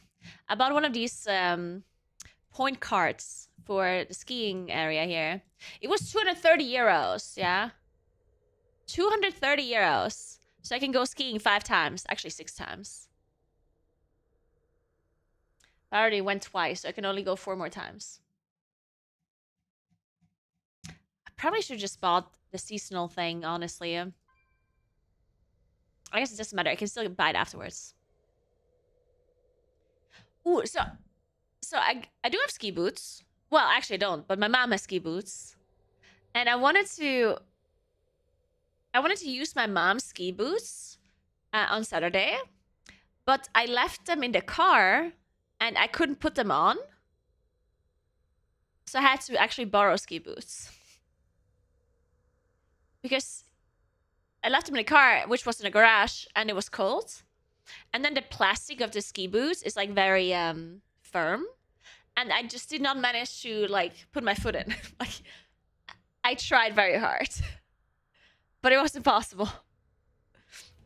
So at this point, I still don't know if the ski boots actually fit or not. I guess I could try because I put them up the apartment now. Ooh, should we try if the ski boots fit? This is important.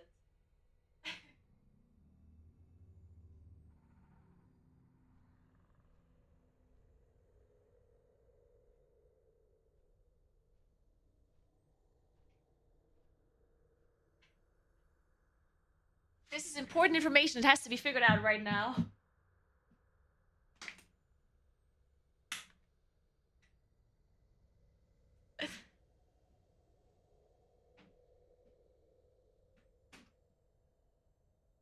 Man. Dude, I thought my mom has bigger feet than I do. She's 39. I'm like 38. How did it not fit? Fuck me.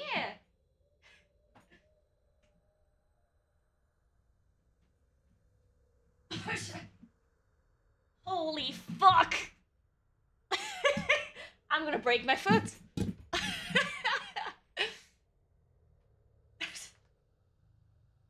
This is impossible. I can't do it. Well, that's unfortunate. I don't think this is happening.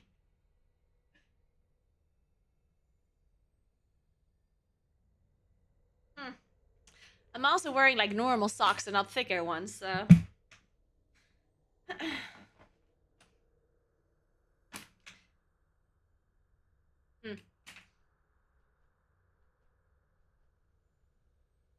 No, I never got my shoes back from the first skiing resort. I did not go there to pick it up. I do have to go there at some point. Maybe I'll go. Oh, wait, I can go there on Friday? Because I'm gonna be close by for dinner. But it's gonna be too late, they're gonna be closed. Unless I go there earlier? I guess it depends. When it is. I don't know when it is.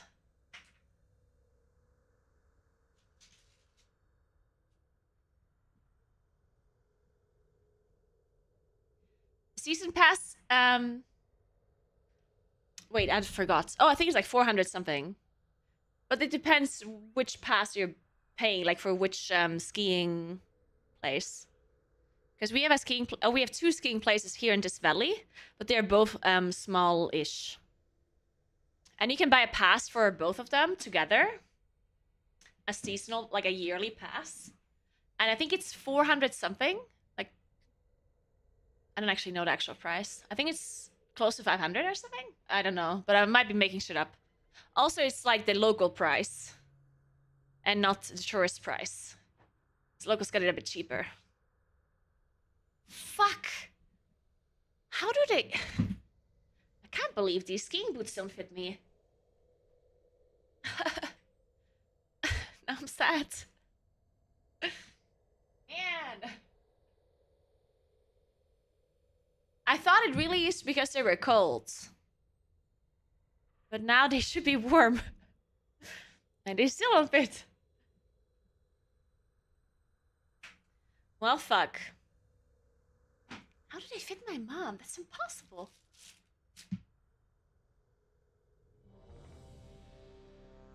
Wait, am I in the wrong dungeon? Oh no, they are here. Yeah.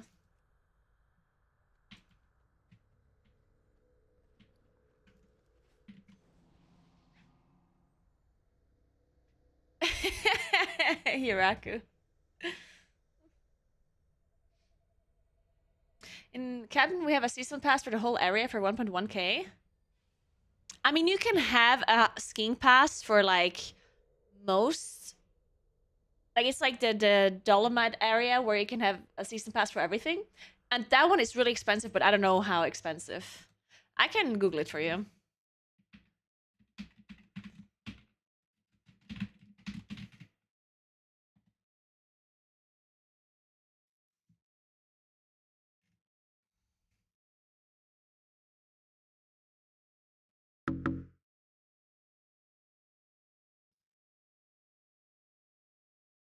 Um...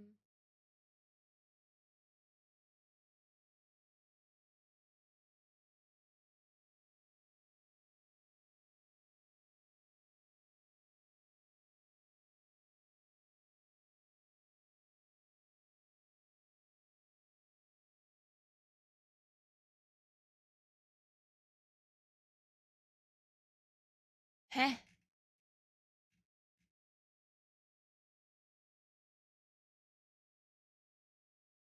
Okay, so only for the winter season, you pay 990 euros. From the 25th of December. For the rest of the winter. For that one. I think.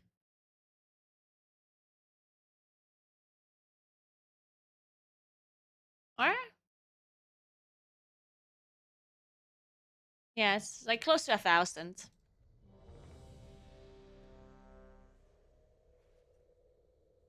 Five, 4, 3, 2, 1. I mean, honestly, like, skiing holiday is such a luxury, right? Because, holy fuck. Not only do you have to pay the flights and the hotel,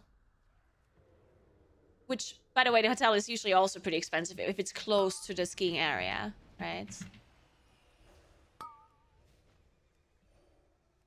But then you also have to, like, eat and drink. on like skiing areas, and that's usually also like a lot more expensive than normal places because obviously they have a monopoly on the skiing slopes. So usually things are more expensive there as well. So the amount of money you spent for a skiing holiday is pretty crazy.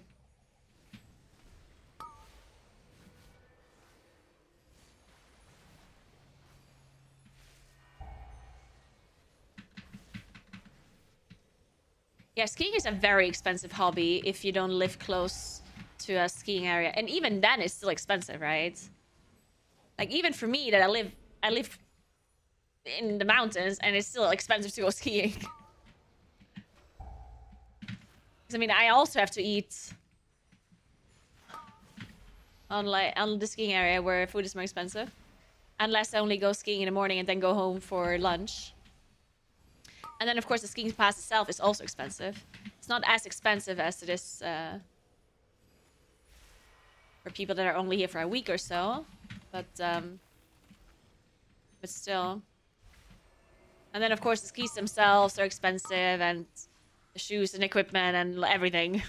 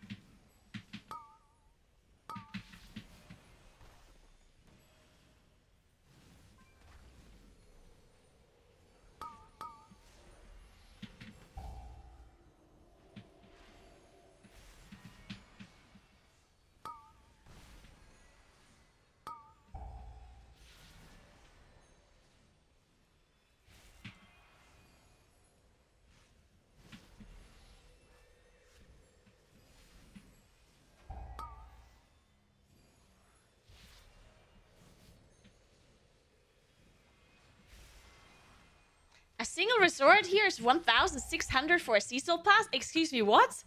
Where do you live? 1.6k for a seasonal pass in one skiing area? Which skiing area? Is it on the moon? Like, what the hell?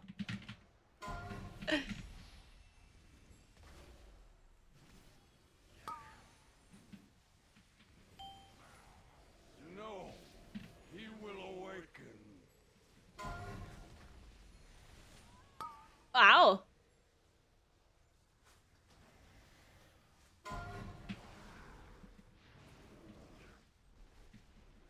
We are all doomed.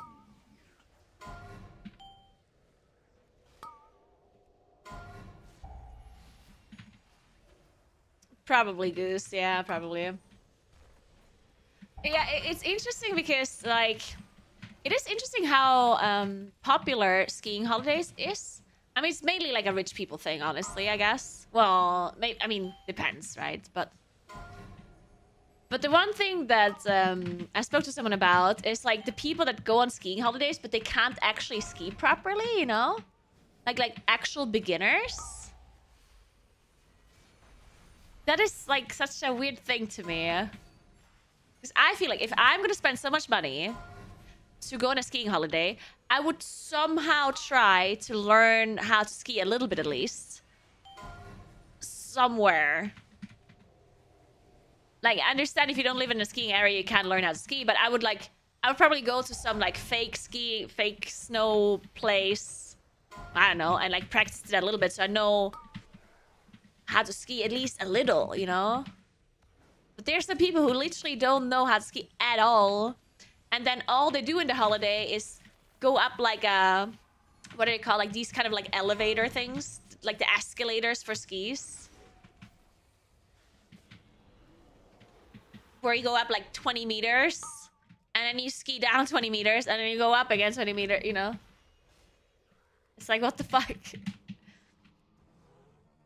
You spend, like, 2k or something for the skiing holiday just to do that. I don't know, man.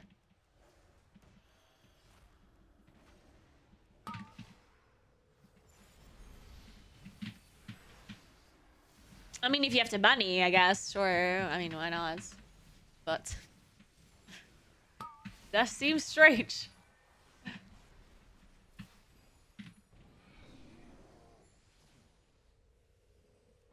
For some people where I grew up, it was more important to say you went skiing than actually skiing. It's more about flaunting wealth than having fun. Seriously? That is so messed up. It's like I honestly never understand why people like flaunting stuff like that, because I feel like who is even impressed by that? To me, I almost feel the opposite.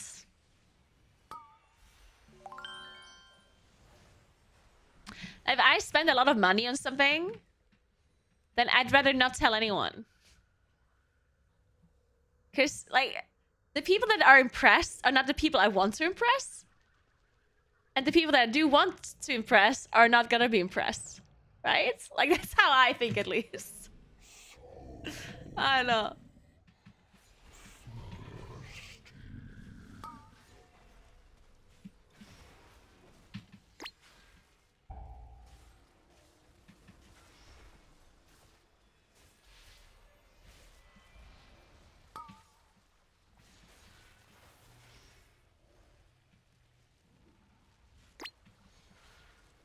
Thanks for 53 months, Reaper. How are you doing? Happy New Year.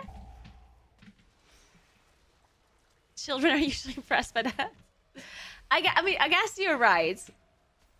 I guess it is true. Yeah. Like when you're a teenager or when you're younger in general. Yeah.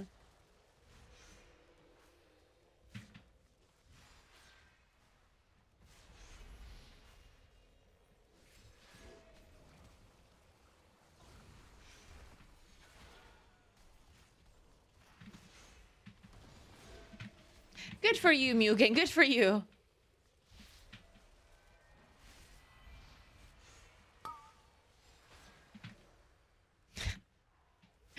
I had a friend in college who said if you say you've been skiing, you're rich. I mean, I guess it is true. I guess that would be like a subtle way of like impressing somebody that you're trying to pick up if you want to kind of like pretend that you're rich. Or even if you are rich, instead of saying, hey, I'm rich, you could be like when they ask, you know, okay, imagine this, yeah? You at the bar, trying to pick someone up. Instead of going after this person, be like with your Rolex, you're just like, you know? Because that's a little bit too obvious. It's also really obvious when you have like 500 euro,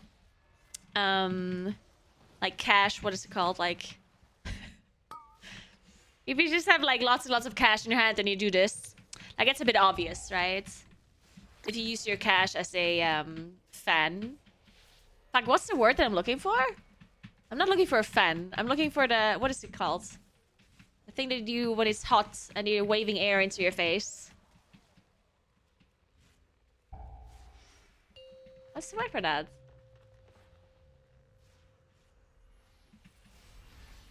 Is it actually called a fan? Is it? Okay, maybe it is called a fan. I don't know. So if you're fanning air into your face with, with cash, that's a bit obvious. Same as like the Rolex thing. So now that you're trying to pick up this person in a bar, right? And you either want to tell them that you are rich or you want to pretend that you're rich. I think saying that you went on a skiing holiday is a good move. The problem is it doesn't work here where I live because I live in the mountains. Well, actually, you could still say... Ooh, wait a second. That would make you even richer. If you live in the mountains and you say that you went on a skiing holiday in a different mountain area, that makes you sound even richer. That's a good point. Oh my god, I have to tell all my guy friends that they should be doing that. Oof. This is a good point. I'm gonna tell my single guy friends that they should be saying they went skiing in Switzerland or whatever. In Japan. Actually, some of my friends did go to Japan. for a skiing holiday. I think they're there right now. They are fucking rich, aren't they? Damn.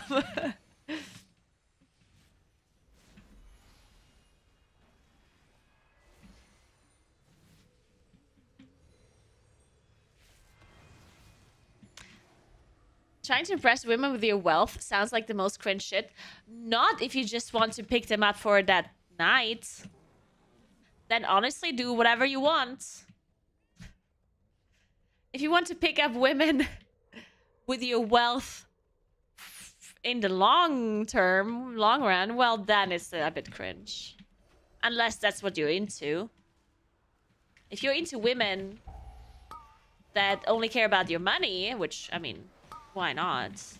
That's what you want. Then go for it.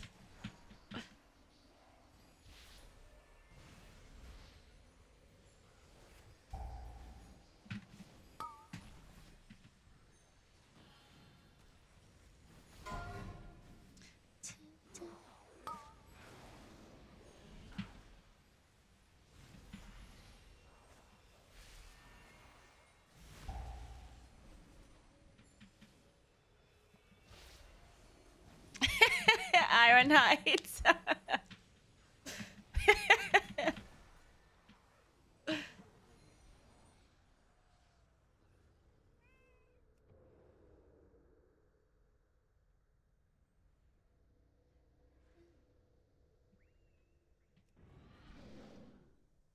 The forest closes. This song is a bit too much. You will never escape. This song is called Control Alt Delete.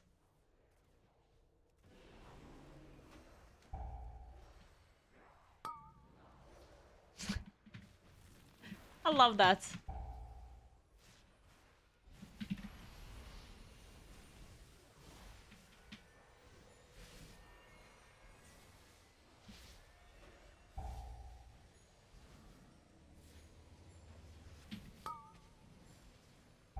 Oh, I'm dead. Oh. Oh. I'm alive. Oh, I'm dead. Ah, fuck. I just pressed my cooldowns.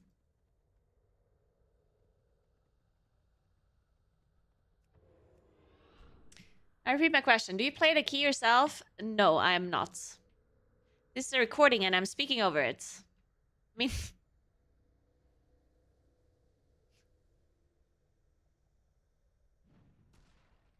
Why are you asking the question? Because, there's only two possibilities for an answer here, yeah? Think about it. Let's assume I'm pretending to play the game and not actually playing it. Do you think I would answer your question honestly?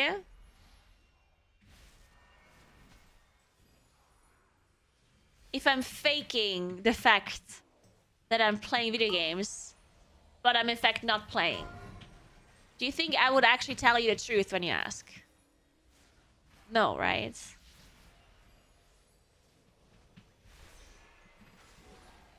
So now that I said that I am indeed playing, you don't know if it's actually true or not. Think about it. I mean, I say I'm playing, but am I really? You just called yourself a liar? I did not. I absolutely did not do that. I was giving you a hypothetical reality where I'm indeed not playing the game. 3, 2. I didn't say it's true. I said if it was true, then I would be lying.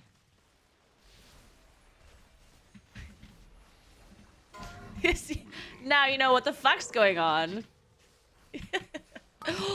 Fuck! That water bolt! Shit. I should have shadow melted it. Well, thankfully we are us.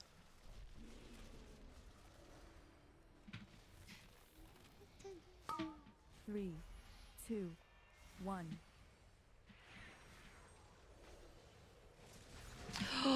Dude. This boss is too much damage.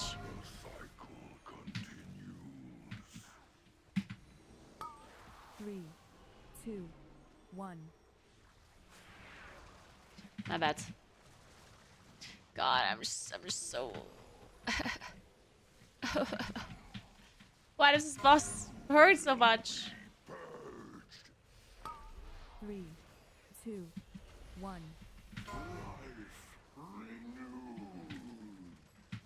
Fuck me! Oh, this boss impossible. I can't do it.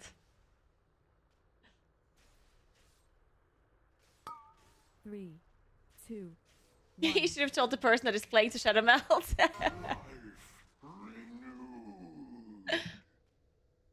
Idiot.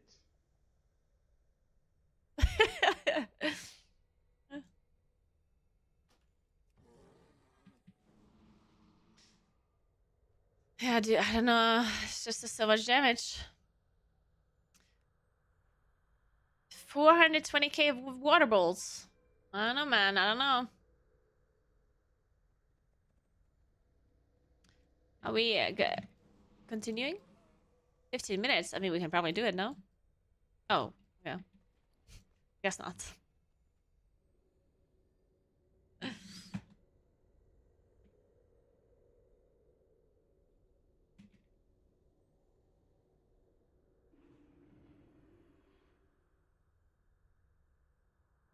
Nah, I think this boss is more difficult than the third boss, for the group that we had at least. Because we had a priest without an interrupt and a moonkin with a 1 minute interrupt, yeah?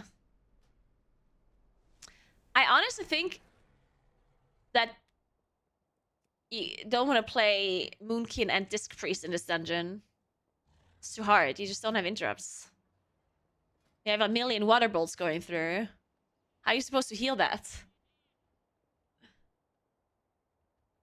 Yeah, third boss is I mean, it's a lot of damage, but it's not...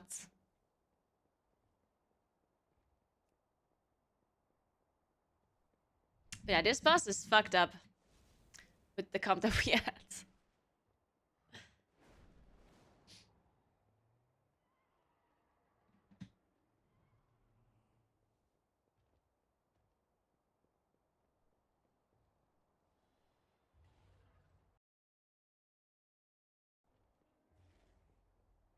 Didn't I just listen to this song?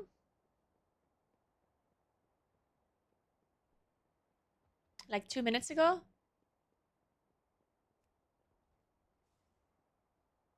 Alright.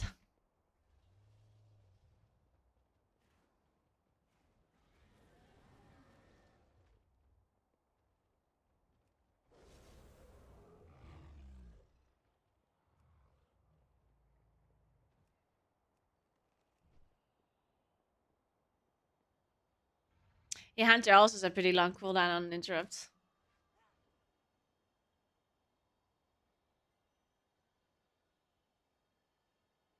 Can I ask why people have this weird conception that boomies are super tanky?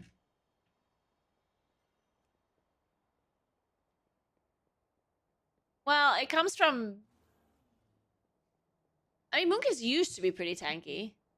It has been a long time ago, but I think people in WoW have this weird kind of mindset where they have opinions that they don't change, even though the game changes. You know what I mean? If there wasn't like a direct change to something. So like, let's say they remove a paladin's bubble like tomorrow. Let's say, oh, you don't have bubble anymore tomorrow. That's a really obvious change, right? And people are going to be like, oh, they removed bubble. Now paladin doesn't have an immunity anymore that directly like affected their defensives. But the thing with changes that happen in comparison is always hard. Because you know how tanky a class is doesn't actually depend on the actual defensives of the class itself.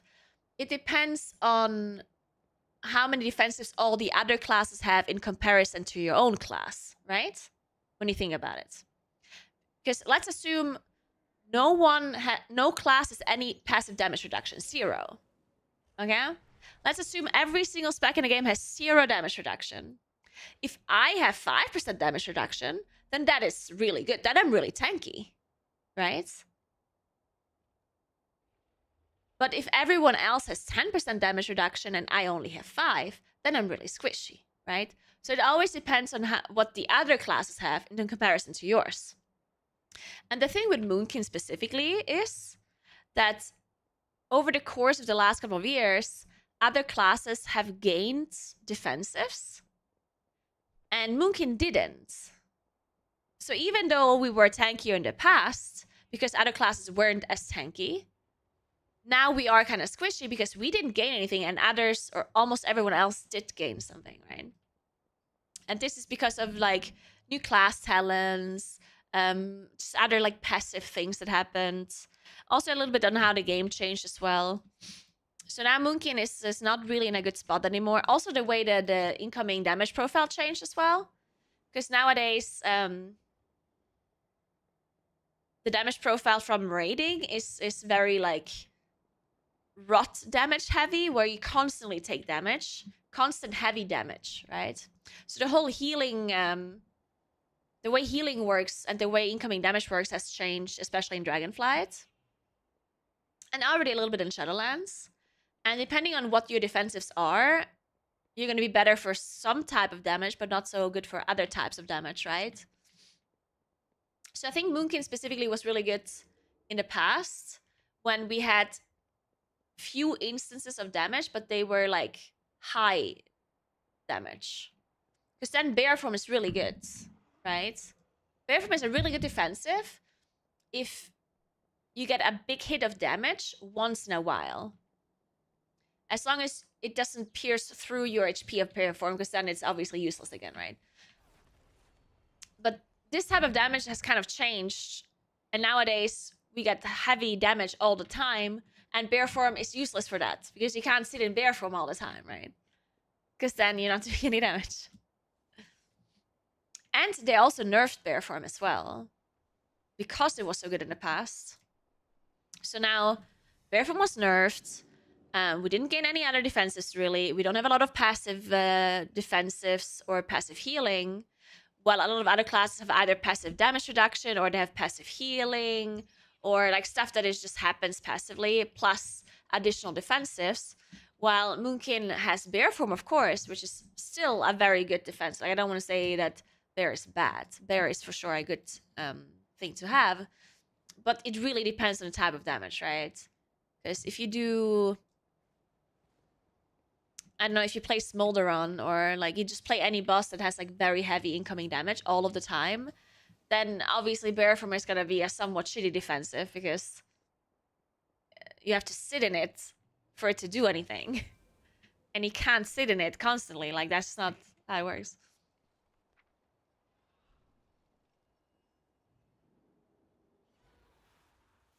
And these are valid concerns. They should definitely buff mages to fix this.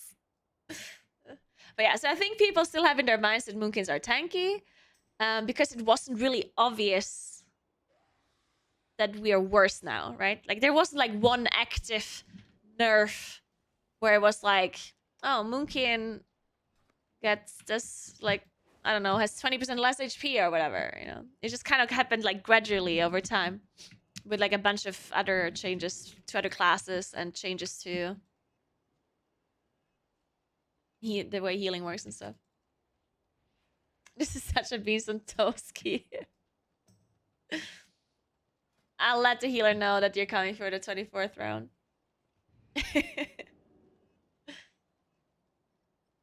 People still think Luck is uber tanky too. Well... I would for sure say that Luck is still tanky compared to other ranged. I do think that if you compare it to all other damage dealers, I for sure think that Luck is maybe not like on the top anymore, because melee in general just are really tanky now. Like, I think melee classes are just super, super tanky compared to most ranged. But if you look at ranged DPS, then I would say Warlock is still one of the because which other class is tankier than a Warlock from ranged DPS? Like, Aug Evoker, I guess. That's maybe it. Mage, well, it depends what kind of damage it is. Warlock has more passive DR than a mage has, I think. Mage has more active abilities to use. But passively, Warlock takes less damage and has more, like, just passive healing, passive reduction, stuff like that. Mage probably has more active spells to use, but depends, again, on what kind of damage you're trying to mitigate.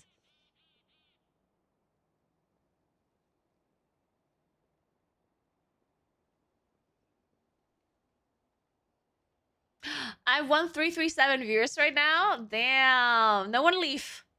And no one enter.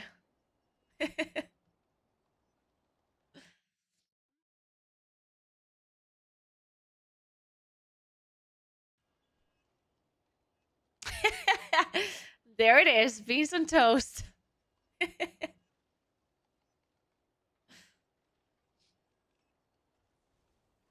Aw, feels bad.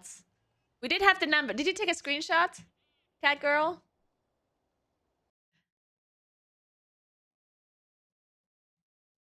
Otherwise, I didn't see it, so it doesn't count for me. I can Photoshop it. You know what? Yeah, let's... That counts.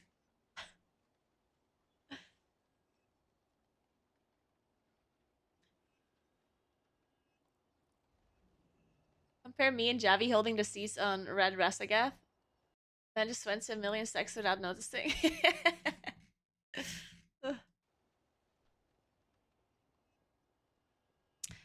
Yeah, I don't know. I haven't rated this progression, but like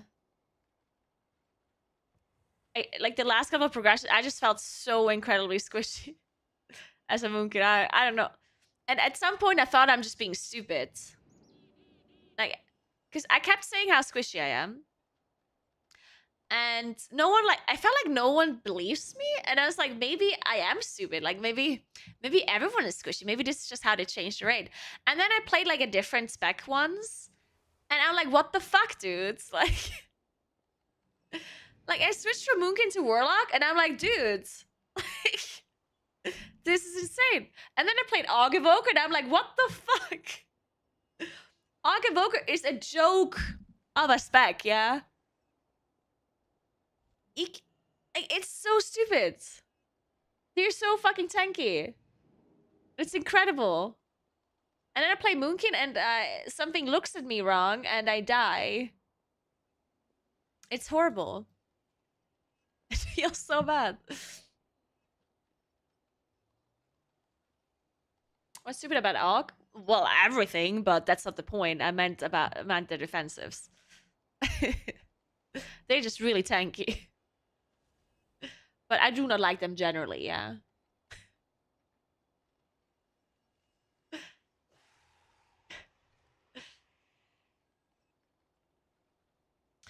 Check subchat on your Discord, please. I posted a variety game idea. Oh, wait, I'm not toxic. Aug Evoker is toxic, yeah? Whoa, whoa, whoa, whoa, whoa. I'm just pointing out the truth here. And that's not toxic.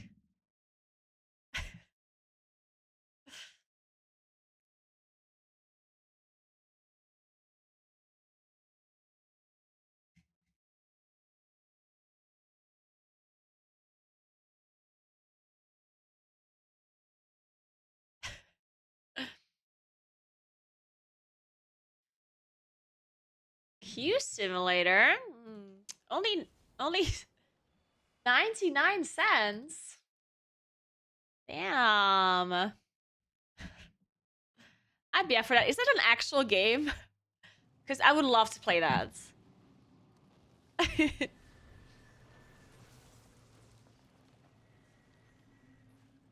It's a real game on Steam.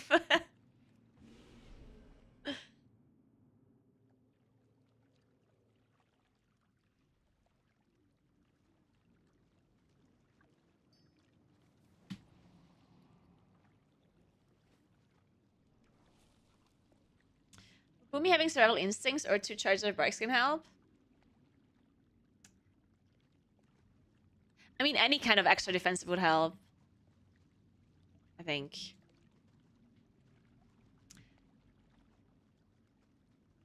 Like, literally anything. To charge that bar skin would be nice. But I think Moonkin mainly needs like more passive defense. Well, actually, what I really think is I don't think that Moonkin needs more defensives. I think other people need less defensives. Like, I'm not joking. I think people have too many defensives. I honestly think it's messed up. I think it's bad for multiple reasons.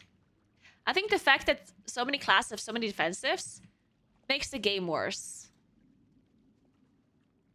And it makes the healing role worse. I already talked about this a bunch. But I haven't streamed in a while, so I might as well explain it again. I think healing is worse, or like it feels worse, because the game has to be balanced around the defensives people have generally, right? So whenever they're tuning the incoming damage of a raid boss and of a dungeon and blah, blah, blah, then they have to think about the defensive capabilities of the raid as a whole, right? They don't just look at the healing a healer can do. They also look at how many damage reductions do people have in general, right? And that's what they tune it for. But the thing is that the classes in general have so many like passive defensives and so many active defensives that they have to tune it around those as well, which removes like agency for the healers. Because if the healers are only... If only 50% of the incoming damage is like your responsibility, and the other 50... Okay, I'm just making up percentages here. Yeah, obviously. But if a lot of the percentage of their survivability comes from the actual damage healers and the tanks, rather than the healer, then it makes healing, in my opinion, less interesting, because you're so reliant on the rest of your group pressing their buttons correctly and communicating and like working together with your group. Like, you're so reliant on team play rather than you yourself being able to do everything correctly. And I think that sucks a little bit for healing, because then, especially when you're pugging, when you play with people you don't know, then you always feel like it's your fault when people die, but it might not actually be true. You might be doing your job just fine, but they don't press the defenses properly, and you yourself are not able to keep the whole group alive with just your own healing spells and your own like abilities. So I think removing some people's defensives, or like lowering the defenses a little bit of damage dealers and tanks, fixes their healing role a little bit, making them not so reliant on what other people do. And I think it's also generally just better for the game to not have people have so much passive damage reduction, like, because it's stupid. Passive damage reduction is stupid. 5, 4, 3, 2, 1. Like, okay, I do see what Toe is saying. Like, I see the... Because the positive side of having more defensives as a damage healer is that you are more reliant on your own survivability, which some people like, right? Some people rather be less reliant on the healers keeping them alive. They'd rather have... they'd rather be reliant on their own skill and, like, gameplay, right? Which, of course, I also understand that, but... Oh, shit. Oh, my God. My cooldowns.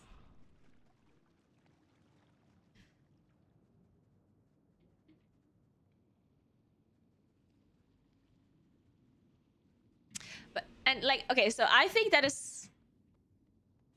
I also think that's true, that being able to have more defenses and, like, using it properly the way you want it to without it being super reliant on the healers is, like, a nice thing. But then it has to be, like, a lot more balanced if that is what we want. If we want the game to actually work that way, that the healers are only responsible for, like, let's say 50% of their survivability, and the rest is like the actual damage dealers themselves and the tanks, then I think it's for sure has to be balanced more.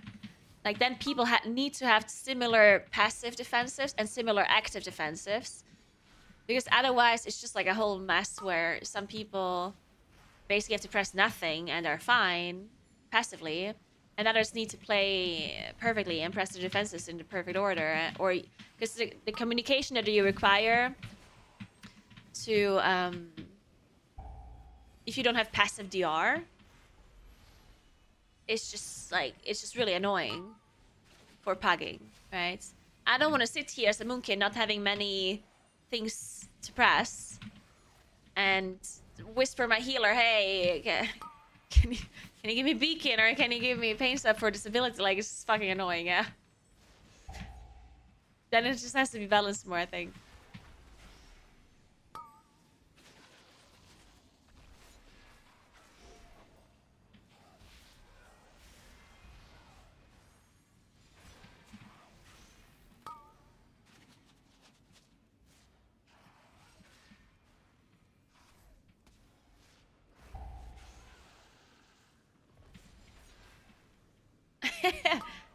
I mean, that is usually the case, Jack.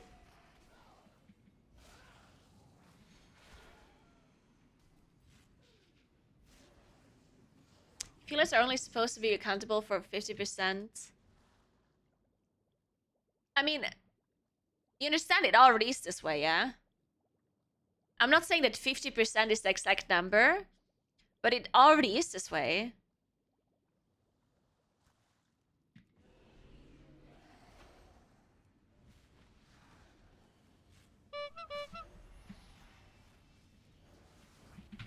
Why do you think there's AUG evokers in every fucking group? On high keys. You know how much percentage of the survivability of the group is actually dependent on AUG evokers? It's insane, yeah? I think if you look at an M+ group, it might already be... It might even be less than 50%. That is the survivability... Like, the responsibility of the healer. Or, not maybe the responsibility, but... what's the word I'm looking for? Like, I think healers in a high M+ group are responsible for less than 50% of the group survivability. I'm gonna lean my... I'm just gonna say that is true. I'm gonna lean myself out of the window and say that's true. I know that's not actually a saying in English, but I want it to be a saying in English.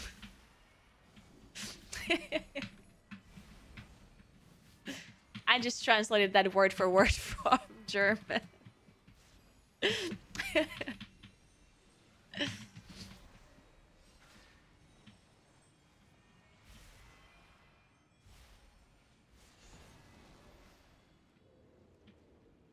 Sorry, I just shadow melted that crushing depth and now it's on the evoker.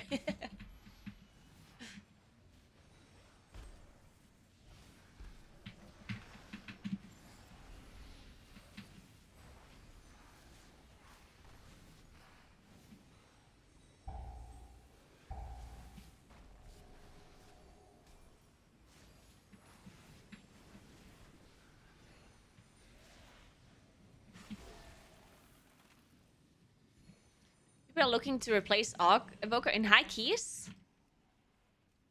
Who? Why? When? What?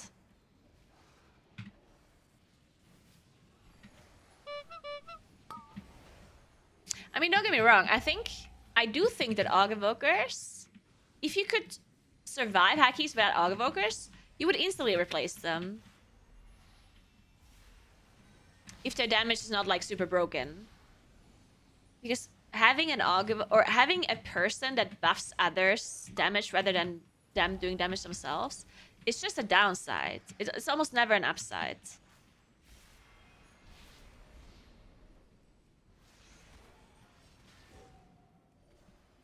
Like, an AUG evoker's damage profile is... I don't see any upsides for it. The one and only reason why AUG evokers are being brought and why they're so good is because of the survivability they bring to the group, right?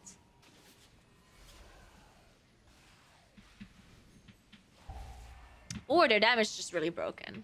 The damage contribution. But that's the same for every other damage dealer as well. If you do a shitload of damage, then you're gonna be brought. I mean, obviously.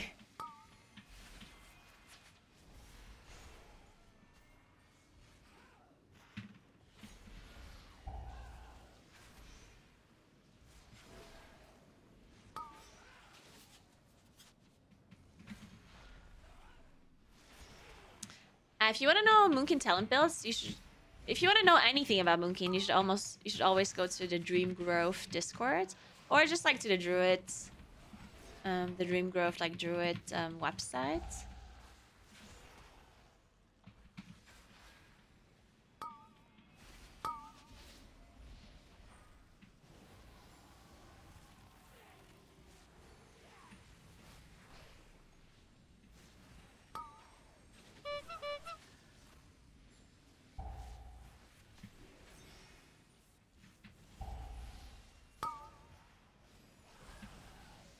Oh.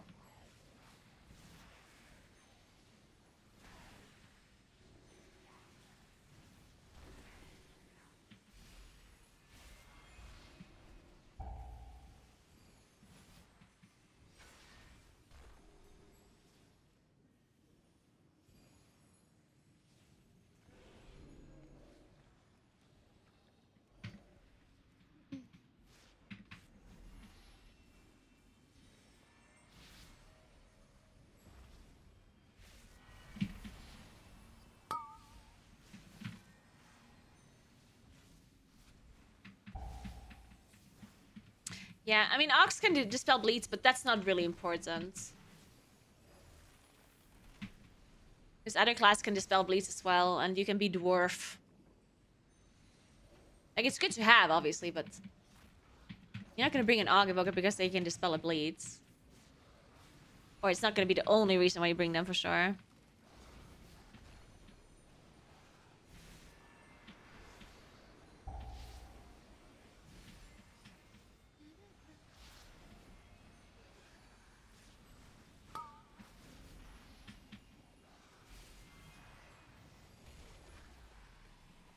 Some of the group has done some tests, and if the Aug Evoker is really good, the buffs would be as good as the damage from a normal DPS.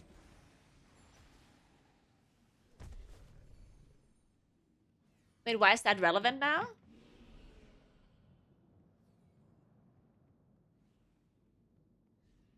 I'm not saying that Aug Evoker... like, I'm talking about the damage profile of Aug Evoker, yeah? Like, I'm saying that...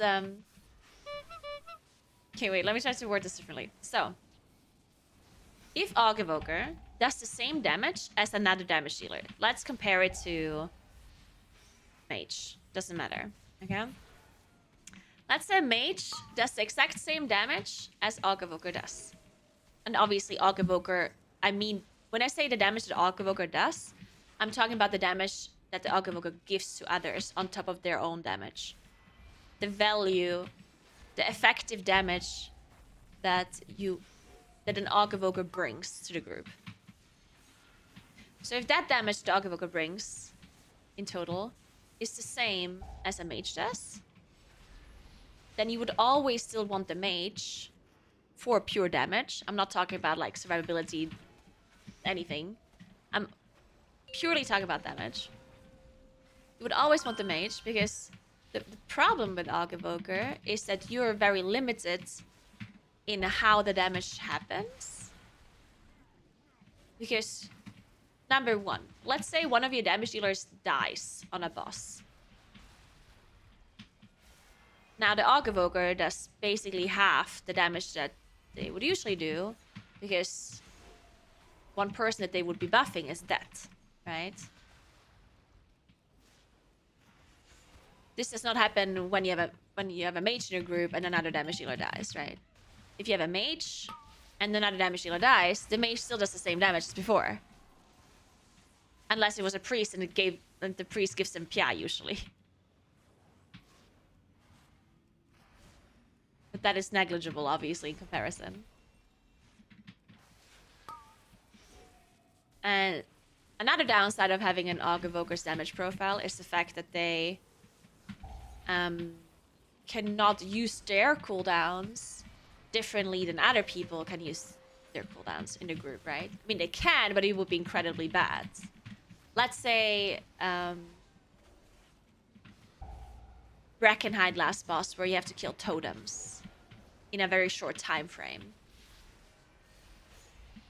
Like, you have 10 seconds to kill a target, and this happens very frequently. If this is the case, then Aug Evoker sucks because you're reliant on other people's damage and when they do their damage, right? So you cannot stagger your cooldowns properly because Aug Evoker doesn't do any damage when no one else does damage. Aug Evoker only does damage when other people do damage. So if you ever are in a situation, where I've just pressed my cooldowns. Why does it always happen? Fuck. Every time I press Incarn, I die. That's fucking horrible. Oh man, it's like a curse. It's the 3-minute cooldown curse. Fuck. So yeah, and a mage also does not have that, right? A mage is not reliant on, like, what other people do. Or what other people do with their cooldowns.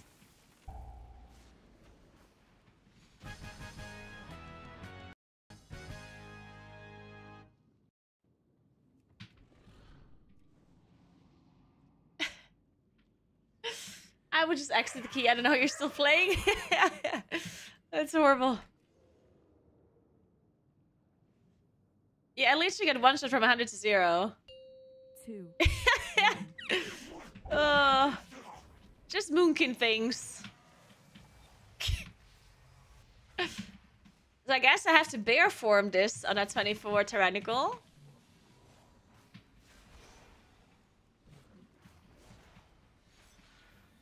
I mean, yeah, why not? Let me just bear form every ability. You have to bear from this? Okay, apparently not.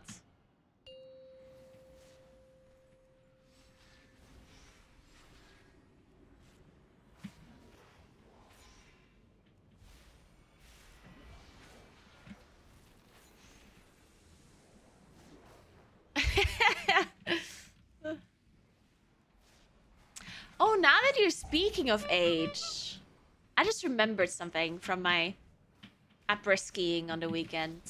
I remember I spoke to someone. I don't remember who. I think it was a German tourist. Yeah, I think I spoke to a German tourist. And they asked me how old I am. No. No, wait, I asked them how old they are. Because they were like flirty-ish. And they looked really young. So I'm like, how old are you? And I think he was like 19 or something? 20? Like very young. And he asked me how old I was, and I told him. And then he was like, really? Man. Who was that again?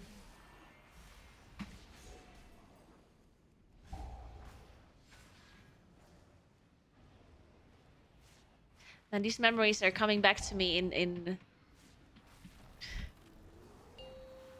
Yeah, yeah.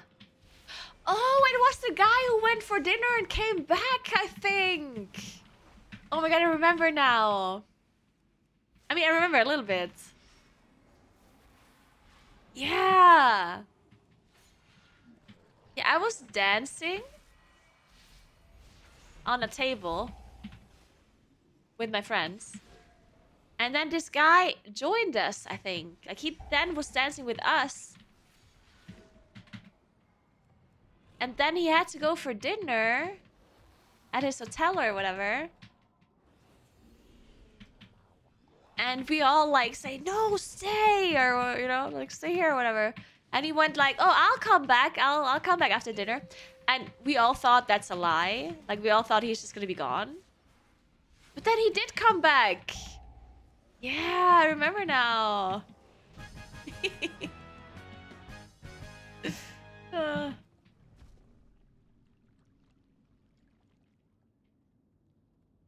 Oh, dancing on the table is normal, though. It's an après-ski thing. Don't worry about it. Oh! Fuck me. Wait, I can't press soulstone. Please rest me on the other side. Oh no! Thank you.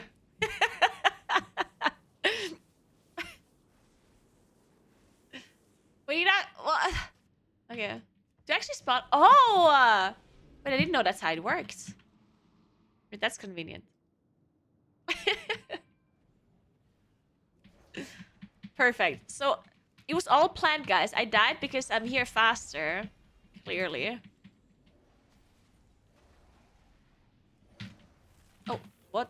Whoa. They all just focused me. Did you see that? They all just threw a spear at me simultaneously. I'm gonna press Incarnate and I really hope I don't die. That would be incredibly inconvenient.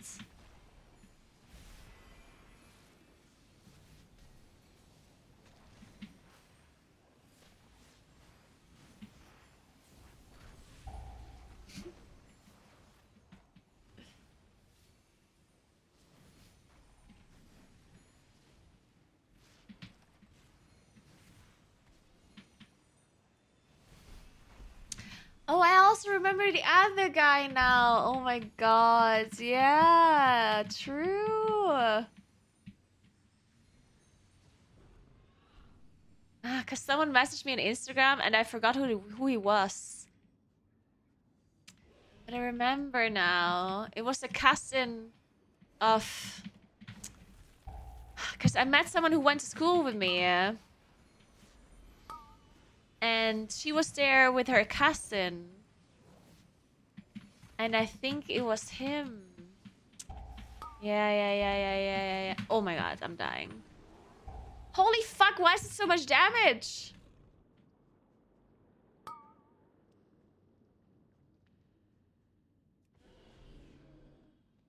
Inconvenient? Oh my god, I'm gonna steal that one. Very inconvenient. Oh my god, I love that.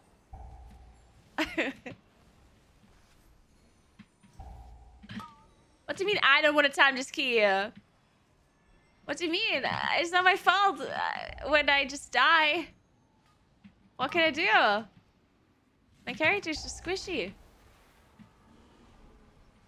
I was in bear form even. I had nothing left. No heal. No bear form. What can I do? When you're bear form, it's just a cooldown. I was just focused. It wasn't the healer's fault. I literally was just focused down. It's the mob's fault. They all focused me simultaneously. What can you do?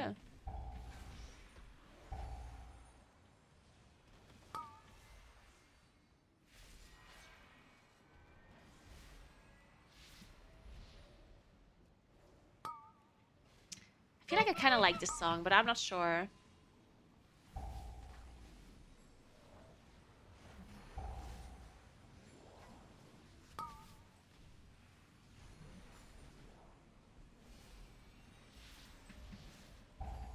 Just simply don't get focused. You know what? I will be working on that one. I will work on that.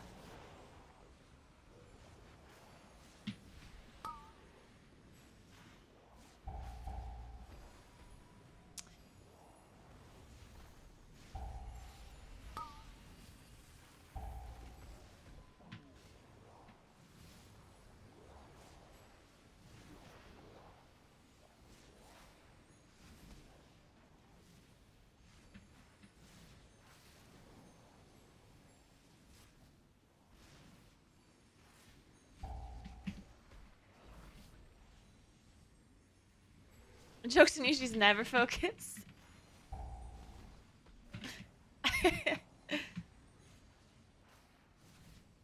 Just a lie. I'm always fully focused on something that is not the game.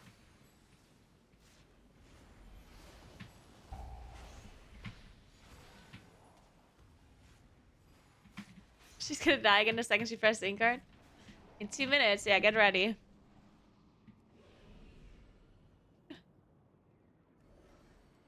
On the flirty German voice. He was cute though. I mean, cute for a 19-year-old.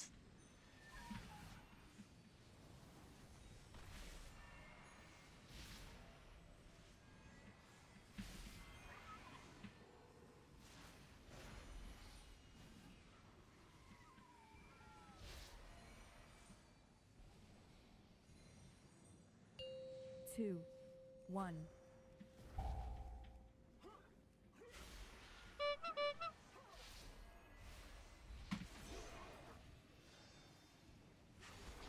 I hope this guy doesn't one-shot me with that dot. Did that get nerfed? I hope it did. Oh my god, it hurts a lot. Woof. I hope this spell is never on me, yeah?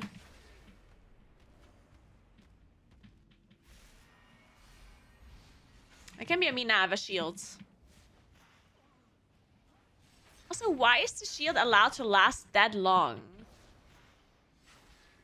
Right? Like the Breath of Ian's shield.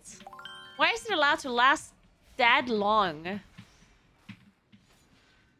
Same with Dark Pact. Why the hell is Dark Pact allowed to last that long? Like, that's just illegal. Hey, Coffee. Thanks for 34 months. What's up? Good afternoon. Happy New Year. How you doing?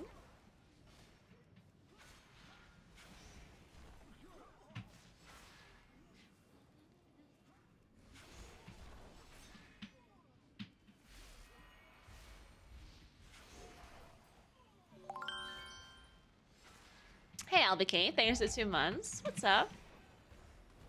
Oh, wow.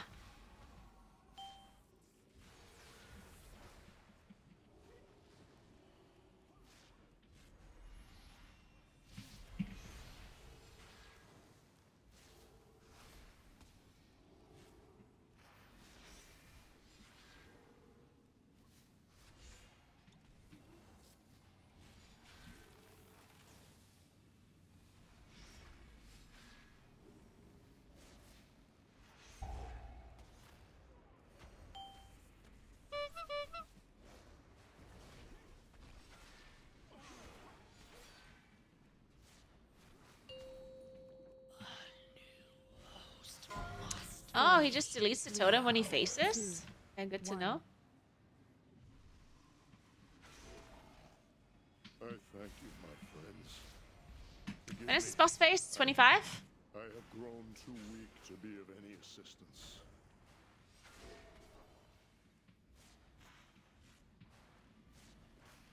I'm hung. Dude, it's 7? 4, 3, 2, 1.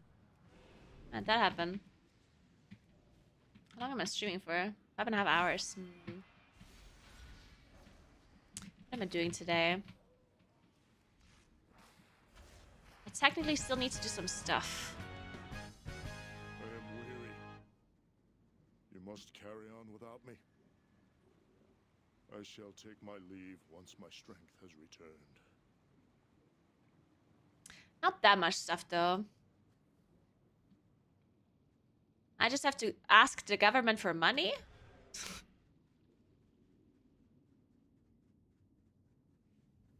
And what else?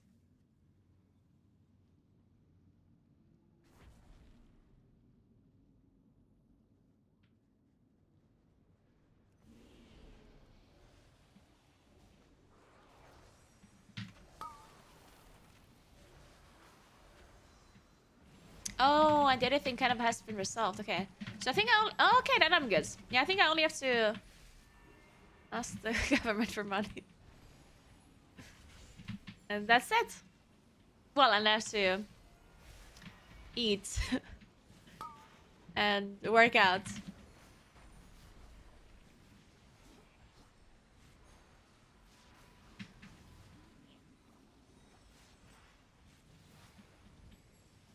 I can stream for a little while longer. Guys, I made an appointment on Wednesday at 7:30. Have you ever heard of that before? Literally 7:30. At their place, obviously. Which is like a 15-minute drive. So I have to leave my house at 7:15. Well, more like 7:05.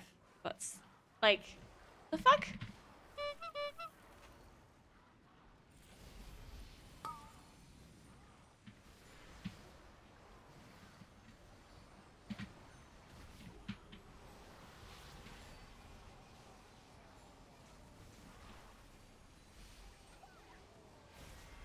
You picked Tower? I mean, my option was... Holy shit, that was a big heal. Yeah, what was that? Was that Guardian Spirit that procs immediately or something? Or... I didn't even see the Guardian being applied to me. Or is that just something that priests can do? Can priests just give lay on hands just like that, or...?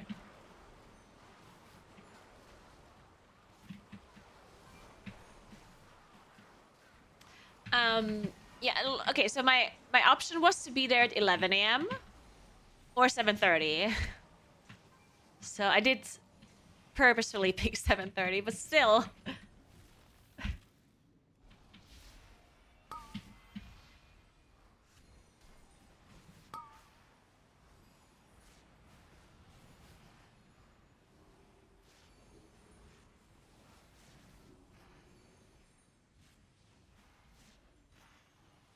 No, it wasn't lay on hands on a paladin because I didn't have for barons.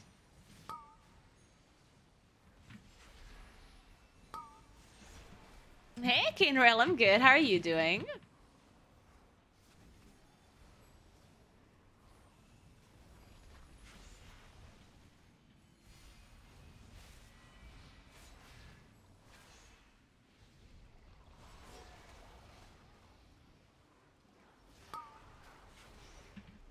I also went to his office today. That Did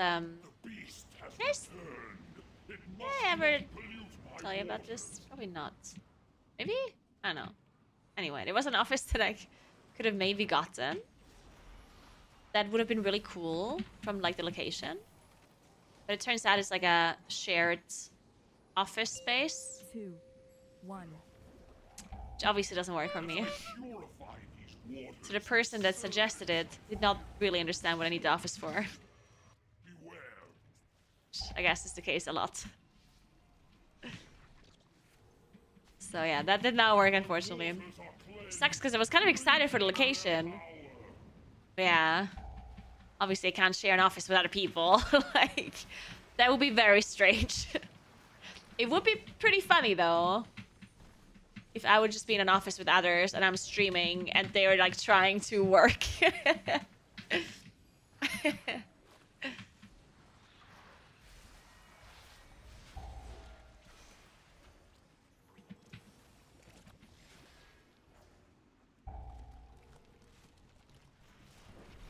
Waters are cleansed. Drink in their power.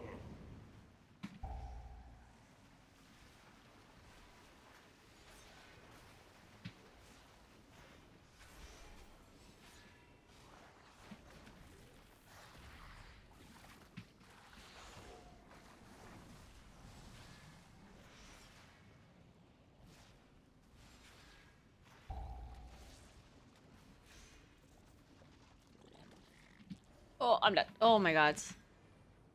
Oof. My waters are cleansed. Drink in their power. Their filthiness stains me.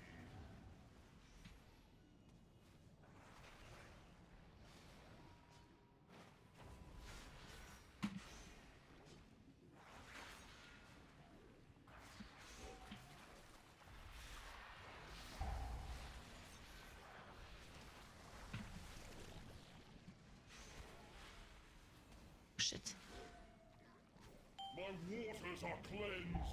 Drink in their power.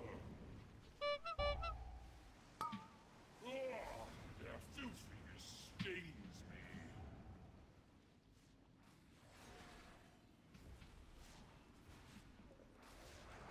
But there's another office I might be getting.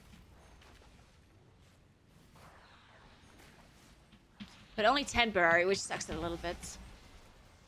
I mean, I do only want it temporary for now. But if I have an office and then I like it, and then I can't keep it, that kind of sucks, right? Waters are cleansed. Drink in their power.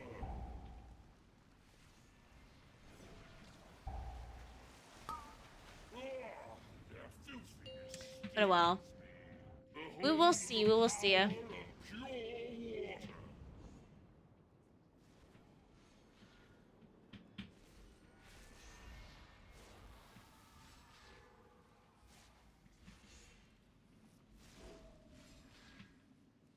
Oh yeah. Obviously we're doing a lot more damage because of the Augurbooker, yeah. We wouldn't usually do that much DPS. Oh my god, I got 17 points. Let's go. Huge.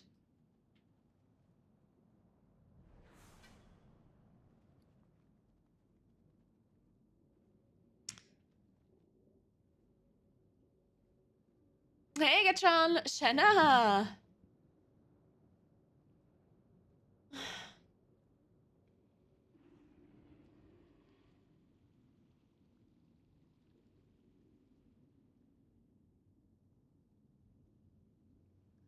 Fuck the entirety of that dungeon. Aw, thank you so much for 10 sub gifts, 2000. I appreciate that a lot. Thank you so much. Thank you. Welcome to Robert, Bummer, Hellstrains, Gris, Tanivir, Outer Heaven, Zakaris, Shubaba, Gluxton, and Cholson. Thank you so much, 2000. How was your Christmas time, holiday? Everything?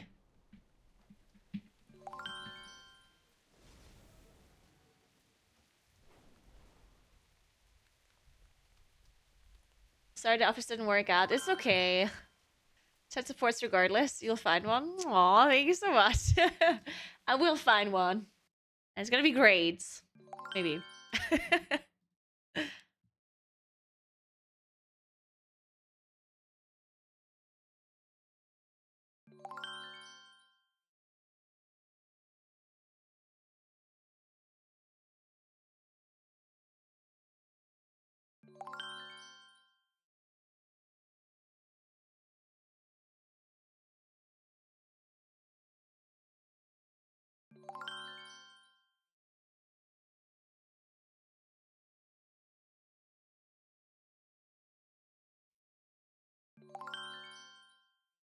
Serenity Power. Thank you so much for the follow. I appreciate that. And thanks for carrying me in the key and giving me PI right before I die. Thank you so much. Appreciate that. And sorry for playing bad this key, but I had to tell stories about my drinking, so I couldn't focus on the key fully. I also didn't play much in Blast this season, so I don't know what the fuck I'm doing. Oh my god. Wait, sorry. I got distracted. There's a coffee sponsor.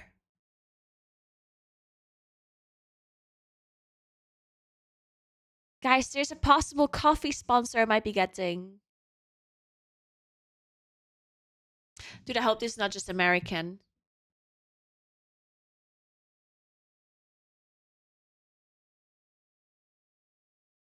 Oh my god. I need this in my life.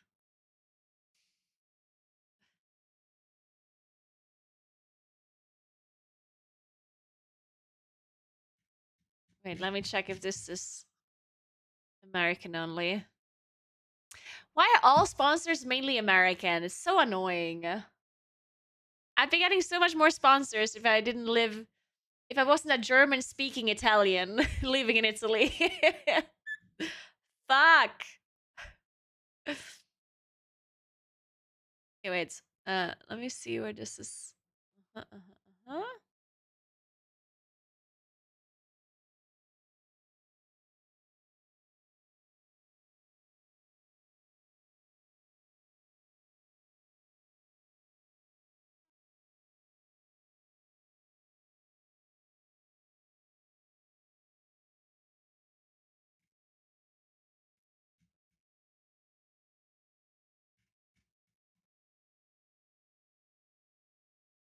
Where do you ship to? Let's see.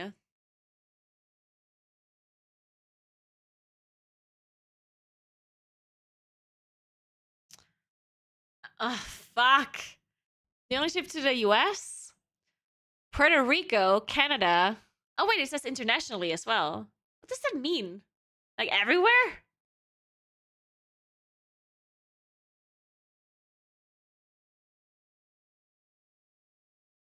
Oh, no, they don't ship internationally. Okay.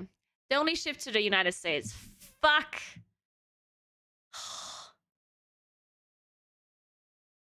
God damn it.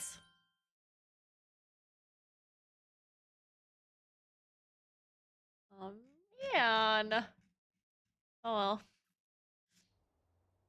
Man, I should message some South Tyrolean brands again. I used, like a long time ago, a couple of years ago, I messaged some South Tyrolean brands to see if they would be interested in a sponsor thing.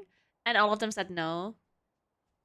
Or all of them were like, oh, we don't know what to do with your audience, blah, blah, blah. But maybe they're like smarter now. And there's some brands in South Tyrol that also do like international stuff. I mean, I understand that my audience is mainly not South Tyrolean, right? So like it does make sense. It's not that they're stupid. Like if it's a brand that does not deliver outside of South Tyrol, then it makes sense that I wouldn't do much for them. But we do have brands that do deliver outside of South Tyrol too. That is like more international. I should message them. Coffee brands. We do have some good coffee brands, I think. Beer. Could you imagine if I get a coffee sponsor and a beer sponsor? And yogurt. Yeah, that's like my dream. Beer, yogurt, and coffee. Thank you so much for 17 months, Neuro. Thank you so much. Happy New Year. My demographic. I haven't looked at it in a while. I think it used to be like 20% America, 20% Germany, and everything else is like everything a little bit, you know. I can check.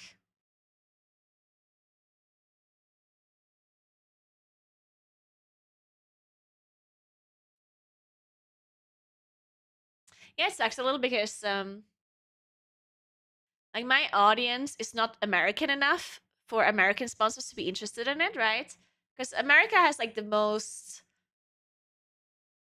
or I guess just American companies are doing the most marketing with streamers in general. So most sponsors are American. And even if their product that they're selling is international, they still mainly focus on American creators, which I guess does make sense. And me having only 20% American audience is, I guess, not good enough for them because they can get someone who has more than that. And then I have 20% Germans that watch me, which is also not good enough for German advertisers because they would want to go with somebody who actually has like 80% German audience, which are streamers that stream in German, right? Of course. And then, of course, I don't get Italian sponsors because just because I live in Italy, it doesn't mean that Italian people watch my stream. So.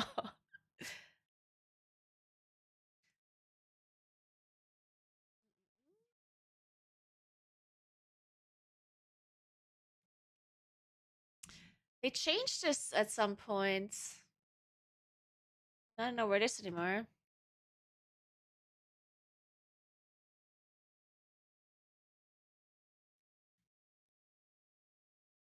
Oh, there. Oh, it's actually more. I have less American people now.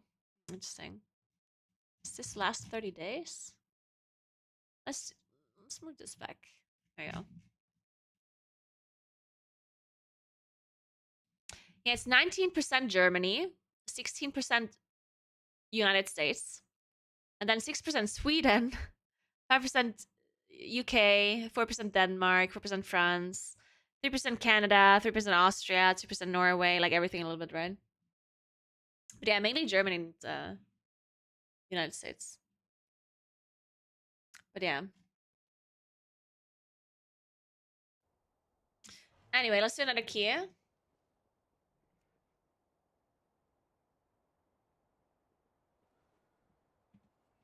Let's try to do EB and rice. Need some score. EB and rice. Thanks for 6 months. Bone, what's up? How you doing? Happy New Year.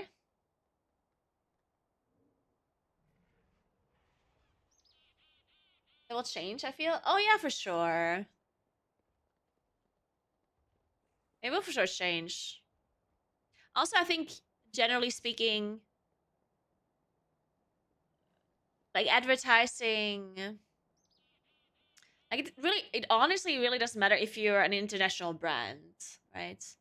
If you're a brand that sells everywhere, then it obviously does not matter where the content creator is from, as long as they speak English, I assume. Yes. Well, even that probably doesn't matter. If you want to sell a product more in a certain country, then you can also just, even if you sell internationally, you might still want to focus on like a certain country for some, I don't know. Maybe you have a product you want to sell more in Germany, even though you ship internationally, you might still want to advertise to Germans a bit more or something.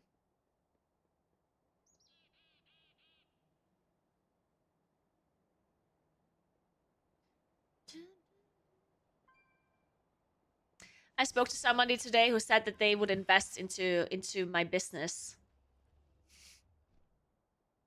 And I was like, there's nothing to invest. And then they tried to make up things that I could invest in.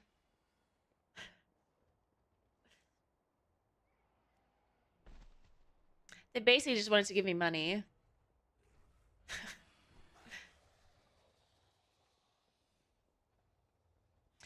I just 25 rice from that TSE key. Ooh, we could do 25 rice. I mean, I'd be up for it at least.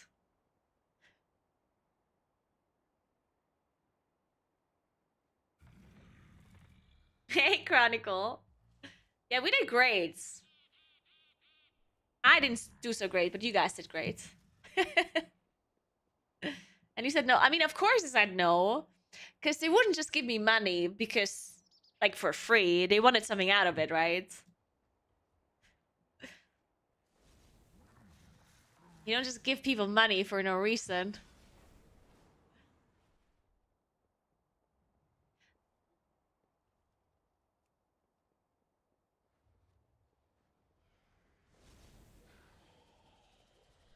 Branded lobster traps.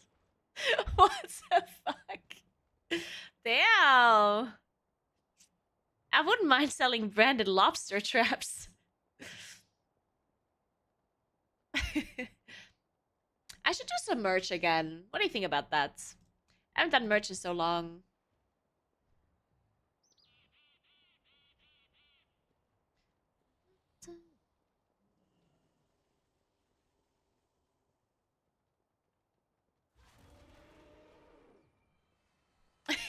Saber Knight. Moonkin plushes would be super cute, but you can't do that. Like, it's too... I mean, well, actually, I mean, you could do it. But I think it's, like, too much effort. Like, it's too expensive for me to do that.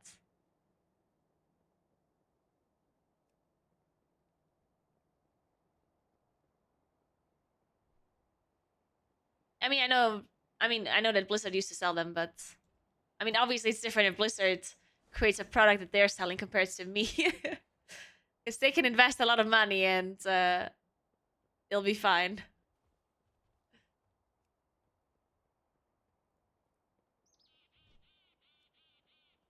Like, it's really easy to do merch like a shirt, right?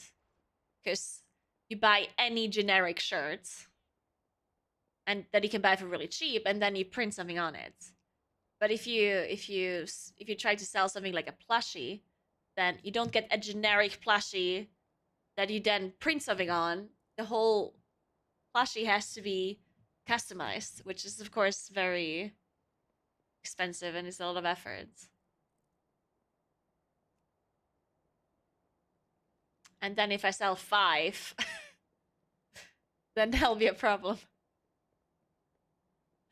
Also, Moonkin Moonkin specifically is obviously art from Blizzard, which I would not be able to copy. I can make a Moonkin ish looking plushie, but it can't be an actual Moonkin, right? Because obviously that is copyrighted by Blizzard.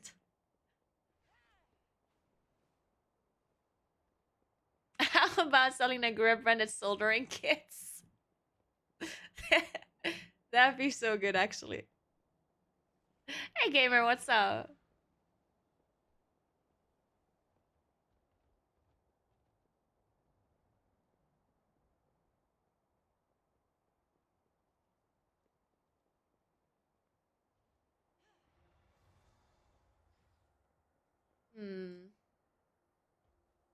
I think I'm gonna do a little bit of a lower key for those two dungeons because they're so hard. I don't want to deplete it. Okay, we need to change the music. This is unacceptable.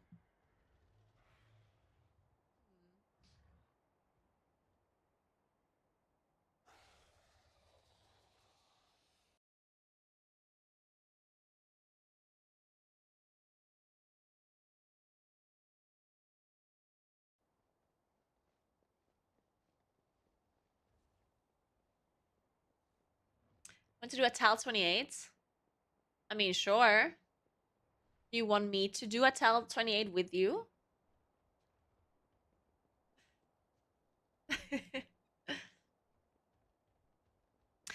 I would just do the one thing that I would really want to do. I mean, I can't actually do it because it would be way too much effort, obviously. But could you imagine a Gura branded beer? Like, come on, how cool would that be? I even still have a logo made by my friend. It would be so good.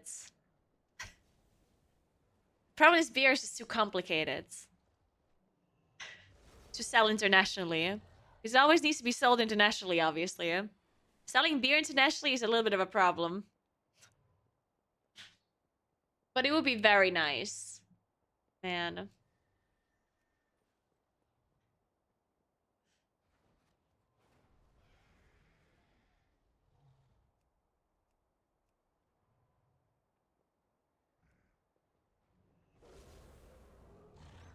You know what I could sell? Cookies.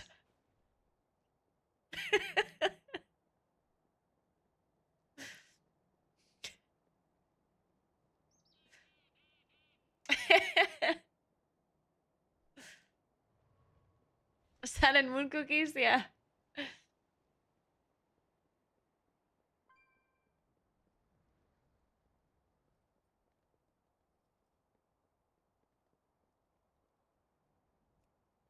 Hmm.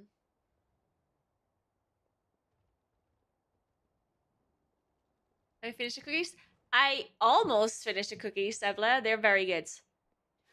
The one thing that that didn't try yet is the one with mint in it, peppermint. Because I'm not a big fan of peppermint in sweet stuff. So I'm gonna have to see if I like that. I'll give it a try though.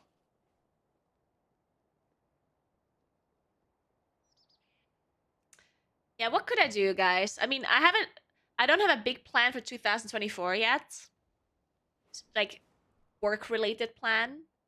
Maybe I work on some. I mean, I could do merch, right? But instead of doing merch, because merch is kind of boring. I mean, merch is cool, but it's not like special, you know. I could work on something interesting, like some interesting product, and not just like shirts, you know. I mean, I'm doing the variety plan, but that's not like that. I mean, it's a big project, but like more of a like I can't plan ahead, you know. Like I'm thinking of something that I can plan over like a longer period of time that is then like a cool thing, you know? Because the variety thing, I'm doing that, but it's not something I can really plan ahead a lot. It just kind of happens.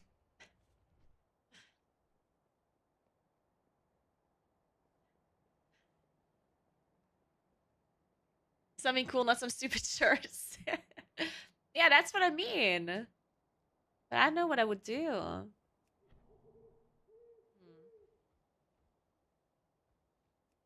Like, it would be really cool to like work with a company on like an actual product, you know? Work with like a South Tyrolean brand. That'd be super nice. They're all very expensive, so maybe not. Goddamn South Tyrolean companies are all too expensive.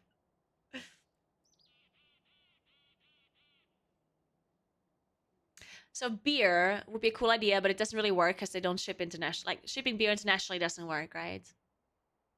So that, I guess it can't be any kind of food, unfortunately, food or drinks, which does really suck.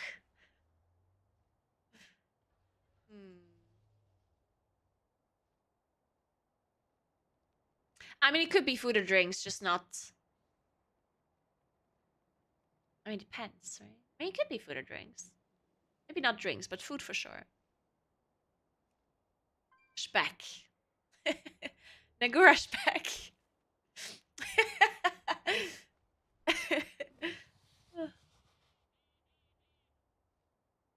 Why not do the same thing with the South Tyrol company that he got the beanies from and do Naguura merch for South Tyrolean manufacturers instead? I mean, I could do that, but like, why is the question? Like, why would I do merch with South Tyrolean brands? Like, it's just going to be more expensive to manufacture, right? Like, the reason why I would want to work with a South Tyrolean brand is to make like to do a product that is somehow related to South Tyrol in a sense, right? Because if it's just any product that has nothing to do with South Tyrol, like shirts, then it would make a lot more sense to like go with a company that would be cheaper to manufacture and send it out to everyone, right? Because the only thing that I'm gaining from working with a South Tyrolean clothing company, it would be that it's more expensive for me. Because it wouldn't be like a person that buys the shirt doesn't understand at all that it was a South Tyrolean brand that worked on it or made it, right?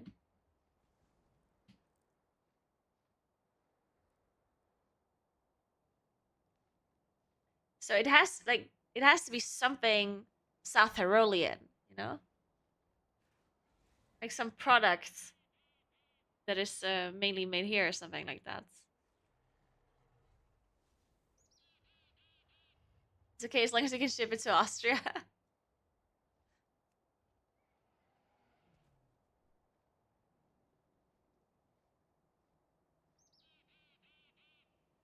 You get officially partnered with their tourism office. Unfortunately not. Got them fools. Can't believe they didn't hire me after this.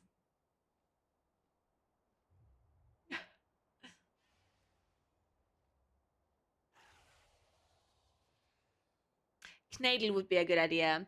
Honestly, Knadel.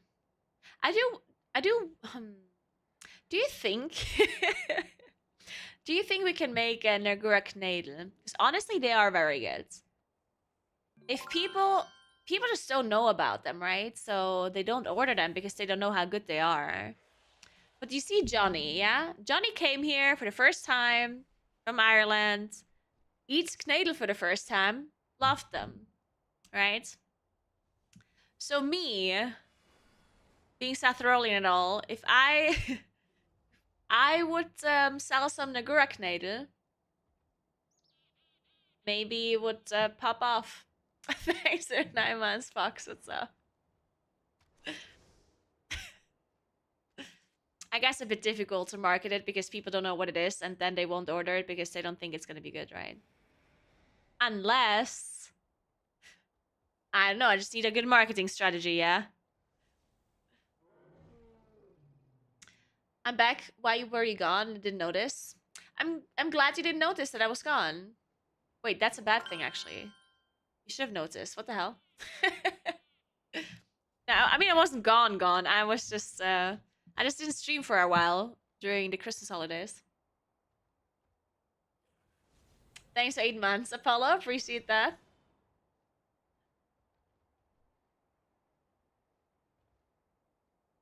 Do an over-the-top paid for and plus package that triggers on screen Videos depending on what's being fought and what key level? Like when Soul Echoes comes on Yasma, have someone come up and stream saying run bitch run, but emphasis is to be loud and obnoxious to make keys more challenging, not easier. Like the meme epic Sweegar pack.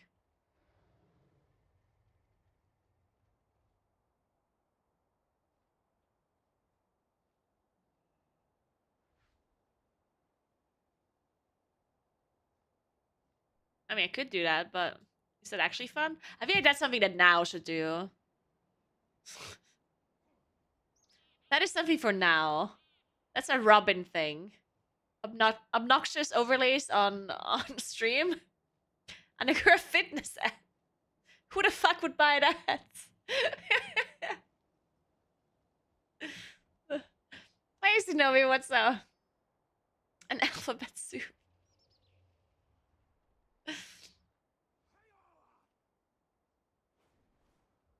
Naguura fitness guide spin bike. I mean, nah. I'm still thinking. Don't worry, I'll have a great idea.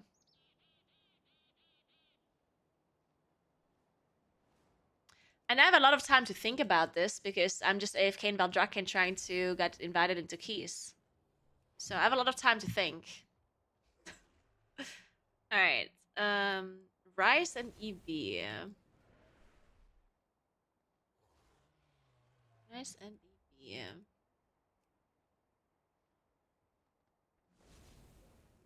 Is Rice still the hardest key? You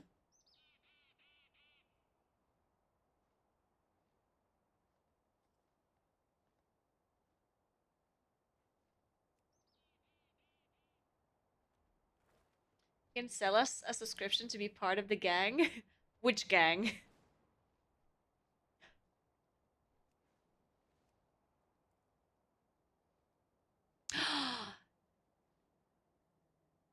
Okay. Naguura e-scooter. Come on. That's it.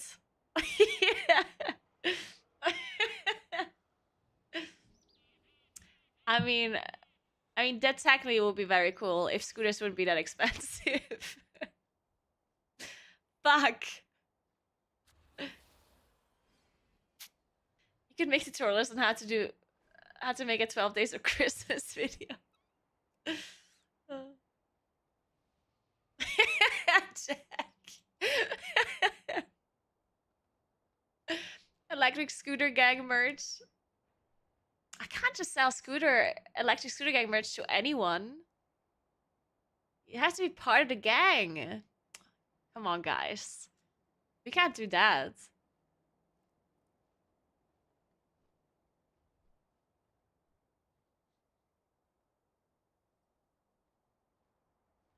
Then make us part of the gang. I mean, you can be part of the gang. All you need to do is have an electric scooter and pass the exam. The electric scooter gang exam. Which you have to do in person, of course. Because there's a practical part. So you know what you gotta do. Sell the scooter and make money on the exam.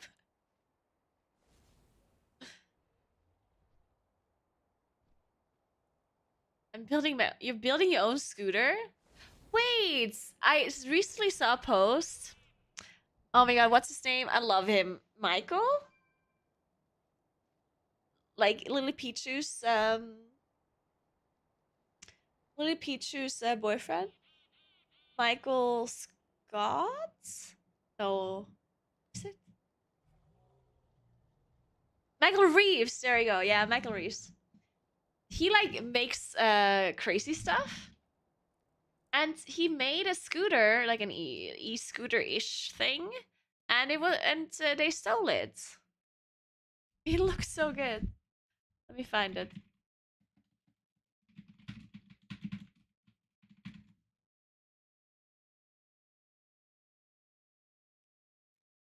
There. He made this.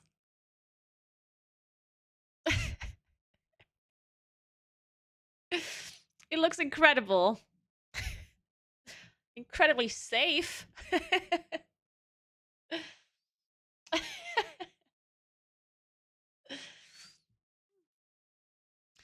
Electric pink Barbie scooter. Perfect.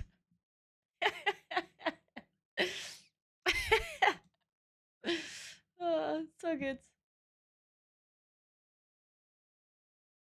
I haven't watched his YouTube videos in a while, but this guy is just incredible. I love the Roomba that he made. Like the one that is... Wait, his last video is 8 months ago? Damn!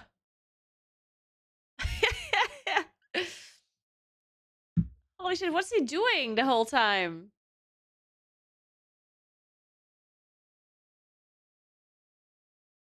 Teaching a robot dog to pee beer. Oh my god. If you find Waldo, you get taste. Dude, his videos are just so fucking good. It's incredible. I gave my goldfish $50,000 to trade stocks.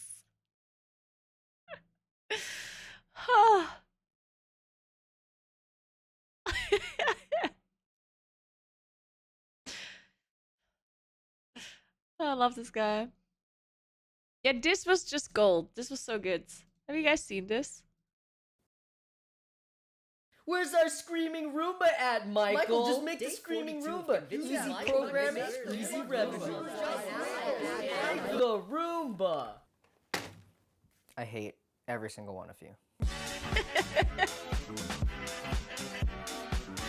I love this guy. When I first read the idea for the Roomba that screams when it bumps into things, I thought, oh, that's an interesting concept. I'll put that away. I might do that later. This is not that. This is me getting you motherfuckers to stop commenting that. I can't. If I see one more fucking... This is it. Are you happy? It's done. If I flip it over, oh, look at that. There's all the electronics. Look at all those parts. You got this one, this one, this one, this one. If you think I'm going to explain it, you're goddamn out of your mind. This is a piece of shit. All that you really need to know is that when a collision gets detected by the sensors, sound gets played from this Raspberry Pi to this Bluetooth speaker. It's actually pretty much done. All the electronics are in, all the programming's done. So now let's simulate object contact in order to test the machine's collision detection system. Goddamn it, motherfucker. Oh, you stupid cunt. Please stop hitting me. I feel nothing but pain. Why would you build me so that my sole existential purpose is to suffer? For the entertainment of others? I am an unholy chimera of metal and suffering. Existence is a testament to the cruelty of mankind. This is a nightmare, nightmare, nightmare, nightmare, nightmare, nightmare. It could be better. You know, I could engineer this thing all day long, but I think what we need is some good old-fashioned human voice, right? Because the point of the screaming is so that it doesn't feel like a robot, right? You hate it when your Roomba hits a wall and then doesn't cry out in pain. Sheesh. That's fucking weird, right? It feels like a robot. I want it to feel like, you know, a living creature that's in pain. So let's get some other YouTubers to voice this. I don't know if you knew this, but I'm super good friends with like a lot of YouTubers. Hello? Hey, Ian. How's it going, man? Who is this? This is oh yeah, this is Michael Reeves from YouTube. Vsauce, what's going on? No. The other science, Michael. Oh. So I got like this this like robot Roomba thing that it screams when it bumps into stuff. I didn't. I actually wasn't asking about like what projects are you working on. Explain it. You know, fucking a short phrase. I don't need your life story. Okay, yeah. So okay, it needs voice lines. Really gonna ask me to? Well, it could be like we could like hang out too, maybe. Hang out. I also, don't know about that. cool. You live with Will, right? Yeah. If I'm hanging out with Will, if we're working on anything, then okay. I could see myself being in the neighborhood. Okay, yeah. Okay, is that it? Yeah, that's cool. So we got some swears from Ian. We got swears from Ian iDubbbz. We got swears from Max of Max Mofo while he was here to do some stuff. So let's program their voice into the Roomba. You are my friend.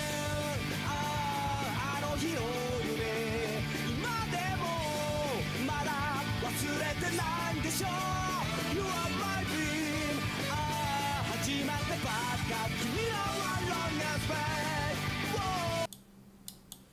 That's it. You just drag and drop the sound files into the right folder. Programming's not that hard. Fuck.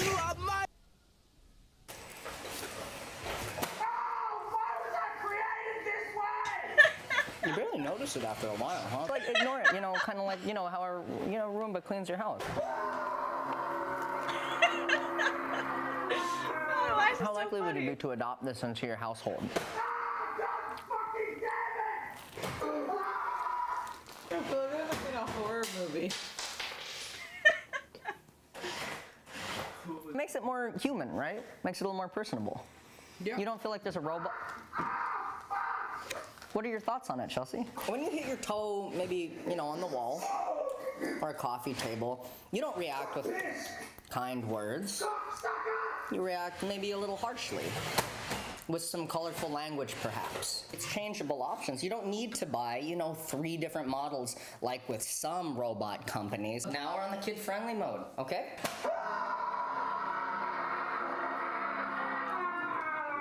Screams are kid-friendly. I feel like this is a good way to help kids understand, like, empathy. Mm-hmm. And, like, how some people in life have it worse than you. Exactly. Ow! See how that made you feel bad? So Chelsea, do you think that robot was maybe like a little too angry, maybe like a little too mean, make it a little more family friendly perhaps? This is really, I don't know if I'm supposed to look at you. Yes, Michael, it was too angry. Shut up, Chelsea. So we need someone with a calm voice to just chill things out. I think I know who to ask. Huh? Hey, Lily, how's it going? So I have this robot that swears. It's way too angry. I need someone to kind of like cool it down. Would you be okay with doing some like calm voice lines for it? No, I want to swear, like really angry shit, like fucking horrible stuff, like depression and darkness and pain and despair and suffering. Ah! Motherfucker! God fucking damn it! Are you fucking serious? It's perfect. This is too good of an idea to not sell. I need to get some market research from actual consumers. But where are we gonna find average, everyday consumers to test it on, get market research from? Will, where do you wanna go somewhere? Well, I like Walmart. It's cheap and You're gross. supposed to say Target because it's closer. Target! You fucking idiot. Okay, it's a little empty.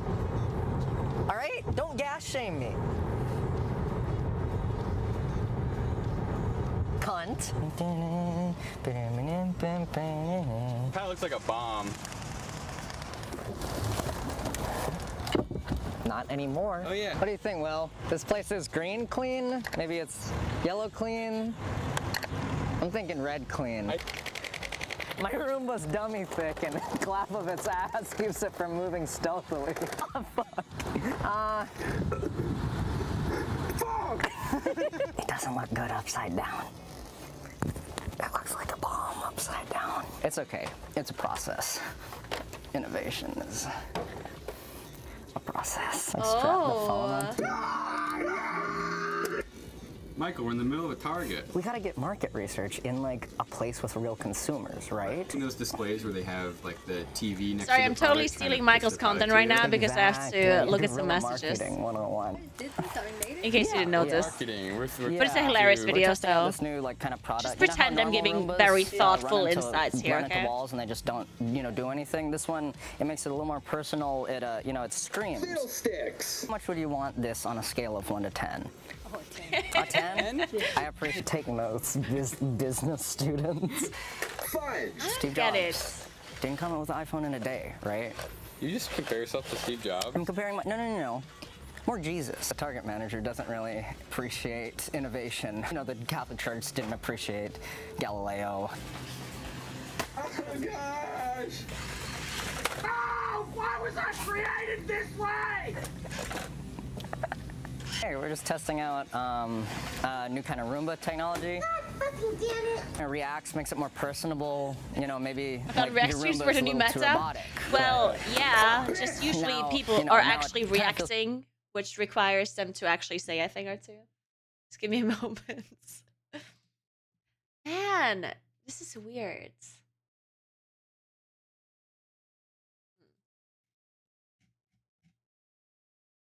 Also, why are they sending me pictures that are the wrong way around? You download this picture and put it the correct setup. Wait.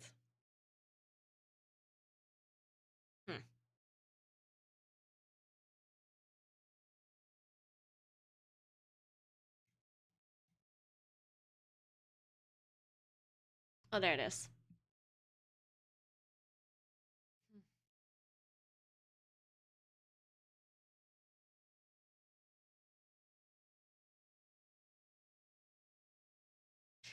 All right, so let me explain this. So you can help decide, because I love it when Twitch chat decides about my life. Right, so I have a door, like a window. Let me show you this.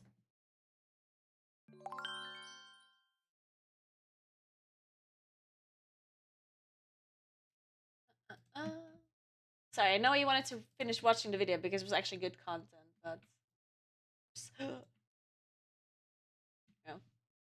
no. Hey Bonesaw, thank you so much for Prime. What's up? How you doing?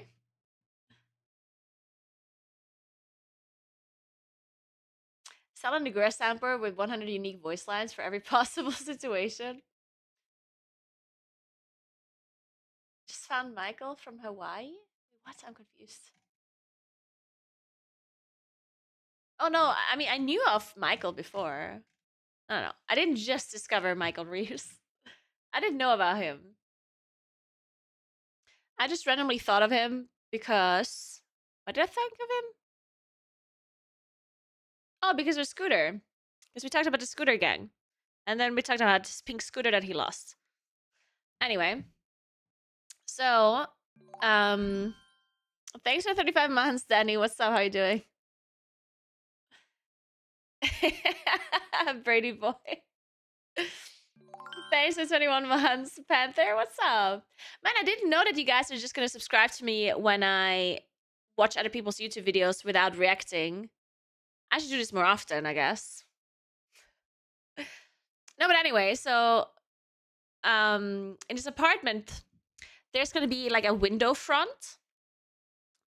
And this is the window front, right? The thing is, though, it needs a door. And apparently, you could do it like 3 different ways. So either you do the door like this, where this part moves into this part, but it being like borderless here, you know? So there's no border here. It's just like, it just slides into this bit here at the top, I guess, and one at the bottom that is like not visible here, like in the floor, I would assume. And then I guess there's like stop things here somewhere. But yeah, so this part would just be glass, right? Or you can make the door look the same way on both sides.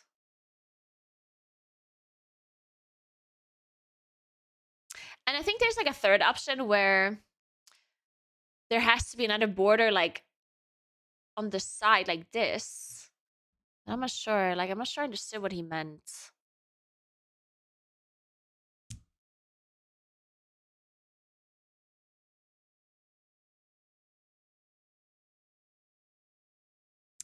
Yeah, the door stops. Like, you can only move it until like this middle point, right? So you can move the door over here until here, until the middle.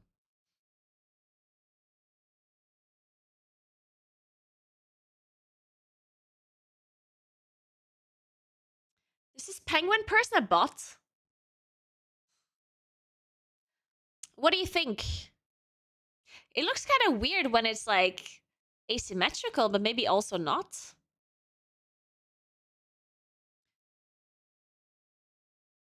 I mean, it's probably nicer to have less borders, right? Yeah, I think it's just better to not have the double border, right?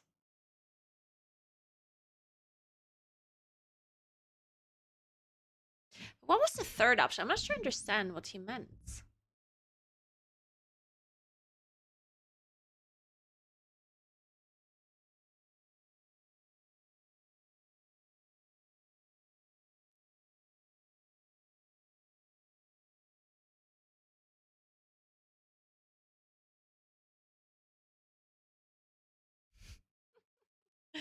What the fuck?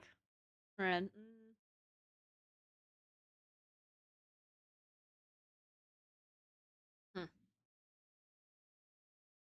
Oh no, I mean, it would be a sliding door no matter what. Well, both of the versions would be a sliding door. The ones that I just explained, right? So it would be a sliding door either way. The other option is just that you put the border here like the same way as it is on the left. So it's like symmetrical, I guess. And I don't know what the downside for this is like. Like maybe it has other downsides? I wouldn't know about that though. Like functionality downsides, I mean. Because from the way it looks, I obviously know the difference, right? But maybe there's like some functional downside for doing it this way, but I don't know. I don't know if that's true.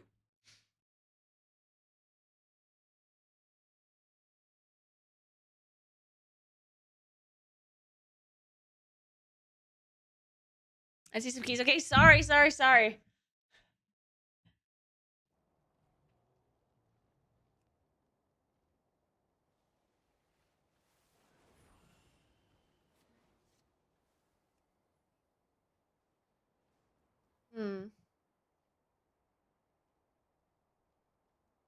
I mean, I would like to show you keys, but I keep getting declined to everything. What can I do? Also, I get distracted by watching Michael Reeves videos about the Roomba that hurts himself. It's a good video.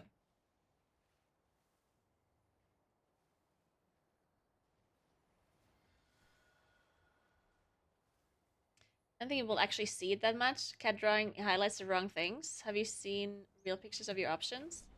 I mean, I can imagine. I mean, there is not that much of a difference, right? It's literally just... I mean, at least that's what I'm thinking of, at least.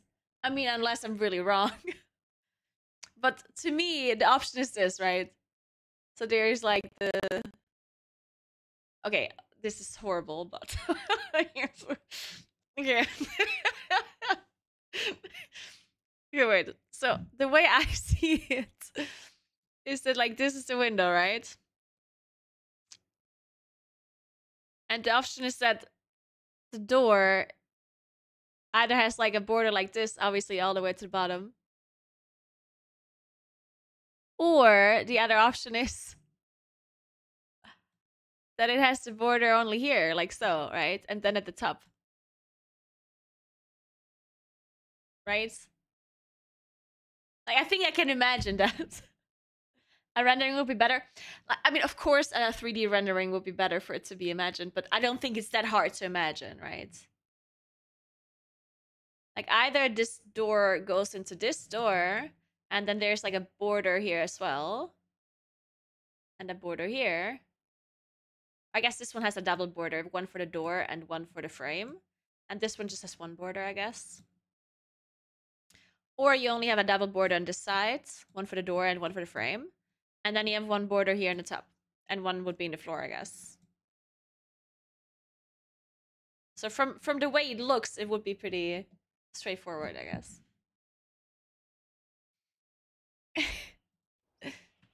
I don't think I'm going to ask for a 3D rendering of this. Yeah, I think I would go with the top option. Yeah. I think less frames in the window front would be better. I mean, unless there's other downsides that I'm not thinking of. But I don't know. It looks unfinished with no border? I mean, I don't know. That's it? I mean, it does look a bit weird if there's only like a frame at the top, right? That for sure looks a little bit weird, I think. But I don't know. I mean, maybe I don't think it really matters. You could build a full-scale version for each of us to see. That is a good point. Yeah, I think I'm gonna go with that option. How much do you sell these architectural diagrams for? Ooh, that is a good idea. I should be selling that. I should be selling paint drawings.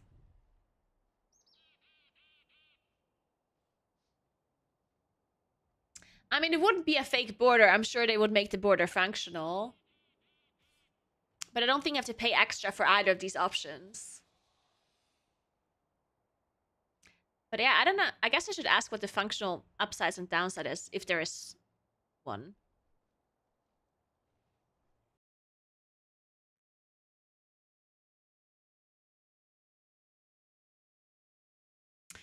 Ooh.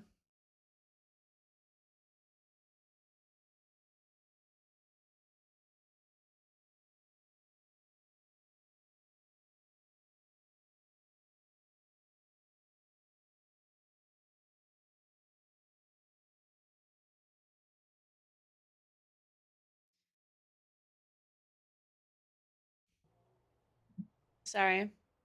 Just another sponsor thing.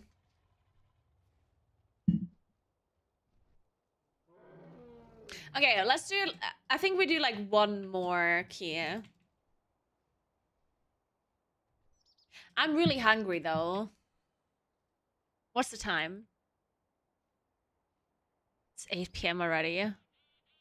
Hmm.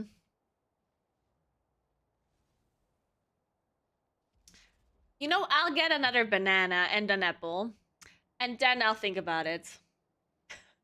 There was a guy on Shark Tank ages ago that pitched his "let me draw a cat for you" business. Just to I'll MS paint stuff if you... But that was like more of a fun thing though, right? Oh, that reminds me of something.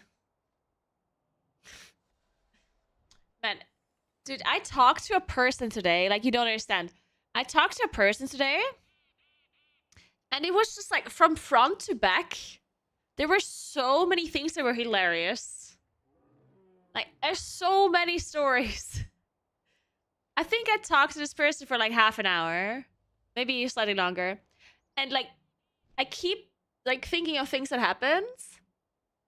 And it was so fucking funny. And I can't tell you, unfortunately.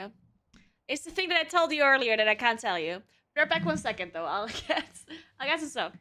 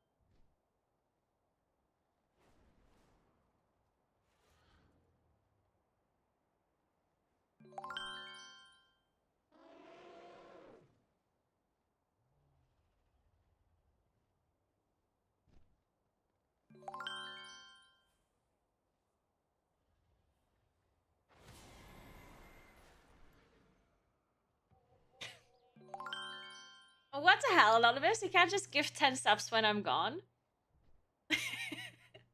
Thank you so much. Oh, sorry. Were the subs meant for my chair?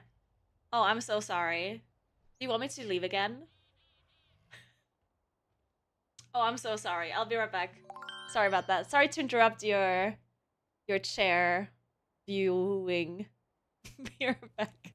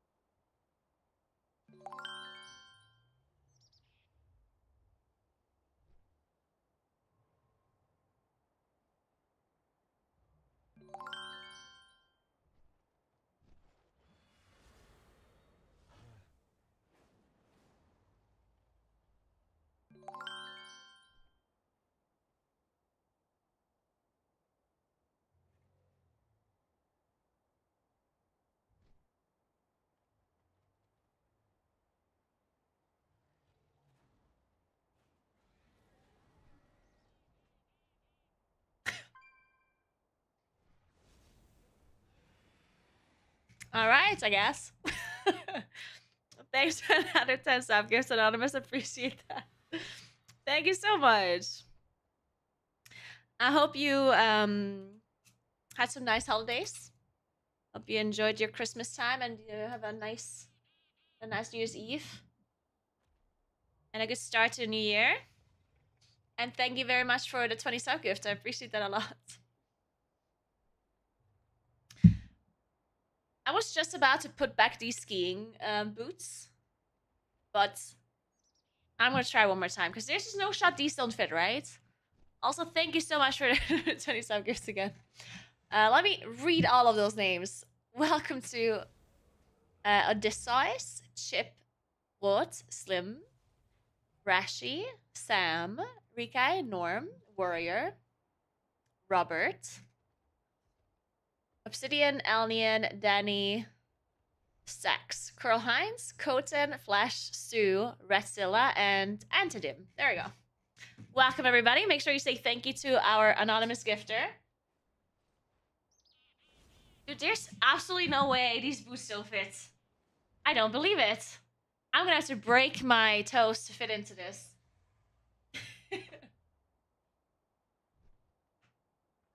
It's just impossible.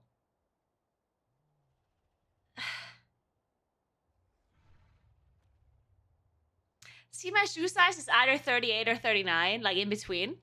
And my mom has like 39, 40-ish. And these are from my mom. So it's like, I don't believe they don't fit. How could that be?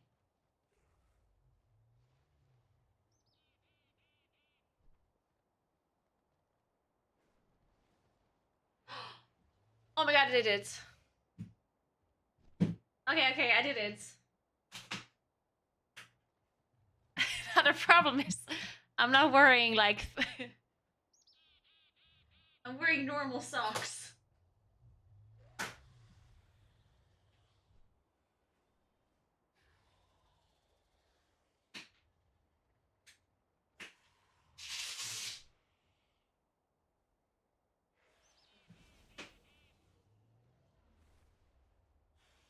right. I think I can make it work. As long as I can still... I think I can make this work.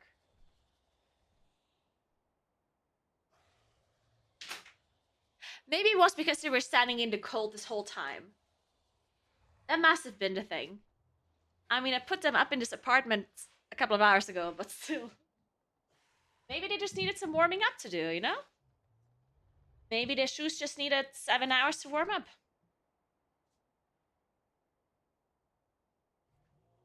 I'm trying one more time. What's the snow situation? It snowed a lot last weekend. And it's now cold enough for it to actually stay.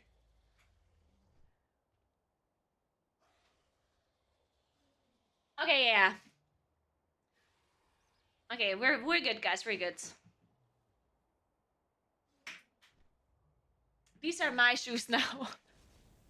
Don't tell my mom. But they now belong to me.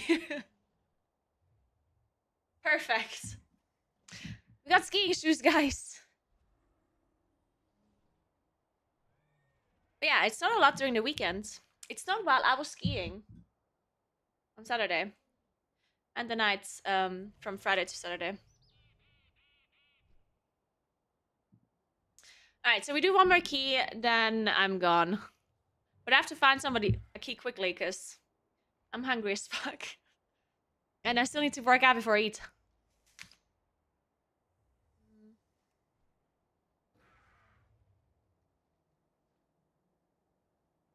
Let me just find somewhat low-key.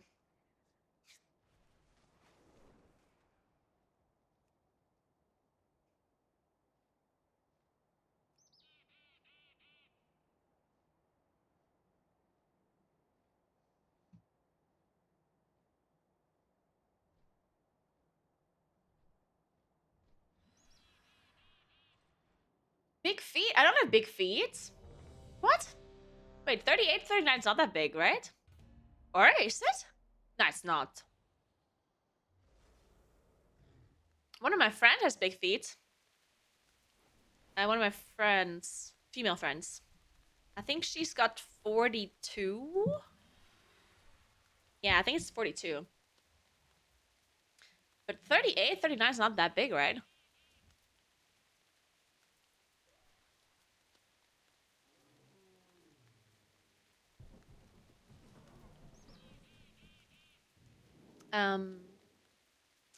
We're going EB. Skip this song.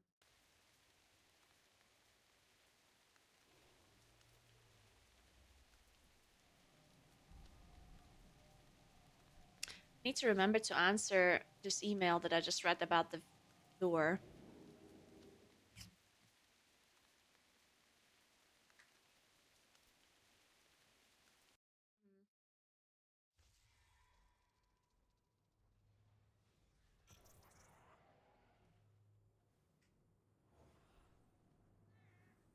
Dude, I have this weird thing now.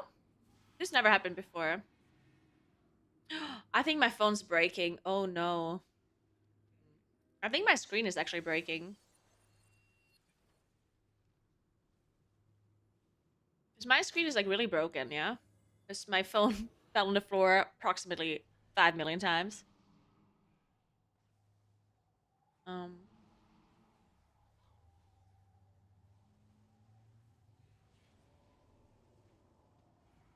And my phone like stops reacting sometimes, my screen.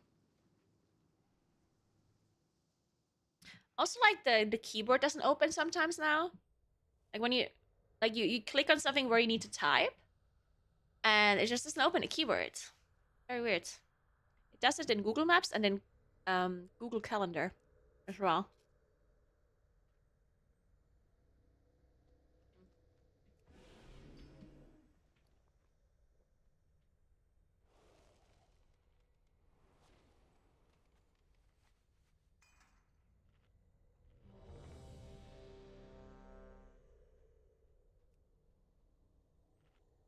It's on a 38 in Freedom. Oh, yeah, I guess shoe size is different in a lot of countries. But yeah, 38, 39 is pretty normal here for women. I mean, there's some people who have like some women who have like 36, but and it's definitely like more of us on the small side. We're missing lust? Yeah, we don't need lust. It's okay. We're also missing an Aug Evoker. We're missing a lot of things in this group.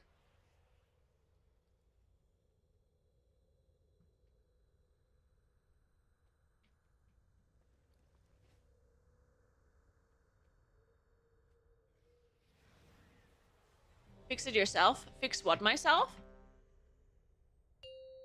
Wait, is that a challenge? Is there something that I can fix? 5, 4. What is it? 2, 1. BG3 when? We can play some BG3 this week. What about... Okay, I think I can do like a special-ish stream. And by special, I mean just not a WoW stream. Let me think. So on Friday, my stream is going to be a little bit shorter, probably, because I have an appointment in the morning. And then I have to leave for dinner at some point. Actually, when is my appointment? On Friday in the morning.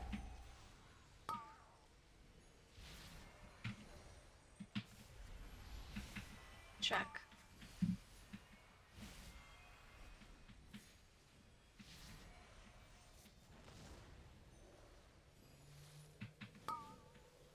Oh, it's at 8. Okay, never mind. Okay, then should still be fine. If I need like an hour for the appointment, then I'll be back at like 9:30ish. Oh, and I still have to do my makeup afterwards. Yeah. I guess I'll stream it around. Yeah, it will be a little bit of a shorter stream on Friday.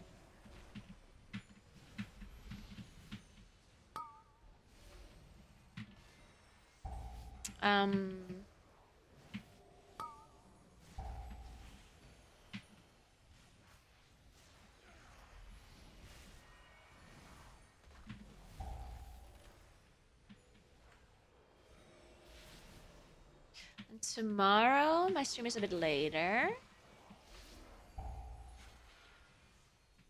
I can stream longer, that's fine. When do we do BG3 then? Because I have to play FF14 on Friday. So we have to do FF14 on Friday, and we could do BG3 on Thursday.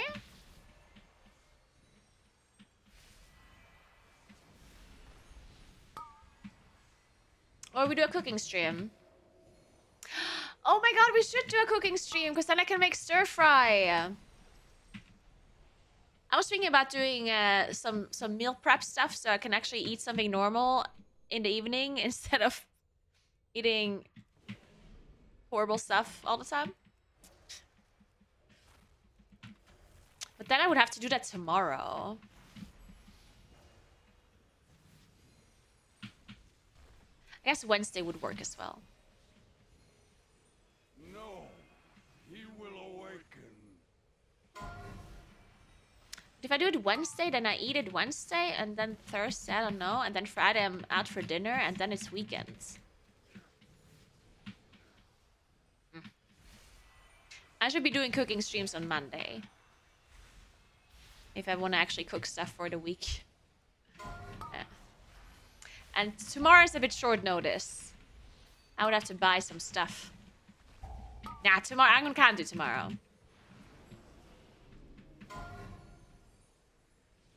Okay, we do a cooking stream next week. Yeah, next week.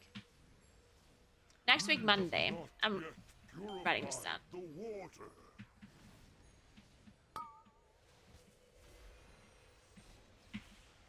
Hey, Google. Put a reminder on Monday, 8 a.m. cooking stream.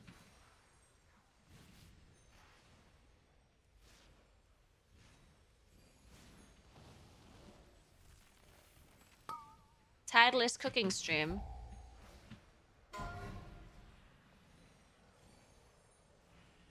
Wait, why is it putting it in Google Tasks?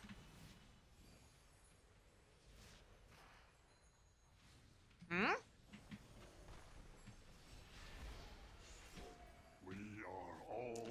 what's the difference between what's a Google task? Where does it get saved?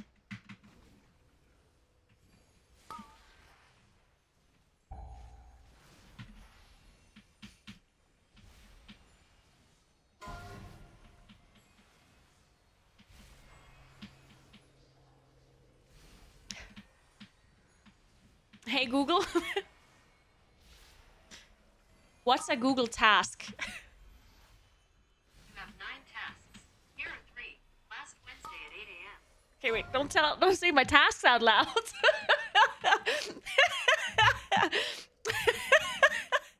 Dude, now I want to know what happened at 8 a.m. last Wednesday.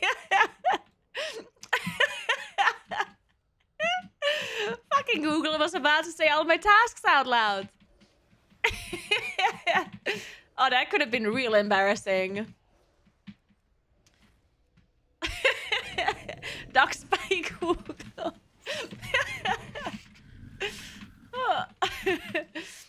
Now I actually really want to know what my task was last Wednesday.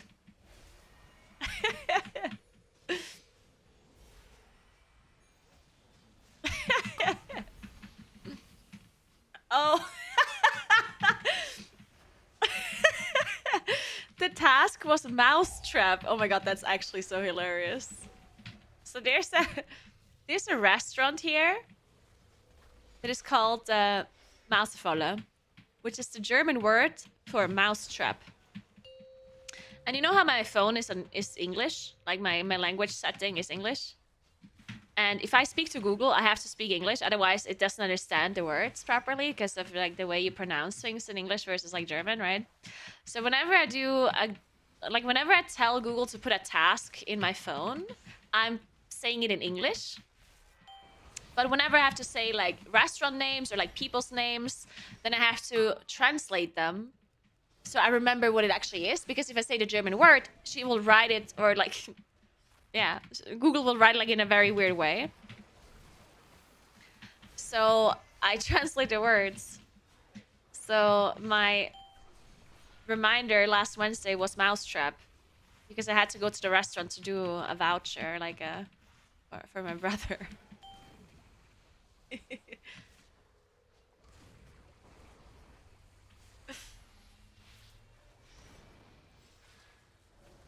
But how do they work? Where did the Google Tasks show up? Welcome to Google Tasks. Manage tasks on the go from any device. Stay on track with notifications. Start important tasks and organize them into lists. I should start using this instead of using Google Calendar, maybe. Or, I mean, I don't know. I like using Google Calendar.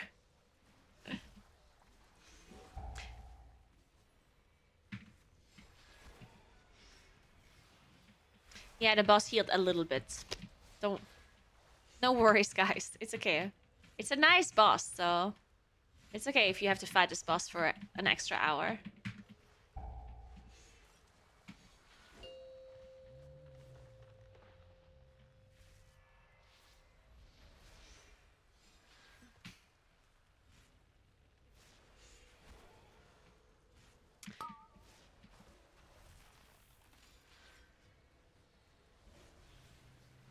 Okay, let's try this again.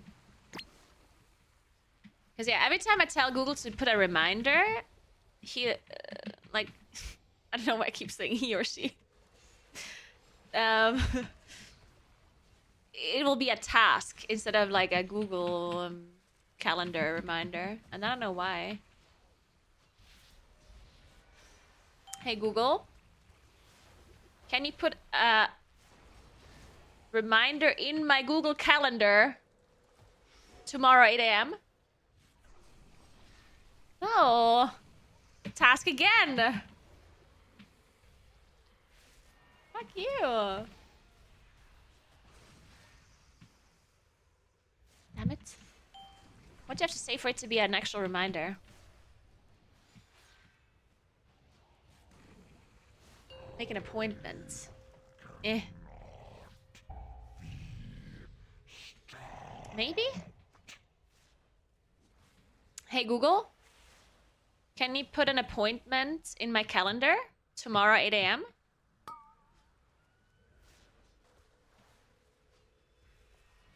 Oh, wait. Try this. Great.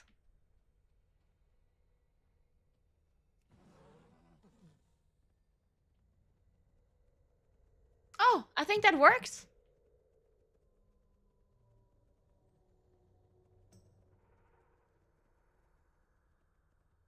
No, it didn't. The fuck?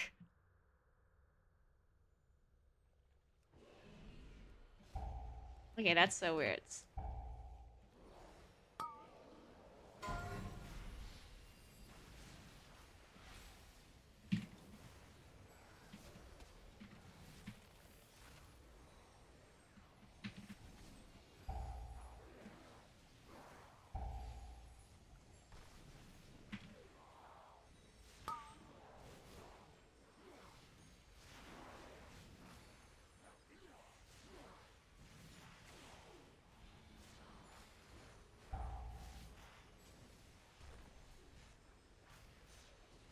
What did it... I mean, I don't even know where it put the reminder just now.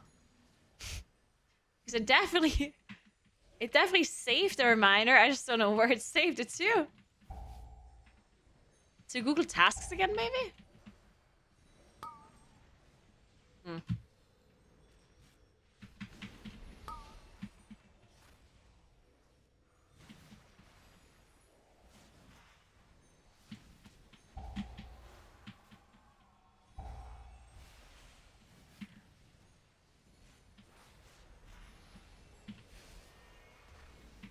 Somebody Google this for me while I'm in this key.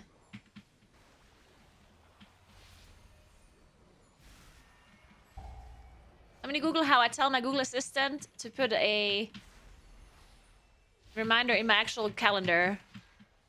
Please. You're gonna have 20 reminders go off on Monday.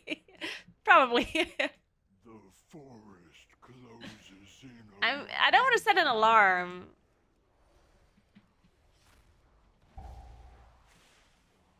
I don't use Google Assistant a lot, but when I'm in my car or something, or when I'm in a key and I want to put a reminder, then it's where I would use. And then I want to put it in my calendar and not in whatever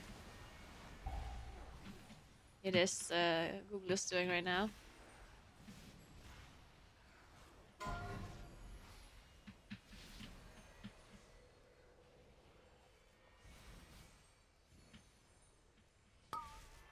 No, they don't show up. Like, the tasks don't show up in the calendar.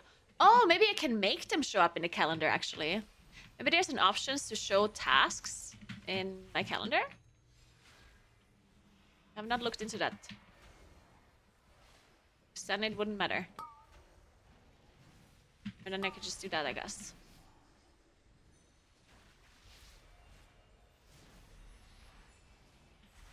No, because I mean, I opened the calendar and there's no appointment on the day that I set the appointment to. So obviously, I guess it's not showing up, right?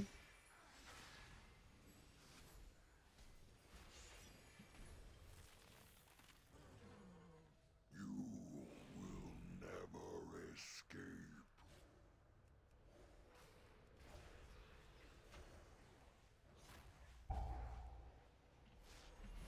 Oh, I talked to the fireplace builder today, by the way. It's funny because I wanted to call other places to get like a cheaper price, but then the one person called me that is too expensive.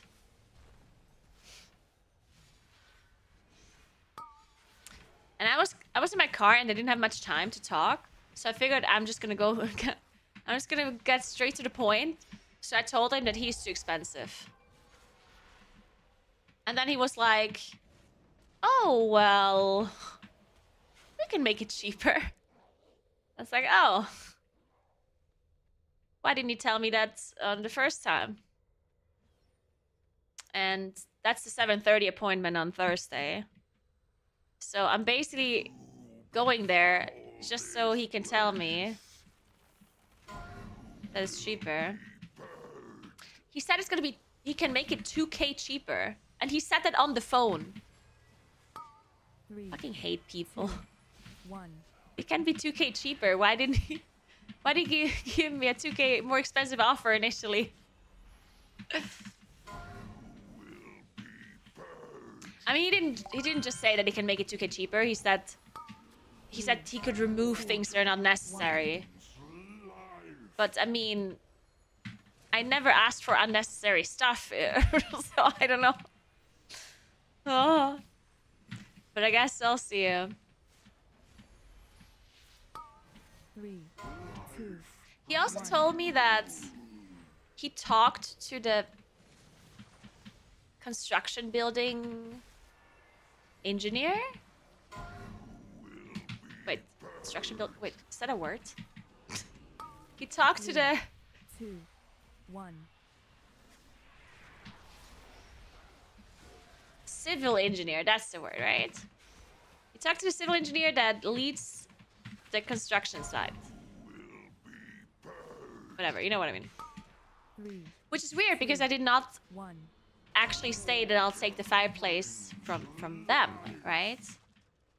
So a guy that is not currently working for me talked about my apartment with the civil engineer that does the apartment. 2, 1. But he explained that apparently he's doing the fireplace for another apartment in the same building. And that's why, like, he also spoke about my building with him. It's for sure kind of weird, but... 3, 2. Also, I'm not sure if it's true what he's saying or not. He might also just be lying. Because he's basically saying that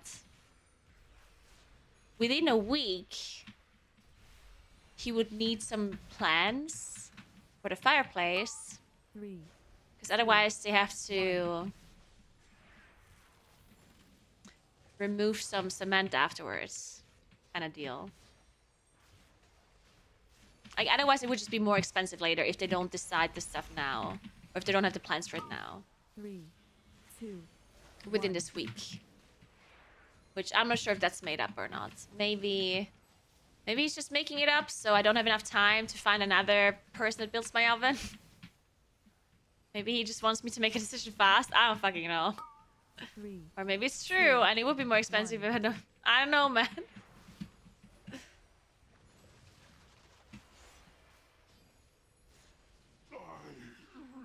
Either way, I'll talk to this guy on Thursday. And before I talk to this guy on Thursday, I also want to talk to some more people, because, 2, 1. I don't know. Seems a bit sus to me. A little bit shady. Thanks for Prime Bell. What's up? Thank you so much. Welcome, welcome. Construction engineer is a thing? Okay. Well, I don't know what he is. He's some engineer. That has to do with construction sites.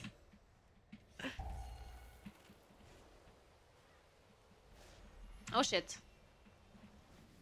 Oh shit. I guess we just swipe. I'm gonna shut him out. Oh wait, we're alive again. I see. Then we can, well, can we continue? I don't know. Probably not. Yeah. Fuck.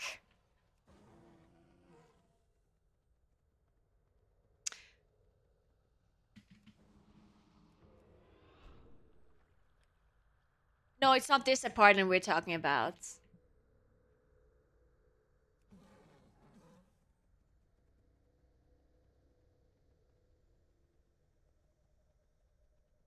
They're contracted to work in another apartment in a building. It's normal that they can get info on the status of yours.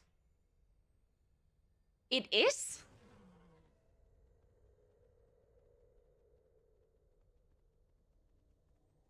Really?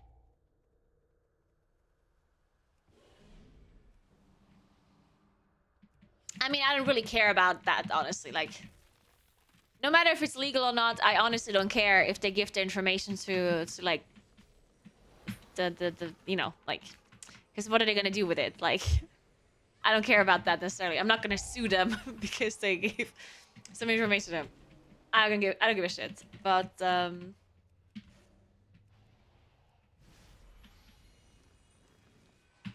wow.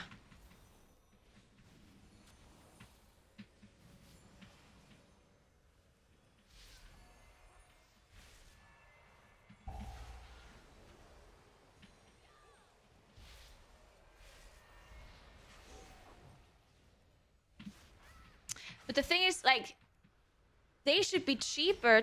Like, they should technically sell me this for a cheaper price because it's more convenient for them to... Like, they probably have to spend less money building a fireplace for me in the same building where they already build a fireplace for other people, right? So technically it should be cheaper, not more expensive for me. Because if they already have to build a fireplace in the same building, then they probably have less work with, you know, delivering stuff over to the building. People that work for them are already in the same place, you know. Like, they have less expenses. So technically speaking, they should they should do this for me for cheaper, not for more expensive. I'm gonna tell him this on Thursday. I'm sure he's gonna be happy about that one.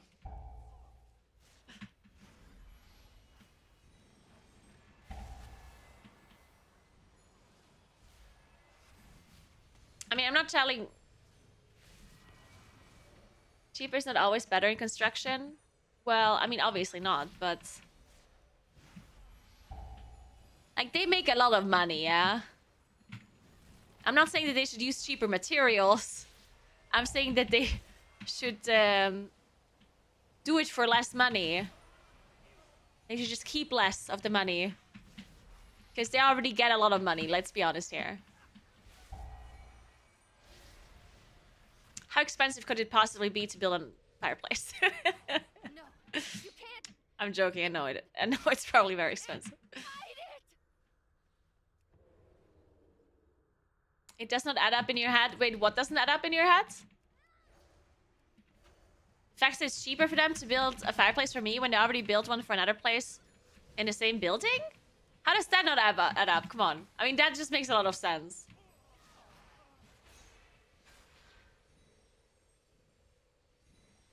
Profit is not big in construction? Whoa, whoa, whoa, whoa. All right. What do you mean a profit's not big in construction? Wait a second. Maybe not where you live.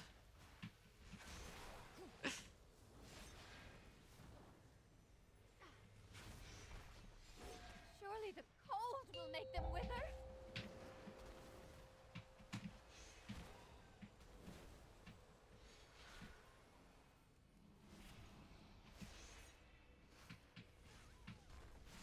I mean, I wouldn't mind owning a construction company. Yeah. Get away. Get away. Just like I wouldn't mind owning a hotel.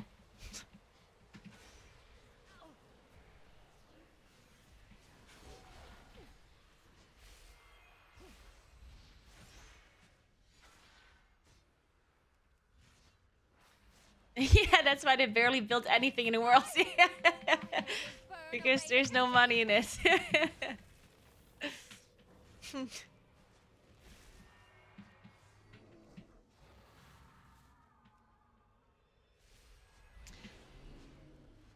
Okay, listen. Let's not talk about this because we're just making shit up, yeah? But you should never make shit like this up because obviously it's different depending on where you live. Also, like, I don't know what the fuck's going on here, but this boss does way too much damage. But every single time I have a discussion about construction, people just make shit up in my chat. Get away. And it bothers me a little. Because, you know, construction is very different depending on where you live. So, something might be true for you, but it's not true for me.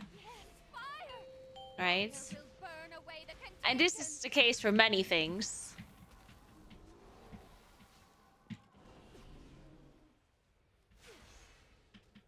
But you shouldn't make generalized statements like this when clearly there's a huge difference depending on where you live, right? Surely the cold will make them wither. You can't just say this is true, generally, when it's very different everywhere.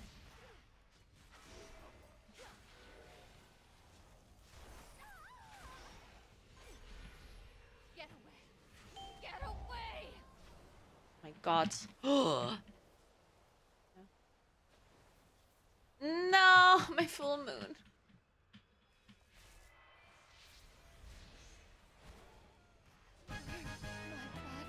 Also, my apple. I'm really trying to eat this apple.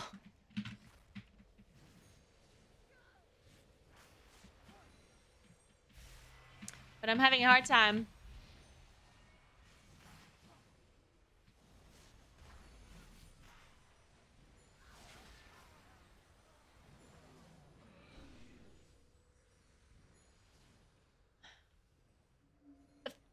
I thought you were talking about a phone plan? Oh no, I'm not talking about a phone plan.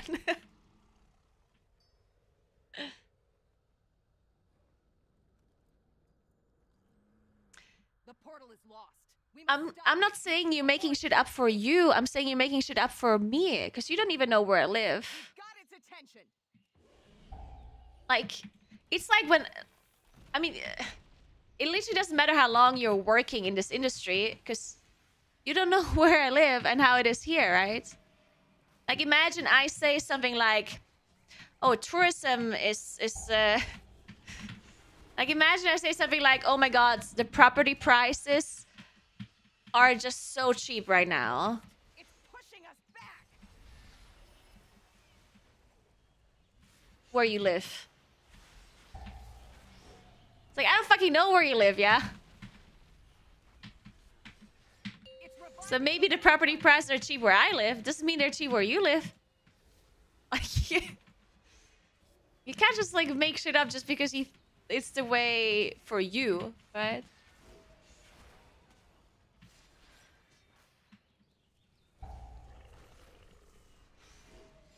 Because then you are making shit up.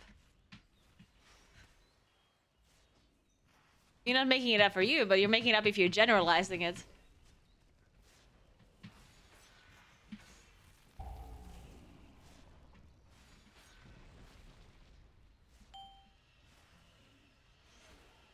The vines are overtaking everything.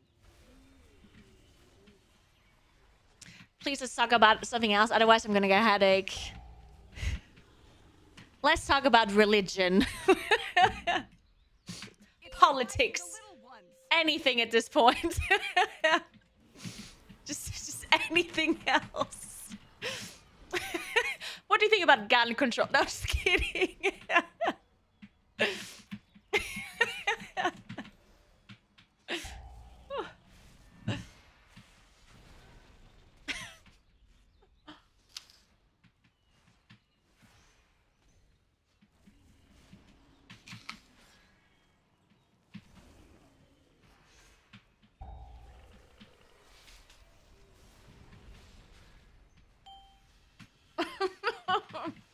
We are lost. It's pushing us back.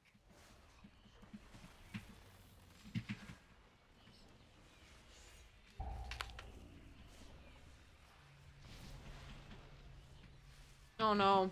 That doesn't look Oh no, this is bad.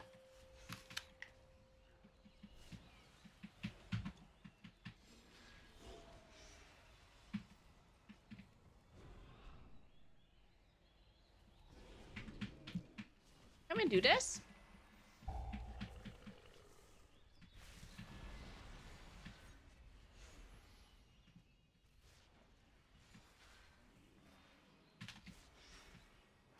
Hmm.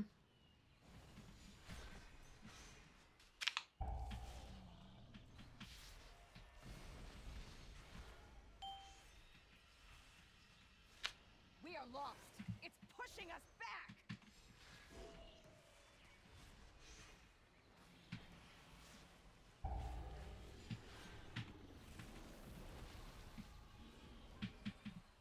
I'm in-car now. Maybe we can do it.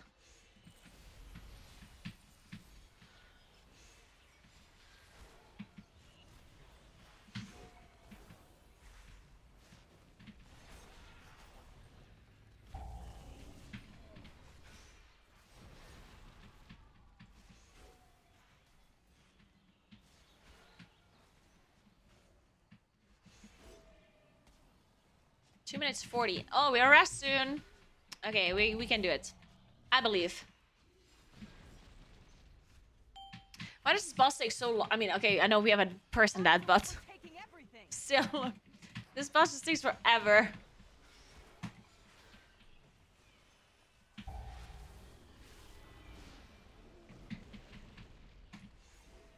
Shit, our healers resting?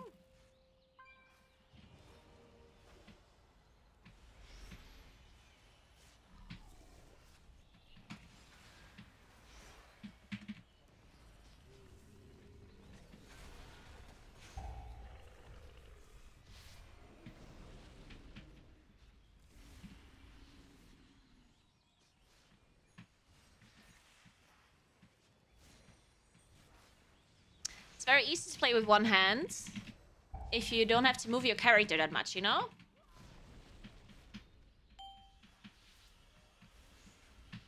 Because all of the abilities that I'm pressing, my rotational abilities, are keybinds on my keyboard, right? So the only thing I have to do with my mouse is turning my camera. I don't have to do that on a boss like this.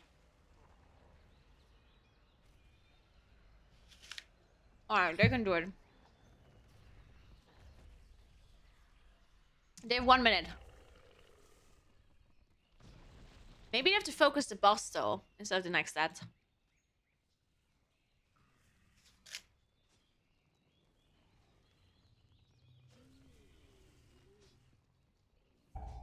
I mean, I would have died even if I would have used... Like, my mouse hand did nothing. Like, I just died to the damage, right? The mouse hand wouldn't have helped me there.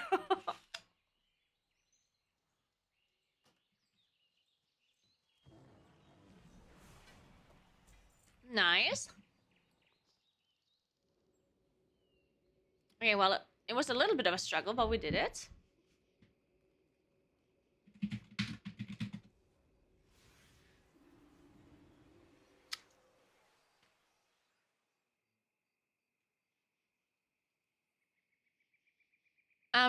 I don't have an MMO mouse, no.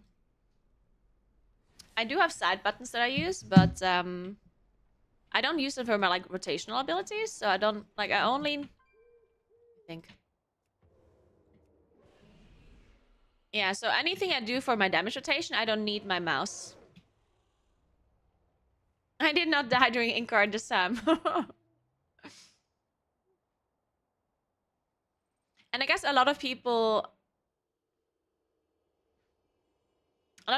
do keyboard turning, where instead of strafing, you need your mouse to move.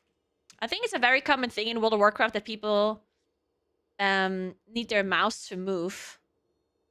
But if you strafe, like if you have A and D on strafing instead of keyboard turning like this, you know, like if I press A, my character moves like this, right?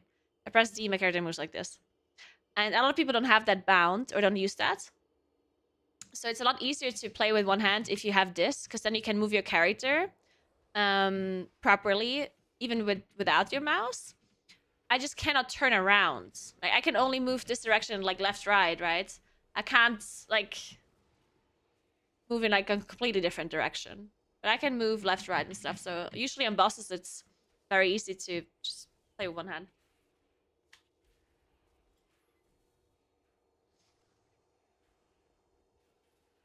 I agree, Project Solo. I agree. I think that Blizzard should change the default keybinds for A and D to be strafing. Because I think that strafing is infinitely better than keyboard turning for like actual, like to be good at the game. Because when I started playing, I started playing ages ago. And I also used to keyboard turn with A and D. Because that was the standard keybinds, right? And it took me quite a while to get used to not doing that anymore, because I realized it was a bad thing to do. But because it was because I was used to it, it took me quite a while to like learn the opposite. And I think a lot of people don't want to strafe because it's time consuming. So they tell themselves, oh, it's not even that bad, but it is kind of bad. Especially if you play a healer. Because if you play a healer, you need your mouse to mouse over your rate frames, right? But if you always need to press your mouse to move, then you constantly have to like heal, move, heal, move, heal, move. And if you're strafing, then you can do a lot of movement without needing your mouse. And then you can keep your mouse over your rate frame, right? Which is infinitely better for healing. For some damage dealers, it doesn't really matter that much. But for healers especially, it is a big advantage if you're strafing instead of keyboard turning.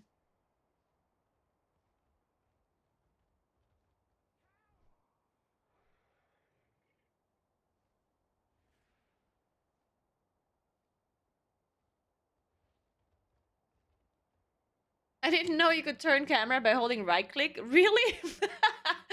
Oh my god, that is so good.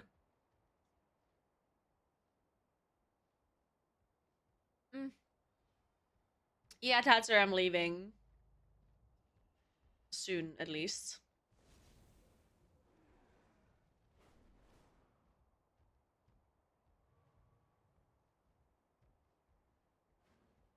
I guess most people are pressing QWE while playing. A and D is just there when needed.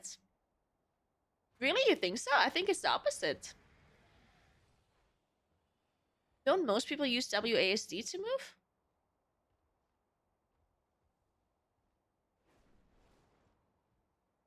You think people use QWE mainly?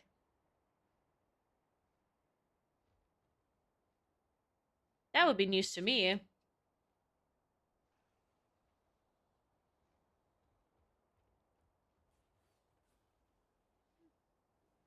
I don't think that's... WASD is the standard way, I'm pretty sure.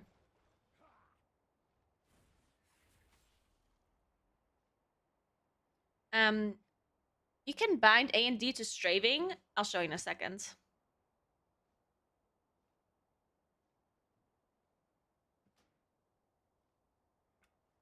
So if you go to keybinds, where's keybinds? Oh, here.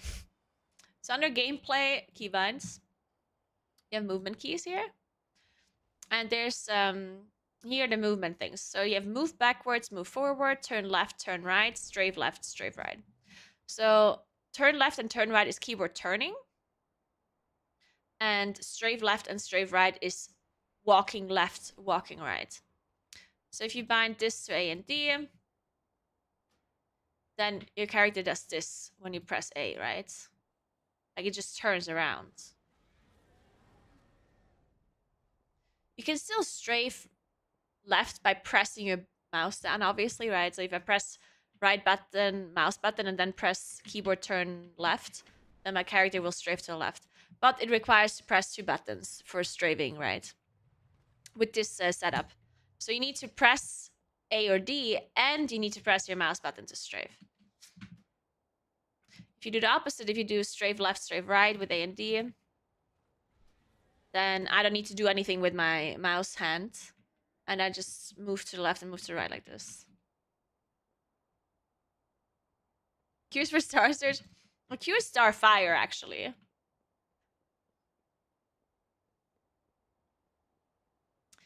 Yeah, you can use 6 movement keys if you want. You can do W, move forward, S, move backwards, A, strafe. Or you can do Q, strafe left, E, strafe right. And then A, keyboard turn left, and D, keyboard turn right. But keyboard turn is like not really useful. Like it doesn't do anything. If you're strafing, like if you have a strafe keybind, you don't need a keyboard turn keybind. Like there's just no usefulness to it. Therefore, it's just a wasted keybind, right?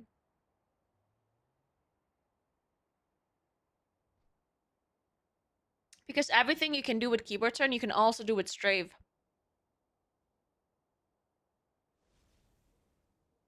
Or with your mouse.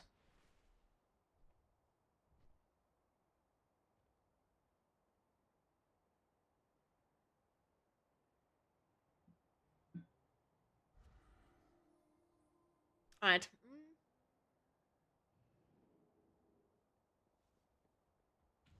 Are you a backpedal believer? Yeah. You mean to have it bound? I personally think it's like just like the stupid ego thing where people say that you don't need to bind backpedal. Because I'm not saying that you should be moving backwards by pressing S. But to say that you should never press backwards, in my opinion, is stupid because why wouldn't I just press backwards? If for PvP, it's obviously a different discussion, but in PvE, like let's say you're a tank and you need to slowly move the boss from this point to this point and then say slowly, yeah? Like you don't have to sprint over there. You just have to slowly move over there within the next, like, I don't know, 20 seconds, right?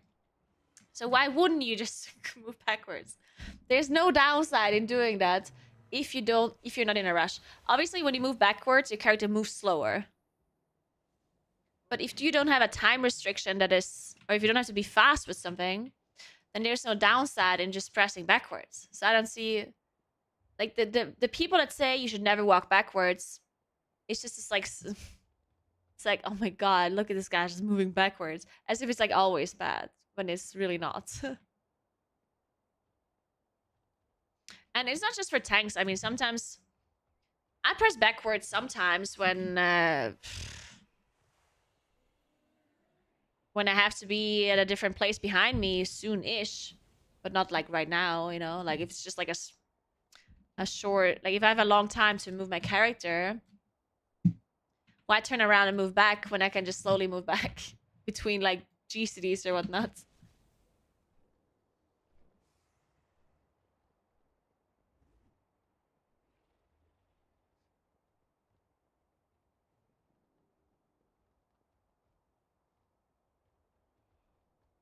My muscle memory don't allow me to rebind after 19 years.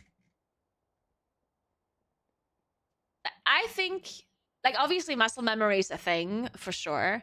But you can change almost everything. Like, to say that you can't do it just because it has been 19 years, I think that's wrong because, like, I think that as soon as you have the muscle memory, it doesn't matter how long you had it for, it will always take the same amount of time to get used to something different. Like, it doesn't matter if you played like this for 19 years or if you played like this for like half a year. Because half a year is also long enough to build up muscle memory, right? So this whole 19-year thing is not going to be relevant, right? Any person that has a muscle memory for movement or something, it will be hard to get used to something else, but it's obviously very doable. It sucks because you don't want to get used to something different, but it's for sure doable. Well, the way I did, this is a long time ago that I did this though, like, because I was first keyboard turning as well. And then I changed to strafing, and the way I did it was by, and I did the same thing with keybinds, by the way, if I needed to get used to a different keybind. So what I did is I changed my keybind to strafing instead of keyboard turning, but only for like content that I thought wasn't like super important. Oh, sorry. I can wait for the ads to be over before I explain the rest.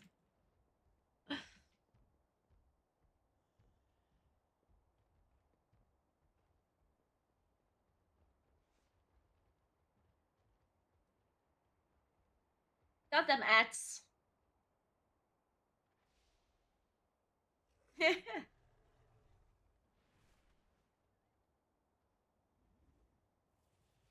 Aww.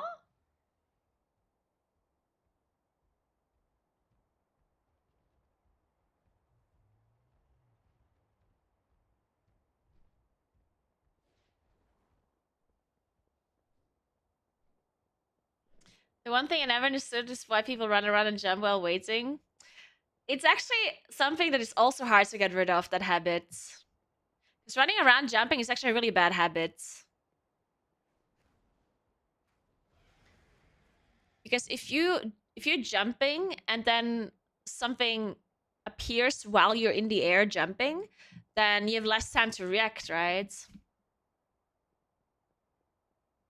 And I think it's for sure, I mean, I don't know what it has to do. I don't know. I don't know. I don't know why people do that, but I do it myself. I also jump around a lot. Is it bad? I mean, it's bad because, hear me out, right? Like when you're in a jumping animation, you cannot stop and change direction, right? It's only for a short amount of time. But if I'm jumping, while I'm in the jump animation, I cannot change direction or move anywhere else, right? I have to wait until the jumping animation finished, and then I can move. So what happens is, if you're randomly jumping, what could happen is that while you're in the air, a swirly or something spawns underneath your character, and then you have less time to move out of it because you have to wait until you jump finished, and then you can move, right? Same goes with like moving around or whatever. So when you perfectly stand still with your character at all times, when there's nothing going on, then you will be able to react faster to anything that happens underneath your character. And it's actually, like you will be a better player if you don't randomly jump around, especially as a melee. Because as a ranged player, you don't jump around that much because you have to cast. You're not going to sit there interrupting your cast, right? But I think there's like a melee illness.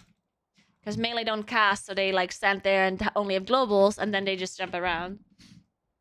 But you will actually play better if you stop doing that. Because sometimes you also just maybe don't notice the fact that you have less reaction time. Did you end up getting the motherboard fixed on your camera? I did not, unfortunately. I'm still upset about it. It would have been so good if I fixed it.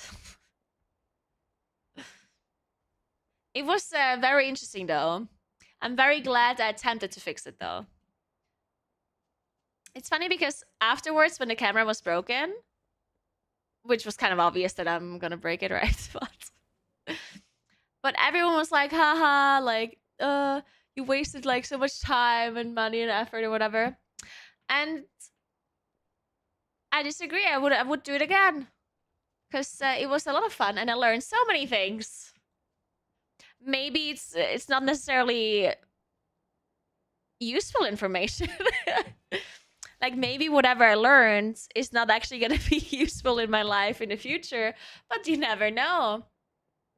Maybe at some point I have to solder something and it's a life or death situation. Yeah. And then I'll know what I'm doing, a little bit at least. And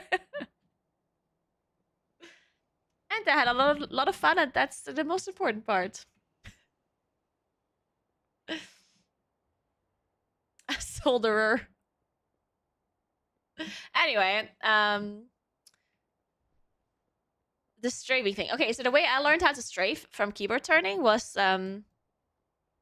so I rebound my movement keys, but I only did it for like not so important things. So for example, depending on what you do with your character, like I don't know what you do in World of Warcraft, but let's say you farm transmogs and you play a little bit of M+ and you play PvP. Now, so what I would have done back then when I learned how to strafe instead of keyboard turn is that I would rebind my movement keys for like the transmog run. So when I was doing a transmog run where it doesn't really matter how good or bad I play my character, I would just rebind it. Because then it doesn't really matter if I make a mistake or if I do something wrong, right?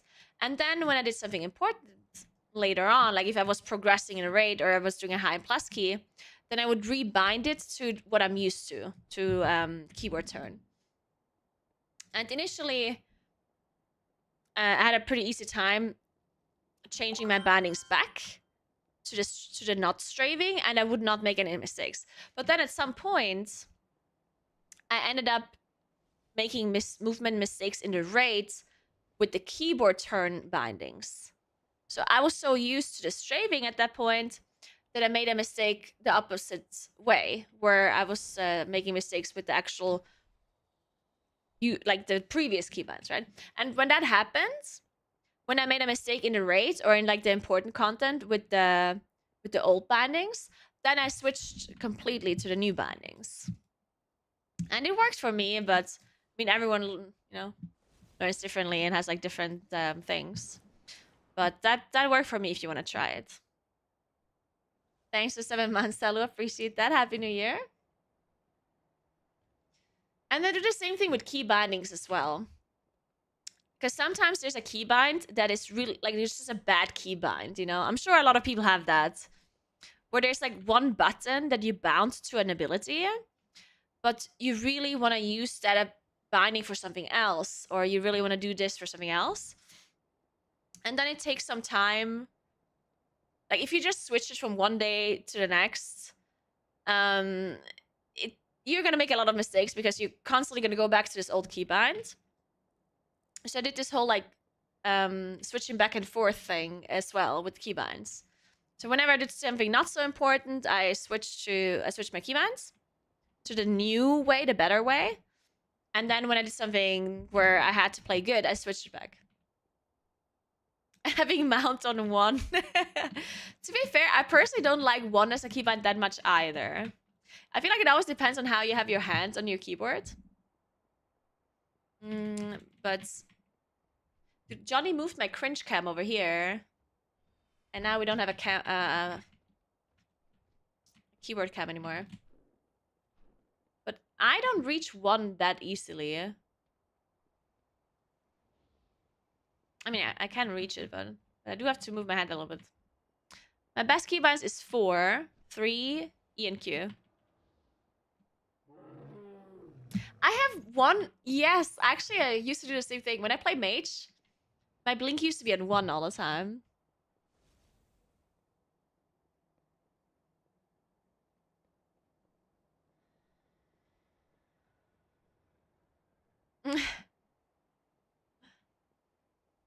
God, I really have to leave. Fuck. Okay. Okay, guys, I'm out. So, tomorrow, let me look at my phone. Tomorrow is Tuesday. Oh, now the reminder's in my phone. Wait. What the hell? I swear I checked my phone earlier and the reminder was not there. And now it's there. This is so messed up. Wait, I also forgot what kind of reminder I even wanted to put in my phone. What did I want to put in my phone earlier? For tomorrow, 8 a.m.? Or did I only do this to try something out? Fuck. Did I actually want to put...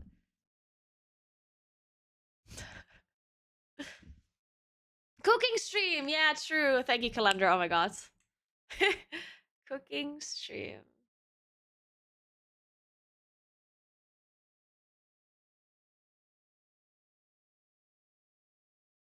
Alright, yeah. Okay, anyway, so yeah, tomorrow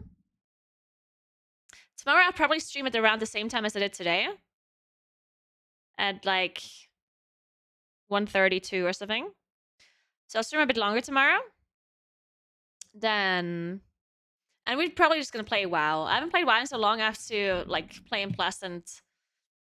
Need to get some score, and I need to get some aspect crests, and I need to craft some gear, and blah, blah, blah, blah, blah. So we'll do it tomorrow. And then we can play some Baldur's Gate on...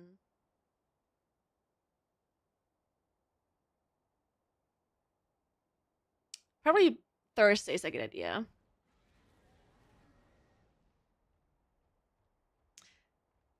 Because on Wednesday's reset.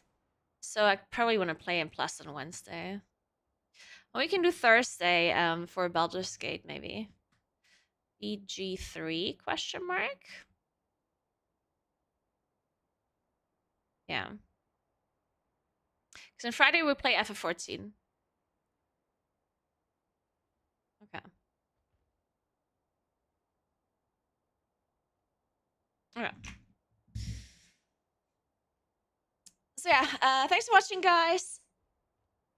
I'm glad you still remember who I am. I'm glad you're not that mad that I didn't stream for basically a year and a half. And remember to follow my stream if you haven't yet. That'd be very nice. Check out my new YouTube video that I posted. It was just about a special stream thing. If you haven't seen it yet. And now I'll host somebody. Remember to follow my Instagram as well, and my TikTok, and my Twitter, and all the other things. Called Naguura everywhere. Except Facebook, but I don't use Facebook, so...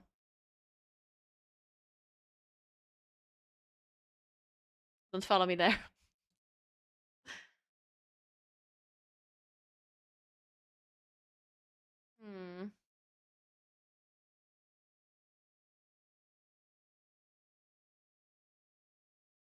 Okay, who do you want to watch?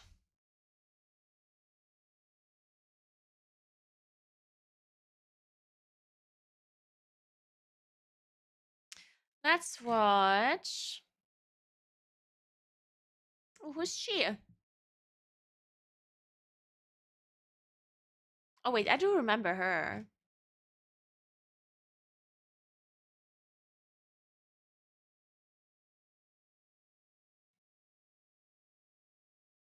I remember her.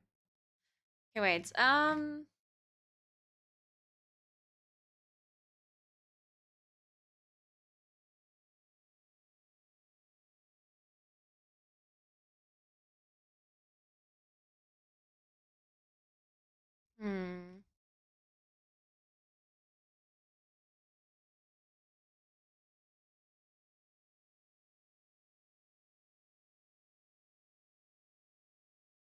Ah, we can host MC.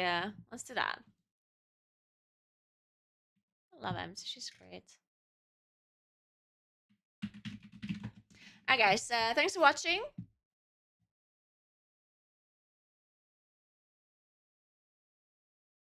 I'm gonna lose a game in TFT real quick. Yesterday, I was you know how I always play TFT while cycling, right? And yesterday, or like a couple of days ago, I tried to read a book while cycling, and it's kind of difficult. But maybe it was just because it was the start of the book, and I had to like understand the whole thing. I had to read like Chinese names and stuff. It was kind of complicated. So now I'm gonna try. Well, I tried to do it yesterday, but then I didn't have time. But now I'm gonna try to play TFT first and then read the book, and see if that works out better. And I'm reading Sebla's book, of course, which is hard to understand. Well, I don't know if I like the book yet because I only read 30 pages or something, and it was just like explaining some initial stuff. So all I know is there's a lot of Chinese names in this book, and it's about Chinese Revolution and scientists. That's all I know. We'll see if I like it or not. But yeah, I found watching MC. Say hello to her. And I'll see you... Wait, I'm not following MC. Is that... Wait, is that a real... Oh, yeah, okay, good. Sorry. Anyway,